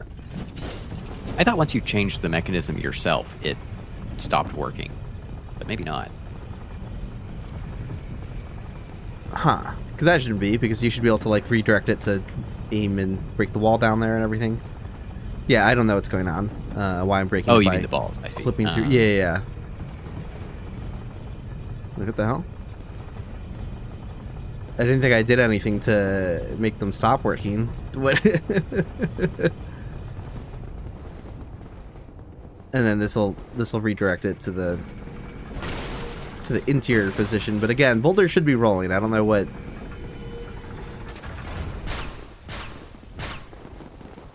Do you have the AI turned off? I don't. Oh, but you know what? Okay, no. I do though. I do. I forgot I'll know attack. Does the Boulder Giant really have to actually like drop it? Like I know he's like animated doing it, but I saw extra ones roll down here while that wasn't running though, so I'm very confused. I'm very confused. Yeah, it's telling him to force an animation, but that shouldn't be an attack though. I don't know. Okay, I'm just gonna. I'll not have that turned on, but it's weird because just a moment ago when we triggered the trap for the snake to get hit by the boulder, a couple more boulders did eventually come down the ramp and kill him. So I'm just like, why is that not happening again? I mean, maybe you are clipping into that region up top and it's causing him to de-aggro, right? Because it is kind of a yeah, maybe region. that box I think might have extended underneath a little bit more.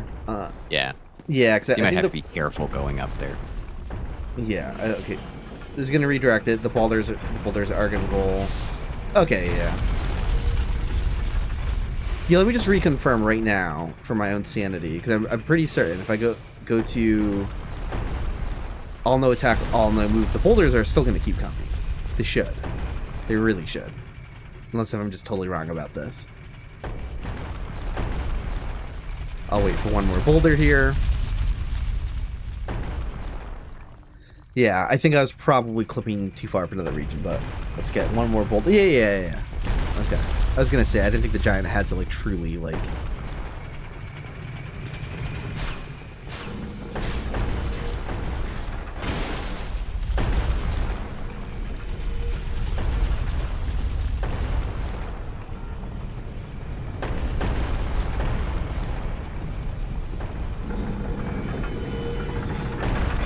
Cool. Alright, well, we can see where those rooms are. Yeah, and they are 3 o'clock and 9 o'clock. I mean, if we're counting, that's north. Or that's, 12, the direction it's going now. What should I call these? It could be, Boulder...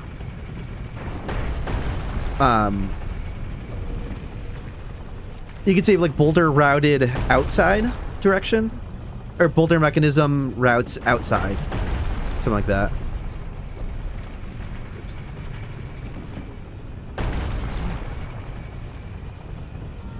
And then Boulder rotates inside. Yeah, I think that's good enough, because that's it. We know, like, obviously there's more than one inside path if you count that, but, like, it doesn't rotate on its own for that direction, so. And McCad asks, does the lever animation actually play when it rotates from the triggers? I bet it does. I feel very confident. But would it be rendered from all the way down there? Let's try.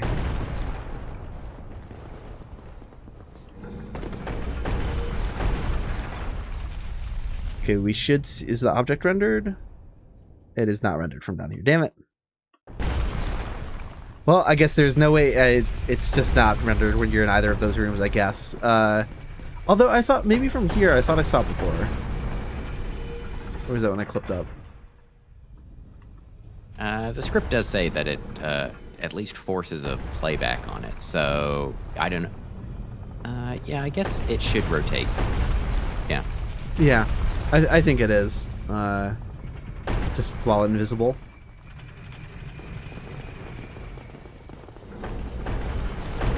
I guess you could move the region up to yourself in the room. Oh, yeah. Good call. That's funny. Let's do that. Oh, yeah, we're totally going to see it rotate, too. That is event.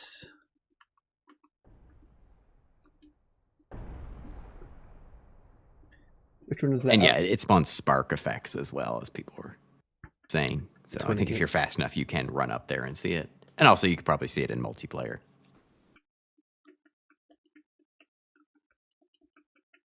Boost display.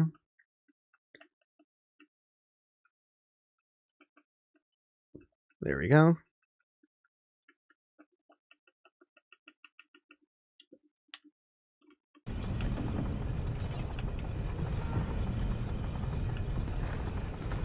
Where is it?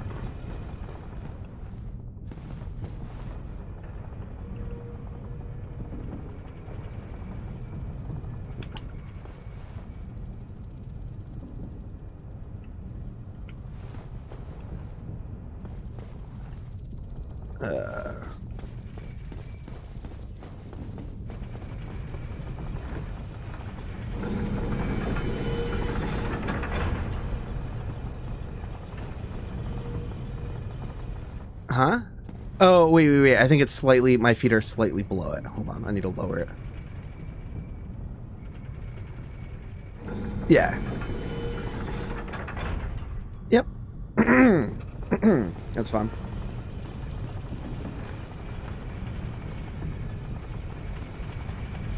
Okay. What is next? Squished by iron ball, instant death hitbox. Wait, what? Instant death? That's not... Oh, this is in the pit that fills up with balls. Oh, what? Oh, because it could fall on top of you? Oh, what? I've never even thought about that. So I was going to say, the iron ball is not like a guaranteed instant death. Like, you can always survive it with enough health, but maybe not if you're down there when it lands on you.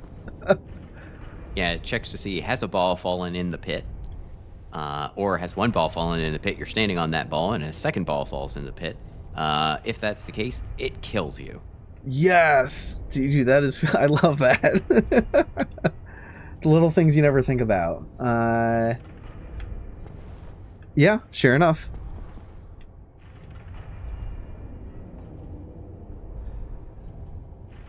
How would it...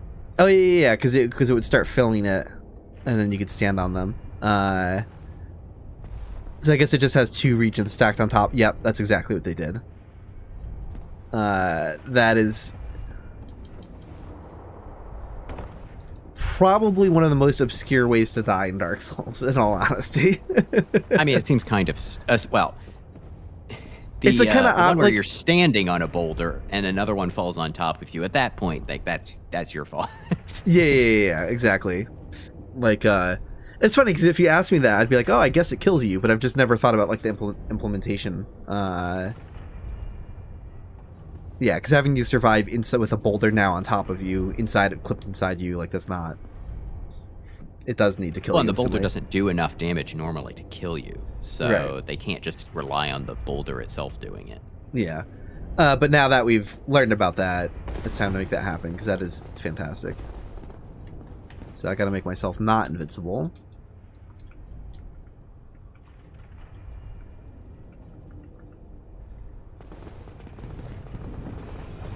Oh, and did he stop the giant stop dropping because I got too close again? Yeah. Hold on.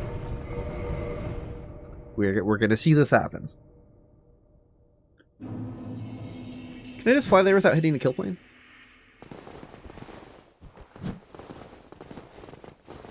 Sure looks like it.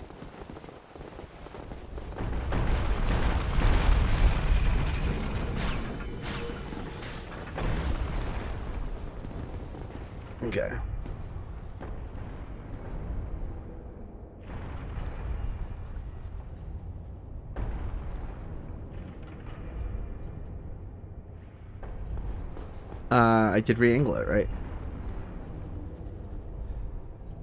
I'm so confused. Oh, did I miss the initial?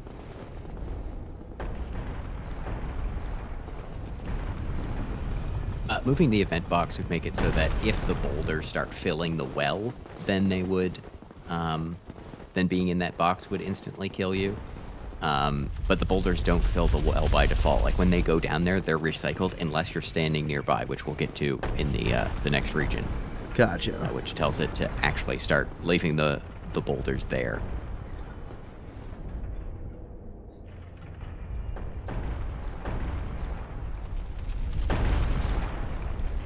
All right, here we go.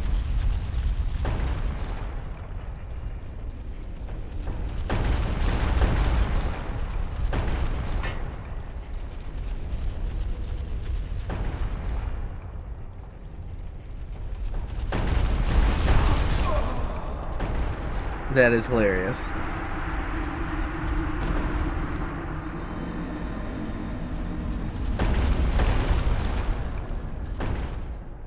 I'm surprised they didn't make it like pancake you or something. Right, yeah, yeah, that would have been nicer. They should have. Well, they were probably worried about a boulder running over you on the path, pancaking you. Well, it usually does knock while you back, you're in right? that pit, right? Yeah, but yeah, while you're in the pit, yeah, that would have been nicer.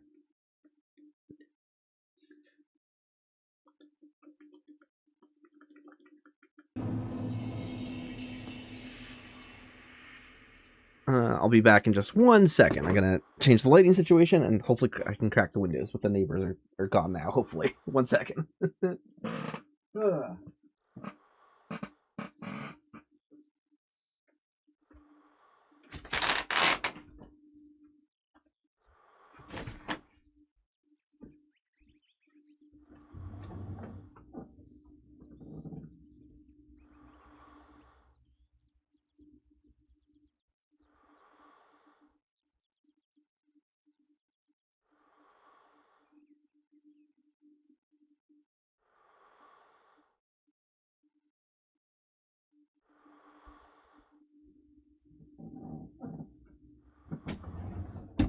Okay.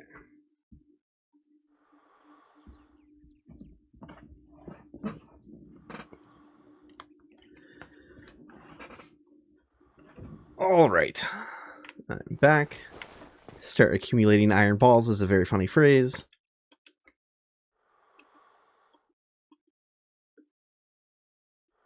And that is 2810.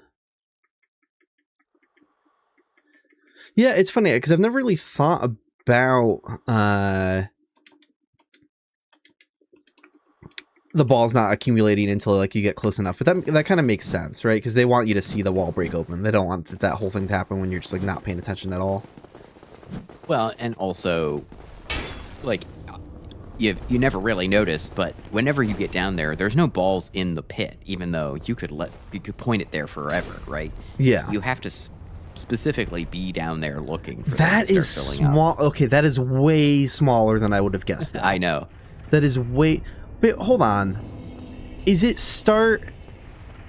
You don't have to be in this region permanently. Thank you. Have walked into this region. That makes more sense because I was about to lose my mind. No, because I know I've let them accumulate while I've been down the ladder before. Yeah. Because I've gone down here just to like, I don't know, hang out while I'm waiting for the boulders. Like, why not? So that makes sense. But that is a lot smaller than I was expecting. When you were describing it, I was expecting it to be a fairly large box that was going to start like all the way up here or something like that at least. I'm surprised reading these events because it looks like it sets this flag permanently. Like it's not a temporary flag. So, like on area reload, shouldn't it start filling the well again? Like, I don't understand. Yeah, maybe it does, but you probably have to be close enough for like the boulder traps to just start running again in the first place, and maybe it's not pointed towards the interior path. I could see a couple things like, yeah, very weird. Because it does always have a boulder to use, right? Like there's always, even if there's 3 in the pit, there's a 4th one that can actually use to chase you around with. So that's not a problem. But yeah, I guess I've never really thought about that part. Let me scroll down here.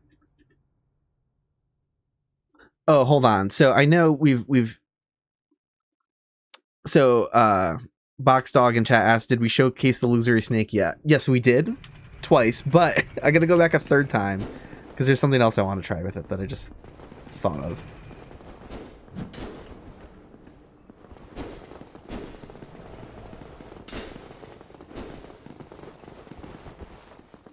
Like, what if?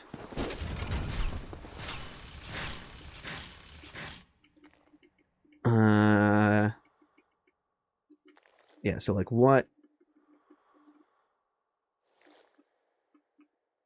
Yeah, there's more stuff we could stack onto him. So we could do draw direction. So we know what direction he's looking in. He's looking this way.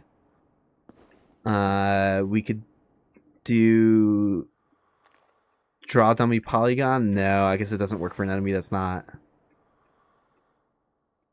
rendered. Boo! I was hoping we could like draw its polygons. It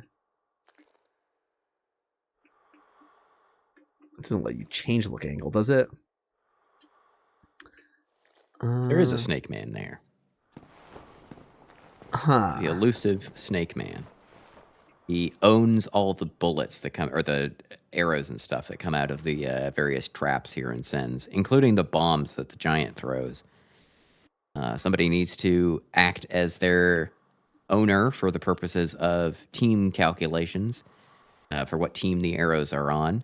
And even though I don't think it matters in practice, because I think they can hit anybody, so I don't know why he needs to exist as a separate dummied out enemy, or he's not dummied out, but invisible enemy here. But yeah, that's what he's for. Is there anything else funny I can show for him?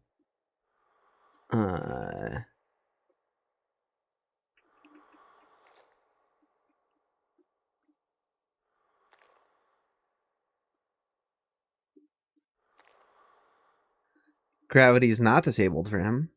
Okay.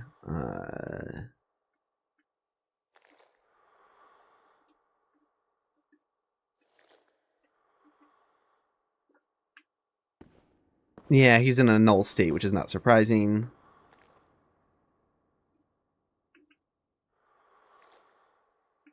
Yeah, I don't really know the purposes of having the traps on a certain team, other than they need to be on them so that they can actually deal damage. If they were on no team, they just wouldn't deal damage to anybody. But I don't know why they specifically need to be this snake. Why can't they inherit their team type from, or their ownership stuff from just a random enemy? I don't know. But presumably they have a good reason for it, at least. I think it's really funny that for some reason the look direction capsule is like a gradient. Like it's I guess to help give directionality to it. So red is the base and like pink is the direction it's looking in, but like I don't think there's anything else you can draw in Dark Souls 1 debug that like does that. I'm not aware of anything else that like is different colors. Do traps in the catacombs have this? No, because they don't produce a projectile. Right, all the traps in the catacombs are just objects, so they can just play their animation and they attack you. Things that produce projectiles need to have this. Like the actual command that's being called here is basically create bullet owner.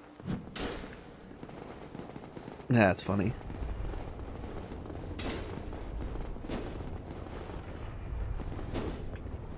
But yeah, I was not expecting the thing that lets the boulder start accumulating be so close, and so, yeah, that was not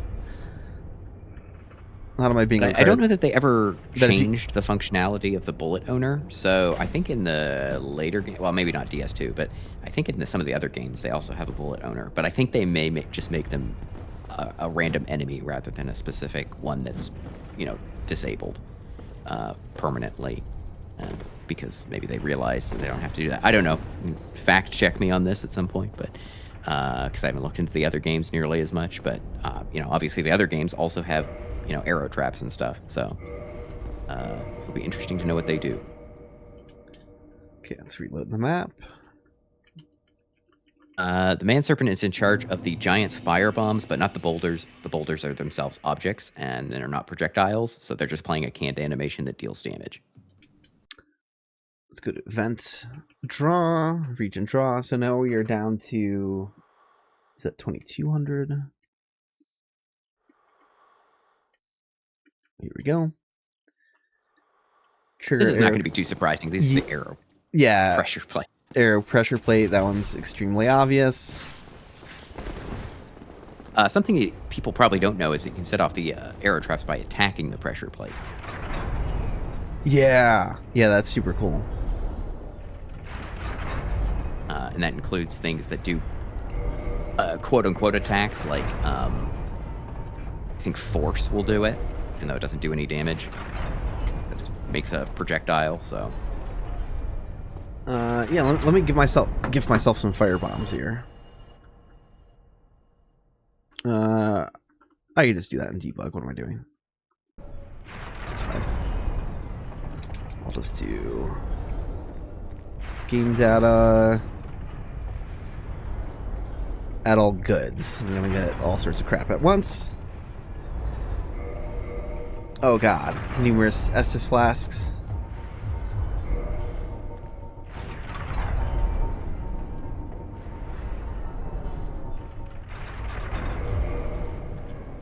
Oops. Okay. This should set off the trap. Yep. Do you plan to do this in other Souls games as well? Yeah, at some point for sure.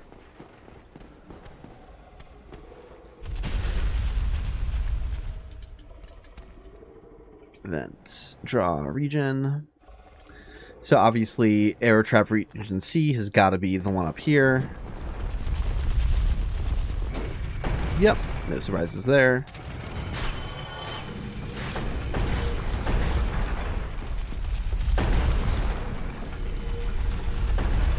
Arrow Trap Region D.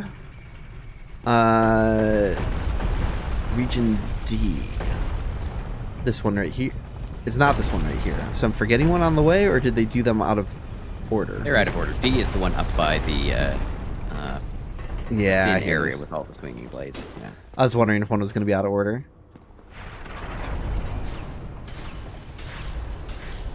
E is the hallway you were just in. Yeah, use the hallway is just and then F is the other half of this one. So they didn't even have these two like numeric like next to each other in the list. Yeah, kind of weird. That is very odd. These alternating resetting ones. The one that you can keep re-triggering over and over instantly.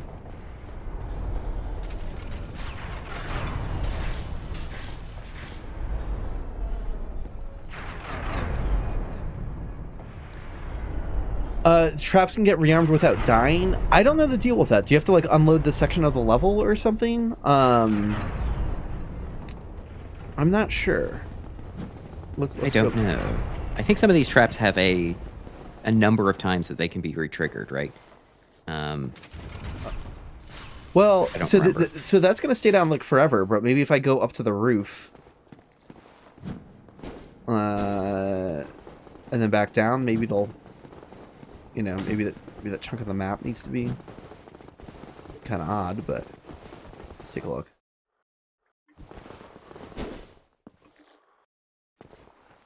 Oh no, it stayed down.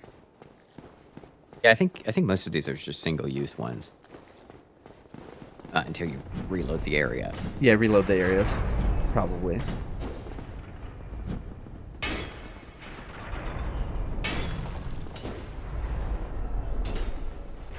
Okay. Let me scroll down in the spreadsheet.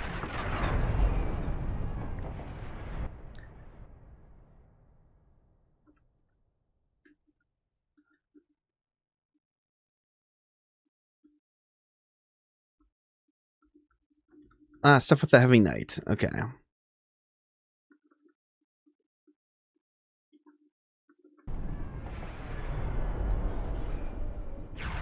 I was not fully expecting battle regions for him. I forgot that he had battle regions in the parish and the painted world.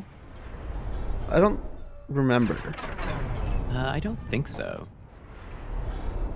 They're definitely doing things a little bit different with this one, because he has by far the shortest battle start distance of them. Like the one in the undead perish, and like this guy only attacks you when you're like within 9 meters. Only aggroes when you're within 9 meters, which is like way shorter. So yeah, I guess maybe they're setting things up a little bit differently with him. Draw region. 723. Where is this? Oh well, this is going to be his. Huh? Oh, back by me. Force return to home region? What? Oh! They're saying if I go in here, he probably is it an instant de-aggro? I was not aware of that. He sets it up as an observe region and it doesn't observe it, I think. Huh. Let's get rid of this guy. I don't see this being... Like, it shows up in his AI, but I don't know that he actually checks it anywhere.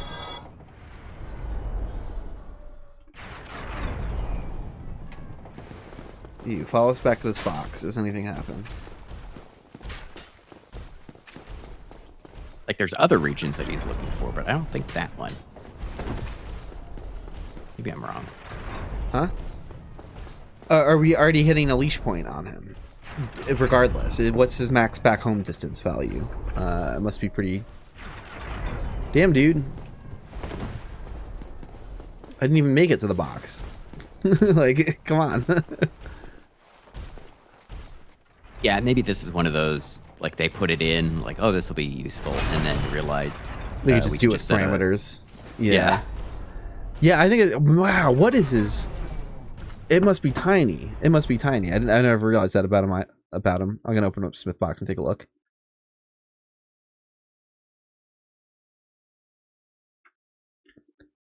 So it would kind of surprise me. It wouldn't surprise me too much if this wasn't used in the end, because like I said, it seems redundant to just having a short leash. Let's see. This is load up Sun's Fortress in... Oh yeah, I'm not going to show what I'm doing in Smithbox here. Let me pull up Smithbox. Let's get rid of the spreadsheet. Okay. So we're looking specifically, which Heavy Knight is this guy? He is the one that ends in 12. Heavy Knight that ends in 12. Okay, so I'm going to go to NPC Think Param.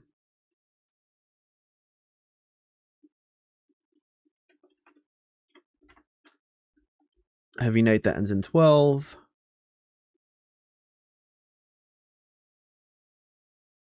Back home distance 20, max back home distance 25. I didn't think he got that far from his home location yet.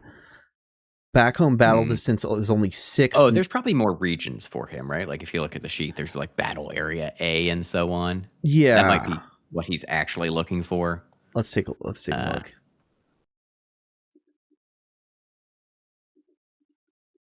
Get the spreadsheet pulled back up.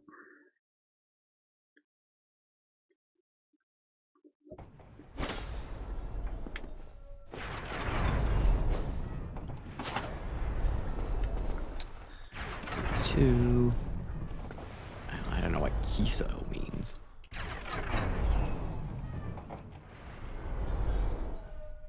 So 2721 was also related to the Heavy Knight, and so was this. Okay, so now we have 3 different boxes relating to him drawn over here. You just need us to be in this box. I think that's what it is. And that's why he was giving up. If you're not in one of those boxes, his AI overrides to go back home, basically. And then if I run back in here, I mean, he's already going back home regardless, so this third one seems quite redundant. Well, and the third one isn't even checked. It just sets it up as something to observe and then doesn't do anything. Gotcha. Yeah, I could see how we got in this situation, because that's, yeah. Yeah, that seems unnecessary. So I guess that one could be unused or whatever. Yeah. I fully believe these other ones are used. Why wouldn't they be? Yeah. It seems kind of stupid to label this cut content, but, you know, that's technically, right. I guess, what it is.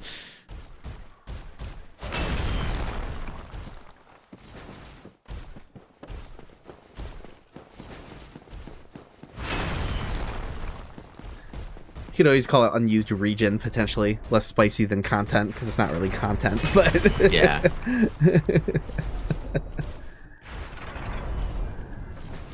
We'll just say unused.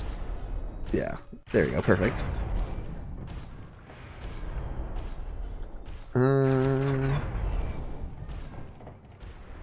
Titanite demon battle areas, okay. Let's get the enemies to chill again.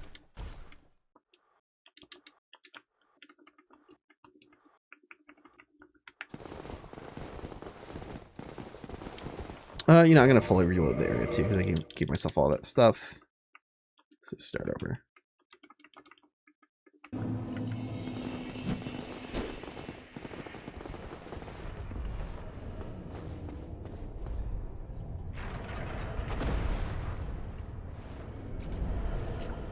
All right.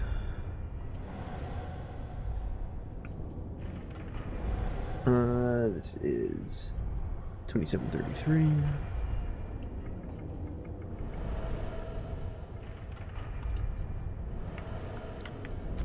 Is that in the back room?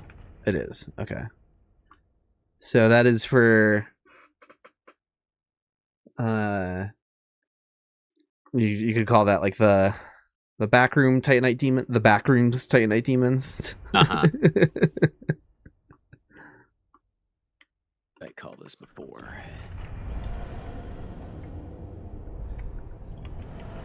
And melee and integrate, yeah. Yep, and we have the battle area is the, I don't know what to call it, the front portion of the tar pit for that Titanite demon, and then this one here as well for this Titanite demon.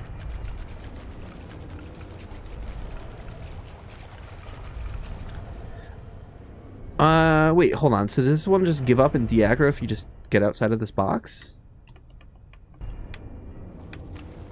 Are these used for the Titanite demons to do specific attacks, right? Is it not just attacking at all? This is the one where they switch to melee. So it's kind of like... Gotcha.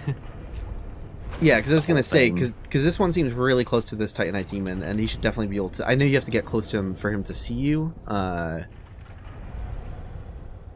but I think he's going to keep attacking once he's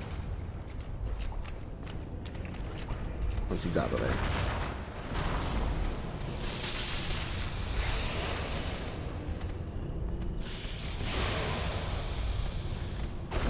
Yeah. Yeah, he doesn't have to be in that region. I don't have to be in that region. He'll keep coming after me. Yep. There is something very funny about that Titanite demon, which I will talk about in the site episode, though. So the reason you have to get close to him in order to see you is complete silliness. Okay. Scroll down the spreadsheet. Ooh, we are almost done. Indeed.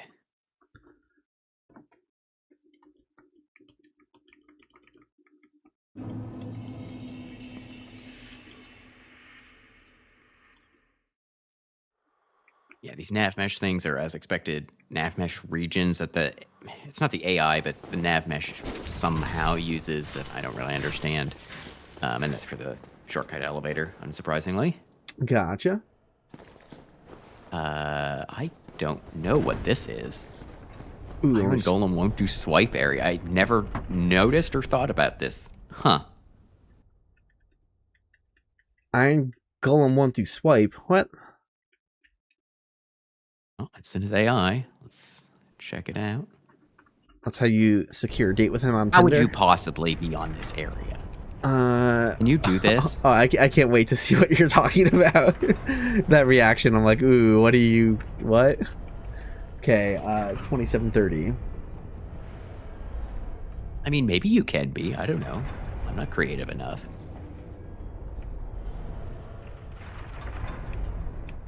Iron Golem won't do sweep. This is 2730. What are we looking at? What are we even looking at here?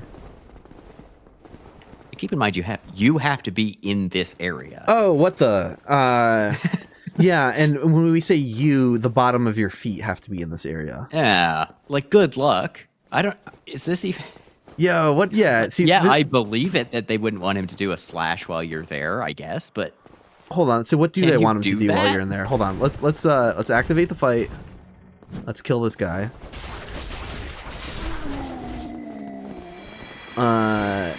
And like, just what does he do then? Okay. My feet are in it. Okay. So let's activate him.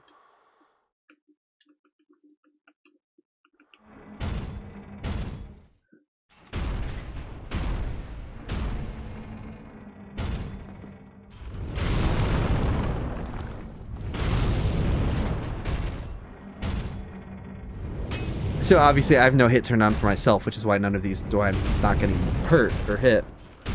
But yeah, I'm guessing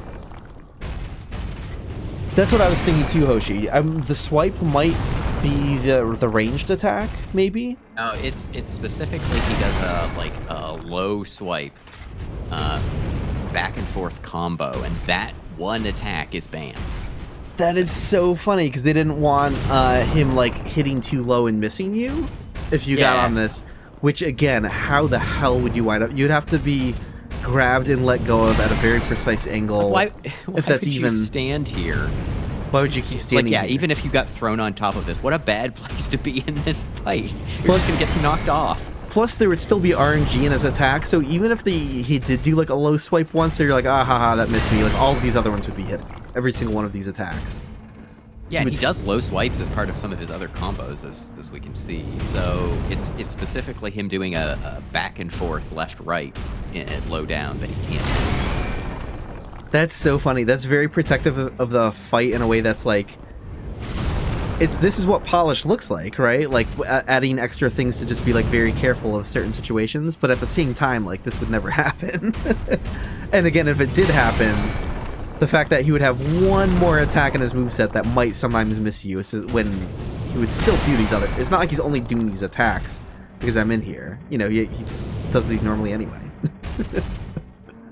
This is just truly baffling to me. Because, like, there's other chunks of rock around here. I assume you can stand on those. And I guess those are just small enough that it doesn't matter or something. I don't know.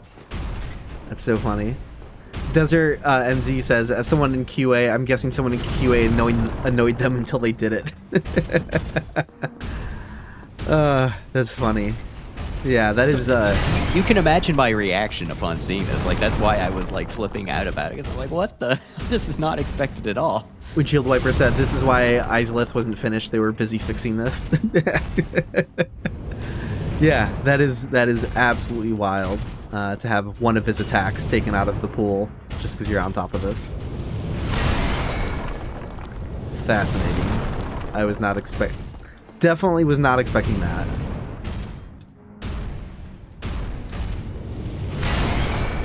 And now I understand your immediate, like, visceral reaction to being like, what? When you saw it, like... Because if I saw this on my own without any other context, I would also be like, why is that there? Incredible. Then we get some movement points that are unused, but their names are Undead Knight and Undead Warrior. There's no undead in here. So you can't see these, but they are in the front main area. Or sorry, there's the... Or I guess, sorry, there are Boulder Knights. There are Boulder Knights, yeah. And so some of the first three are near those Boulder Knights, so I guess they could have maybe patrolled around. The other ones are down in the main area, like right after the first gate with John Sen Fortress himself. And then there's another two that are back in behind the little overlook that overlooks the Titanite demon off in its own little isolated area. I guess where the one of the, I think it's the Slumbering Dragon Crest ring that you can find up as treasure up there. There's another couple movement points up there that reference undead warriors, so that would be like some hollows or something. But yeah, there's no hollows in there, and they're not attached to anything. So cool. Some unused don't know what those stuff. are for. Oh, chat was asking like maybe the Iron Golem can wind up on there by accident and they didn't want that. No, I don't think it would be for that because to activate a space like that, like the bottom center of your model has to be in it. So they're putting the space here for someone who's already in here. And also we can see in the AI that it's checking for the player to be in there, not the Iron Golem. Gotcha.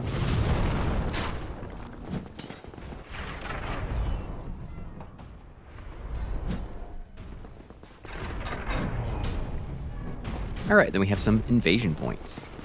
Oh yeah. Night Scout asks, it's odd how there's a single Boulder crossbow man in the entire game. Are there any dummied out spots for more at Sense Fortress? Yeah, let me pull up the Sense Fortress map again. I don't remember seeing too many dummied enemies in here, if any. But maybe I'm completely wrong about that. There's a couple.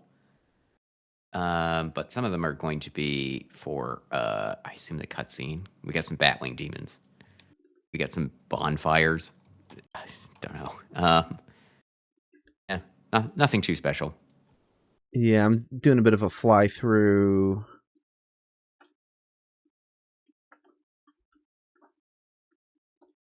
And much of the time, they'll dummy out bonfires and stuff, presumably for testing, right? They'll just put a respawn point somewhere so that they can probably just wander around from that area rather than have to fly there every single time and debug. So they just dummy them out when they're done with them.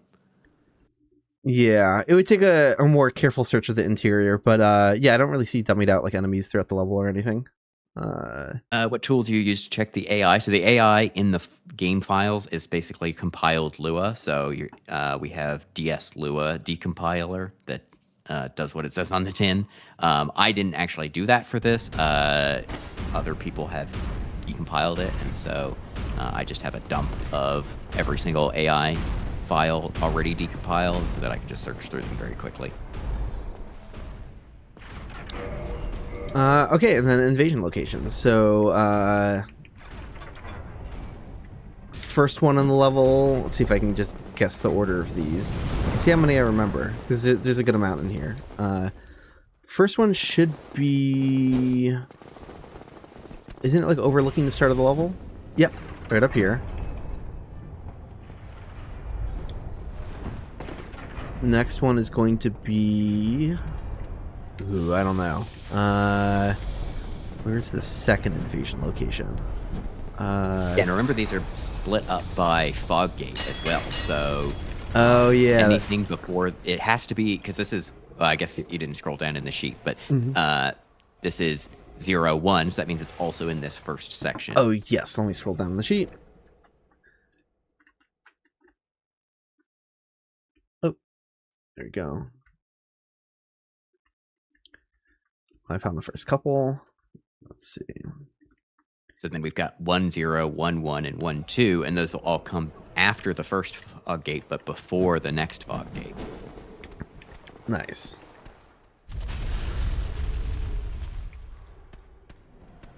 I mean, they kind of don't, but you can definitely get to one of these. So I don't necessarily believe this, but anyway. They normally follow that rule. There's one that's like in the cell. Okay, yeah. I'm actually remembering like all of these. Yeah, you can invade from the cell here, which is pretty cool.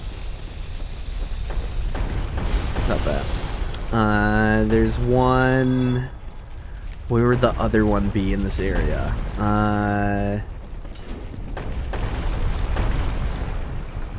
Yeah, I don't know how much I believe this. At least they usually follow this pattern, but here in Sense, it seems like they're not quite following it.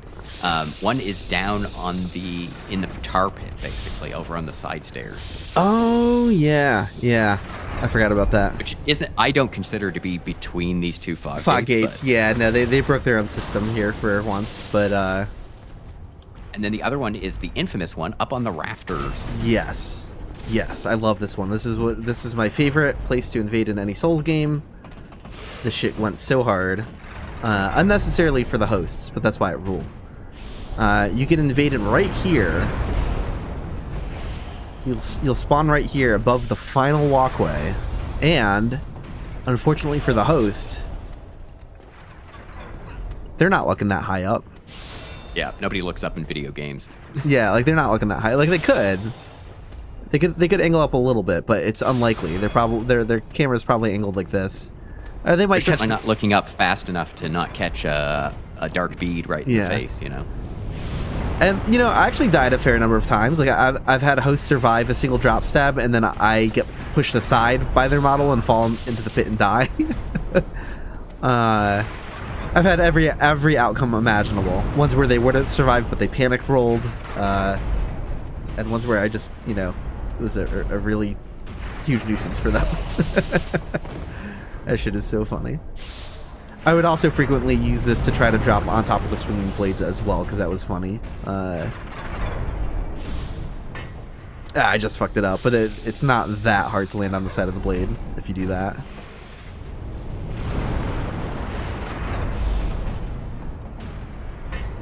Yeah, just like that. And I would drop items like so.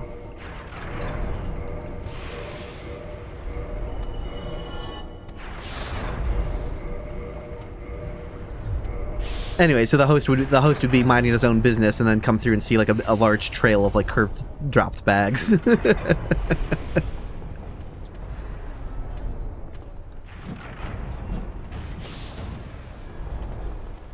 They probably thought I was like cheating or hacking or something like that. I mean, I did that on PlayStation back in the day, so maybe not, but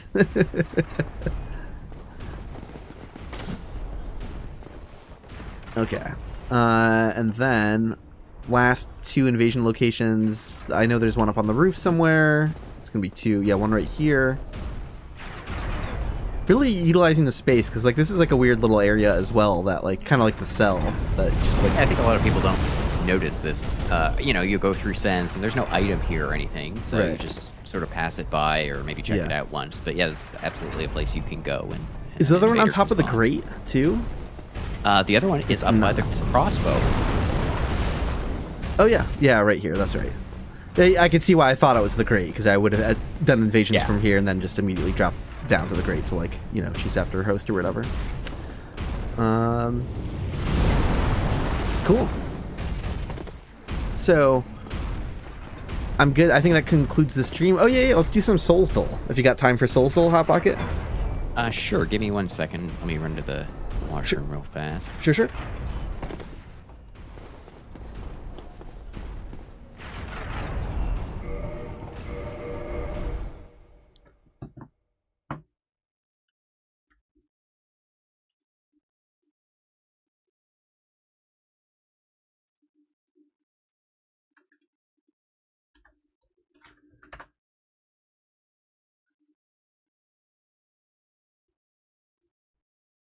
Let me get Soulsdle on the screen again.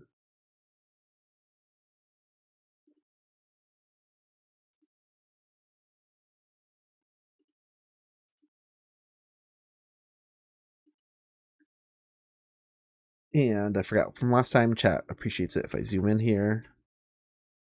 There we go. And we will wait for Hot Pocket. No spoilers if you've already played today's Soulsdle.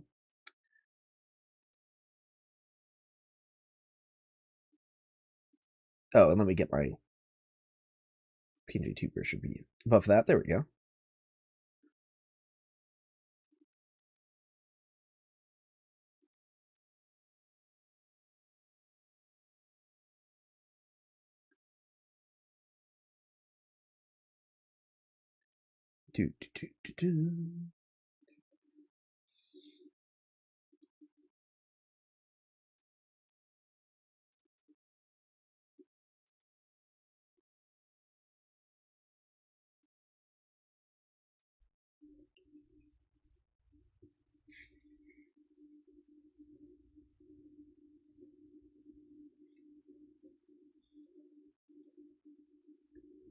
I'm back. Cool. Welcome back. Oh yeah. And I got a stream for you in Discord. I forgot, so you can actually see this.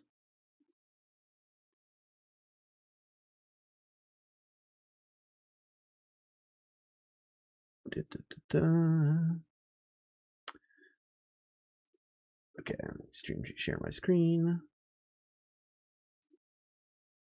All right, you should be able to see my screen, I believe. Yep. Cool. All right, classic. Here we go. As we embarrass ourselves if they ask questions about games we haven't played as much. Yeah. It's gonna be about like some like Sekiro boss I can't remember the name of. Begin. Boss name. Would you like to pick a random boss to start with? Sure. Let's go with Ludwig. Ludwig. All right. Oh. Great. We got a hit that he doesn't have a weakness. Or awesome. non-applicable. All right, so I'm just gonna pick something from Dark Souls 1. Might be beast or humanoid. That really does not narrow it down. Might be beast or humanoid. Let's do... And demon is something else. I'm just gonna do Capra Demon and see what happens.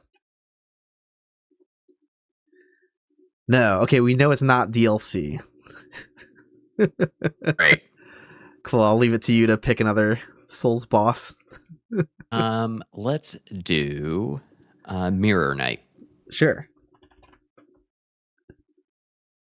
Okay, it's not Dark Souls 3, not DLC. I mean, not Dark Souls 2, not DLC. Great. Kind of a beast humanoid. Are they? They're not saying like Osiris, is that right? Like, well, he'd be a dragon. He's a dragon, but he's like a person dragon. He's not like, well, is he? I don't know. He feels more of like a person than like bigger dragons to me for some reason. Fair. Yeah, I don't care if it's a bad guess. I'm just gonna knock out Dark Souls 3 while we don't have any information. He is a dragon. Well, we've eliminated some games at least. A lot of games. Good interactions that I'm afraid of. Well, not necessarily. It could be Demon Souls. Yeah. Although being Demon Souls does not help our no DLC thing. Like, oh, true. That's funny. Didn't even think of that. Let's see. Also, keep in mind these are the only games that I've played, so we've already eliminated all the games that I know. Oh no. Let's see. What else is a?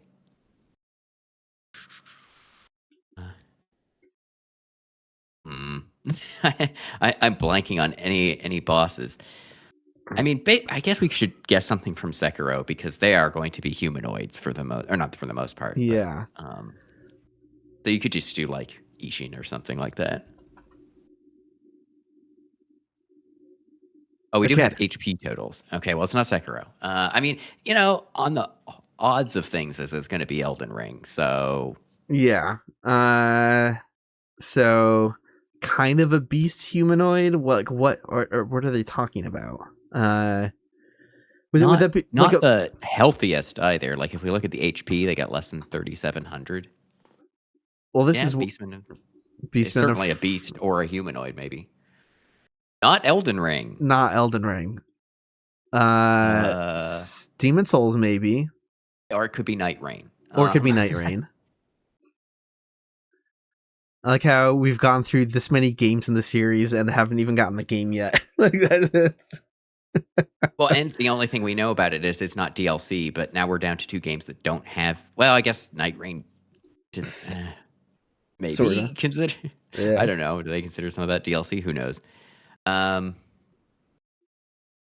Okay. Who would be... Something that's kind of a beast. In Demon Souls, I'm trying to think of. Unless if it's just Libra from Night Rain, I'm just gonna go ahead and put. Sure. It's not Night Rain. It's Demon Souls. It was a game that doesn't. It's the game with the fewest bosses. So if we had tried Demon Souls earlier, we would have gotten it so quickly. Maybe. Okay, and you said you haven't played Demon Souls, so you don't know all the bosses as well off the top of your head? I don't know. Oh, okay, I'll just power through them. Flame Lurker. Okay. Great. See, so they're less healthy than Flame Lurker, but they give more souls. Does that help? Huh. Okay, that's an interesting combination of things. More souls. So it's got to be like probably like an end game boss of a different area. And still demon, beast, humanoid. Well, I guess at this point it's just no. It can't just be beast because otherwise Beastman of Farumazilla would be green. Right. So it's going to be beast plus something that's not demon or humanoid, I guess. So like I don't know, like are they saying False King Allant because he's like a demon that like is that registering partially as like humanoid? I don't understand. Oh no, but less HP than Flame Lurker. I imagine he probably has more HP than that. I don't know.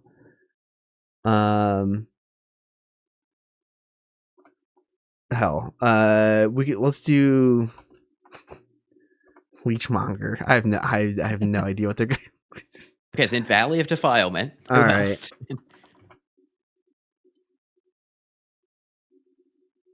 No. Mm-hmm. Okay. All right. It was the Leechmonger. Oh no, I just did. I meant to do Dirty Colossus. I was thinking Dirty Colossus and typed Leechmonger. Damn it! So I would have gotten a couple spots ago if this is son of a bitch. Yeah. Well,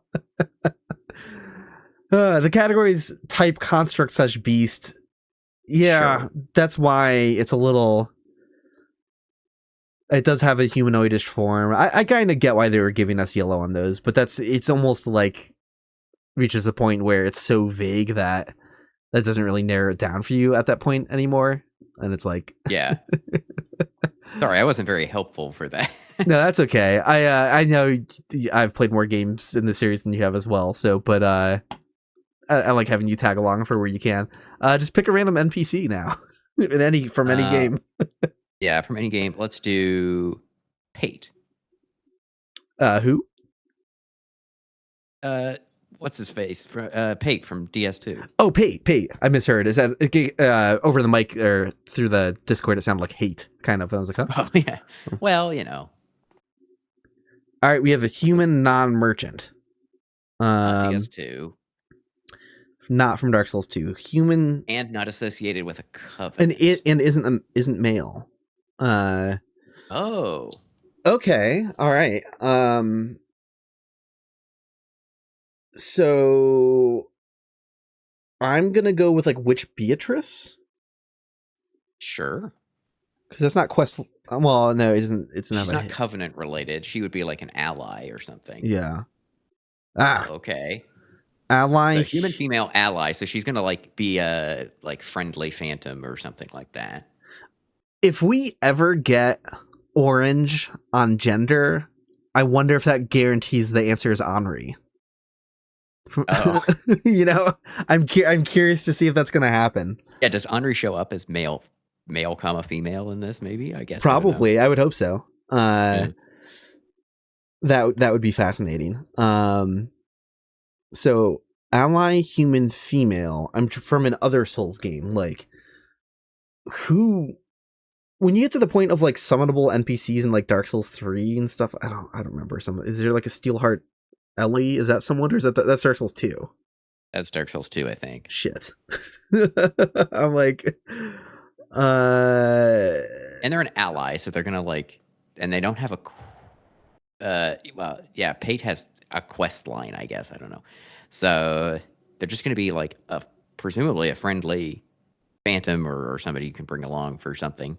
Yeah, I feel like, because I saw someone in chat say try Henri, but for me, I'm like, that's quest line though. That's got to be quest line. He says Cirrus, but I think Cirrus is also quest line, right? Cirrus has a quest. Doesn't she? Yeah, I wonder like what do you call a quest? Because it's like how many stages to it does that for it have to be a proper quest line? And it's like, yeah, I mean, I feel like that's kind of there's like a bunch of female NPCs from like Elden Ring, like in its DLC and stuff. Aren't there a couple? Oh yeah, there that help you. Oh my god, this is this is like name a woman. All right. I I'm gonna go. Someone mentioned Eileen the Crow again. I feel like that's quest line, but you know what? Yeah. I don't know. I'm just gonna give it. They counted her as an ally. Apparently. I would whatever. Oh, so she has a covenant. Sure. Eileen. Okay, well, it's not Bloodborne. Yeah, it's not Bloodborne. I would struggle to think of any other female ally NPCs that are not questline related in Bloodborne, but anyway. Yeah, I'm like, who ally that's throwing me? I'm kind of like, Chat is saying the Firekeeper from DS3. That had crossed my mind already, but I'm like, that's got to be questline. That's got to be. But you know what? I don't know, but if Eileen isn't role master of what? Okay. Species other. Fascinating. Okay, well, we're down to we're down to the games that I haven't played again.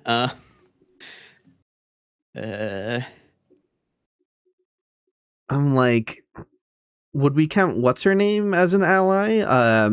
What is her name? That's very helpful. From Valley of Defilement. What is her name? Why am I blanking on her name? The one with the golden garb that's cool looking. Selin Vinland. I knew the other Vinland. Again, ally. It's not like you can summon people, and no, they gave it questline. Shit. Well, okay. Not Demon Souls. Okay. Avoiding Elden Ring because I'm just like, I don't. But like, really, we should be guessing Elden Ring. Really, we should. There's so many NPCs there. Shit. If I can remember. That has suggested Nephili Lu. You know, but I feel like that's questline. I don't mind. It checked off the ally box. Yeah, some of these are hard to like, and it's not Elden Ring. Wait, what? So is it? I can't think of any. Sekiro or Night Rain. They can't call the cast ally just because it would be like someone else in the. That's not an NPC. That's a PC. Anyway. Yeah, exactly. True. Emma from Sekiro is, I guess.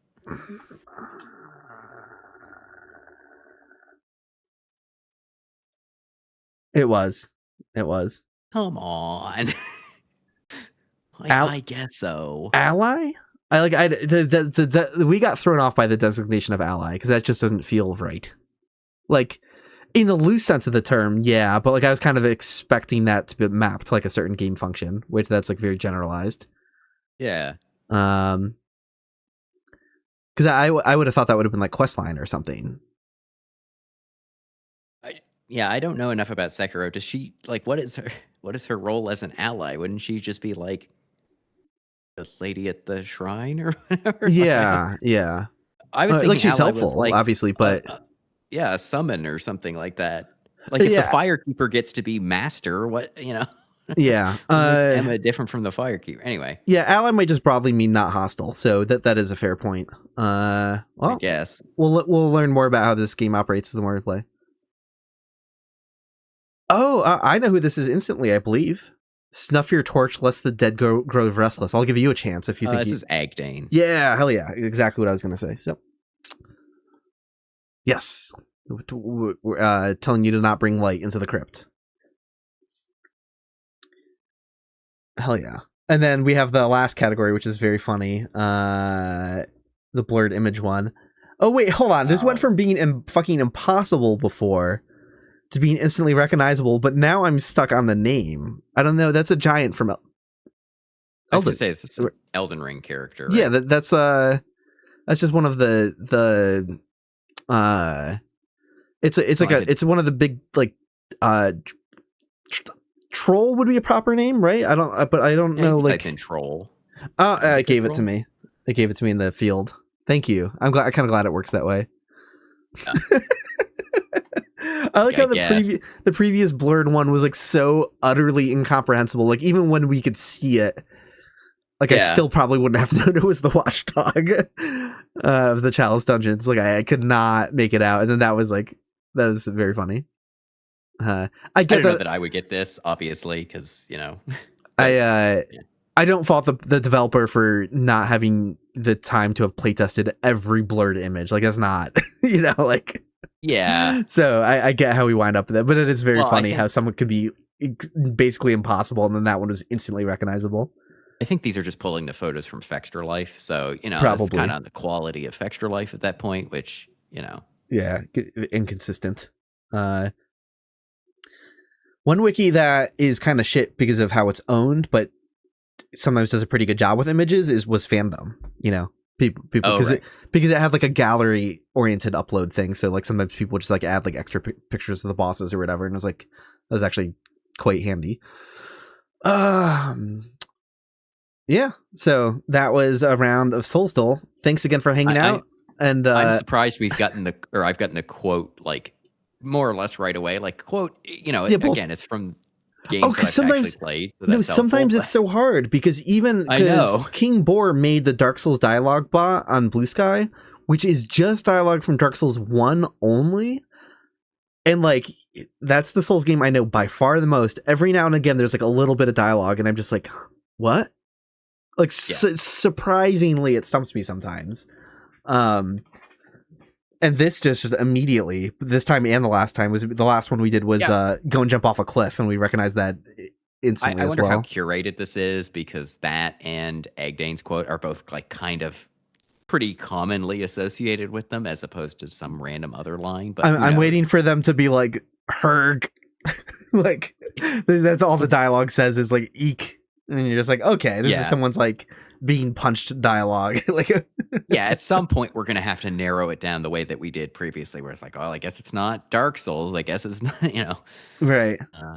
I will say I think these are cool so far. I think I'm not necessarily getting the same like, oh, we can narrow it down in the same way that we've done or that you would do on other games of this type. It's because some of the categories are so questionable or nebulous or whatever. It's still fun though. I like it definitely. Yeah, it feels like because I've with friends played like a Pokédoll or whatever, which I don't know Pokemon very well at all, but like the comparative stats between them, like it's felt more locked in a way. Like it kind of made a little bit more sense there. I'm kind of curious to do like Dark Souls 3 quote, leave the scavenging to me. That's going to be Grey Rat, right? I do like that it lets you choose between all games or like one that's per game. But I'm curious what happens if you do like, I'm going to pick an obviously wrong NPC. Oh, this one doesn't do the narrowing down stuff. Anyway, the quotes anyways. Oh, wait, no, it does tell you.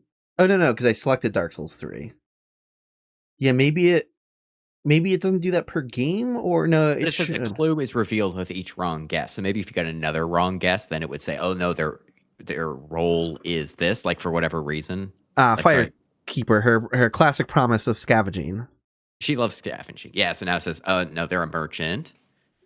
Okay, yeah. I see. It's showing you what the so we could say who's a wrong is, we know it's not Patches. And tells us Firelink Shrine, which again, that's tricky because they can be in multiple areas. So that's how but obviously we're circling around to Grey Rat. Gender being the like last and therefore like quote unquote most helpful is extremely questionable here. Again, as we know that there's a severe gender imbalance amongst FromSoft NPCs. So knowing that like, oh, I guess they're male is not necessarily like some coup de grace here. But right. Anyway. Yeah, that is funny to get that as the last hint. That should be like the first one. But like I feel like maybe a location for a lot of them are going to be in the quest hub or whatever. But even still, it's tricky because if gender's the first hint and they're male, like that would make sense as the first hint. But if they're female, then maybe it shouldn't be the first hint because that kind of does narrow things down sometimes. I hope the person included Grey Rat's aggro dialogue. Because that is one of the funniest. Yeah. Hold on, I gotta pull it up. I gotta make sure I get it right. That's like weirdly incongruous to me. I don't know why. Let's see. flashbang, by the way. Oh no, yeah, sorry. Let's oh, I can just scroll down now at this point. Yeah, okay. As they say, the cornered rat will lick the balls of a cat. They don't say that. They don't say that. Like it's a saying within you know, what does that even mean? That's not... It's a saying within Drangleic, apparently. I guess. Yeah. I really hope that's in there as a possible quote, because that is the funniest shit. Yes. Anyways, I'm gonna get running, but thanks again as always for helping out. Again, learning cool new stuff every stream. There's nothing that special this stream particularly. I am in love with that little region they put inside the Iron Golem's boss room, though. That little box. Yes, I like that, and I like not a region, but of course I will continue to mention John Fortress himself. Yeah, I think that's very funny.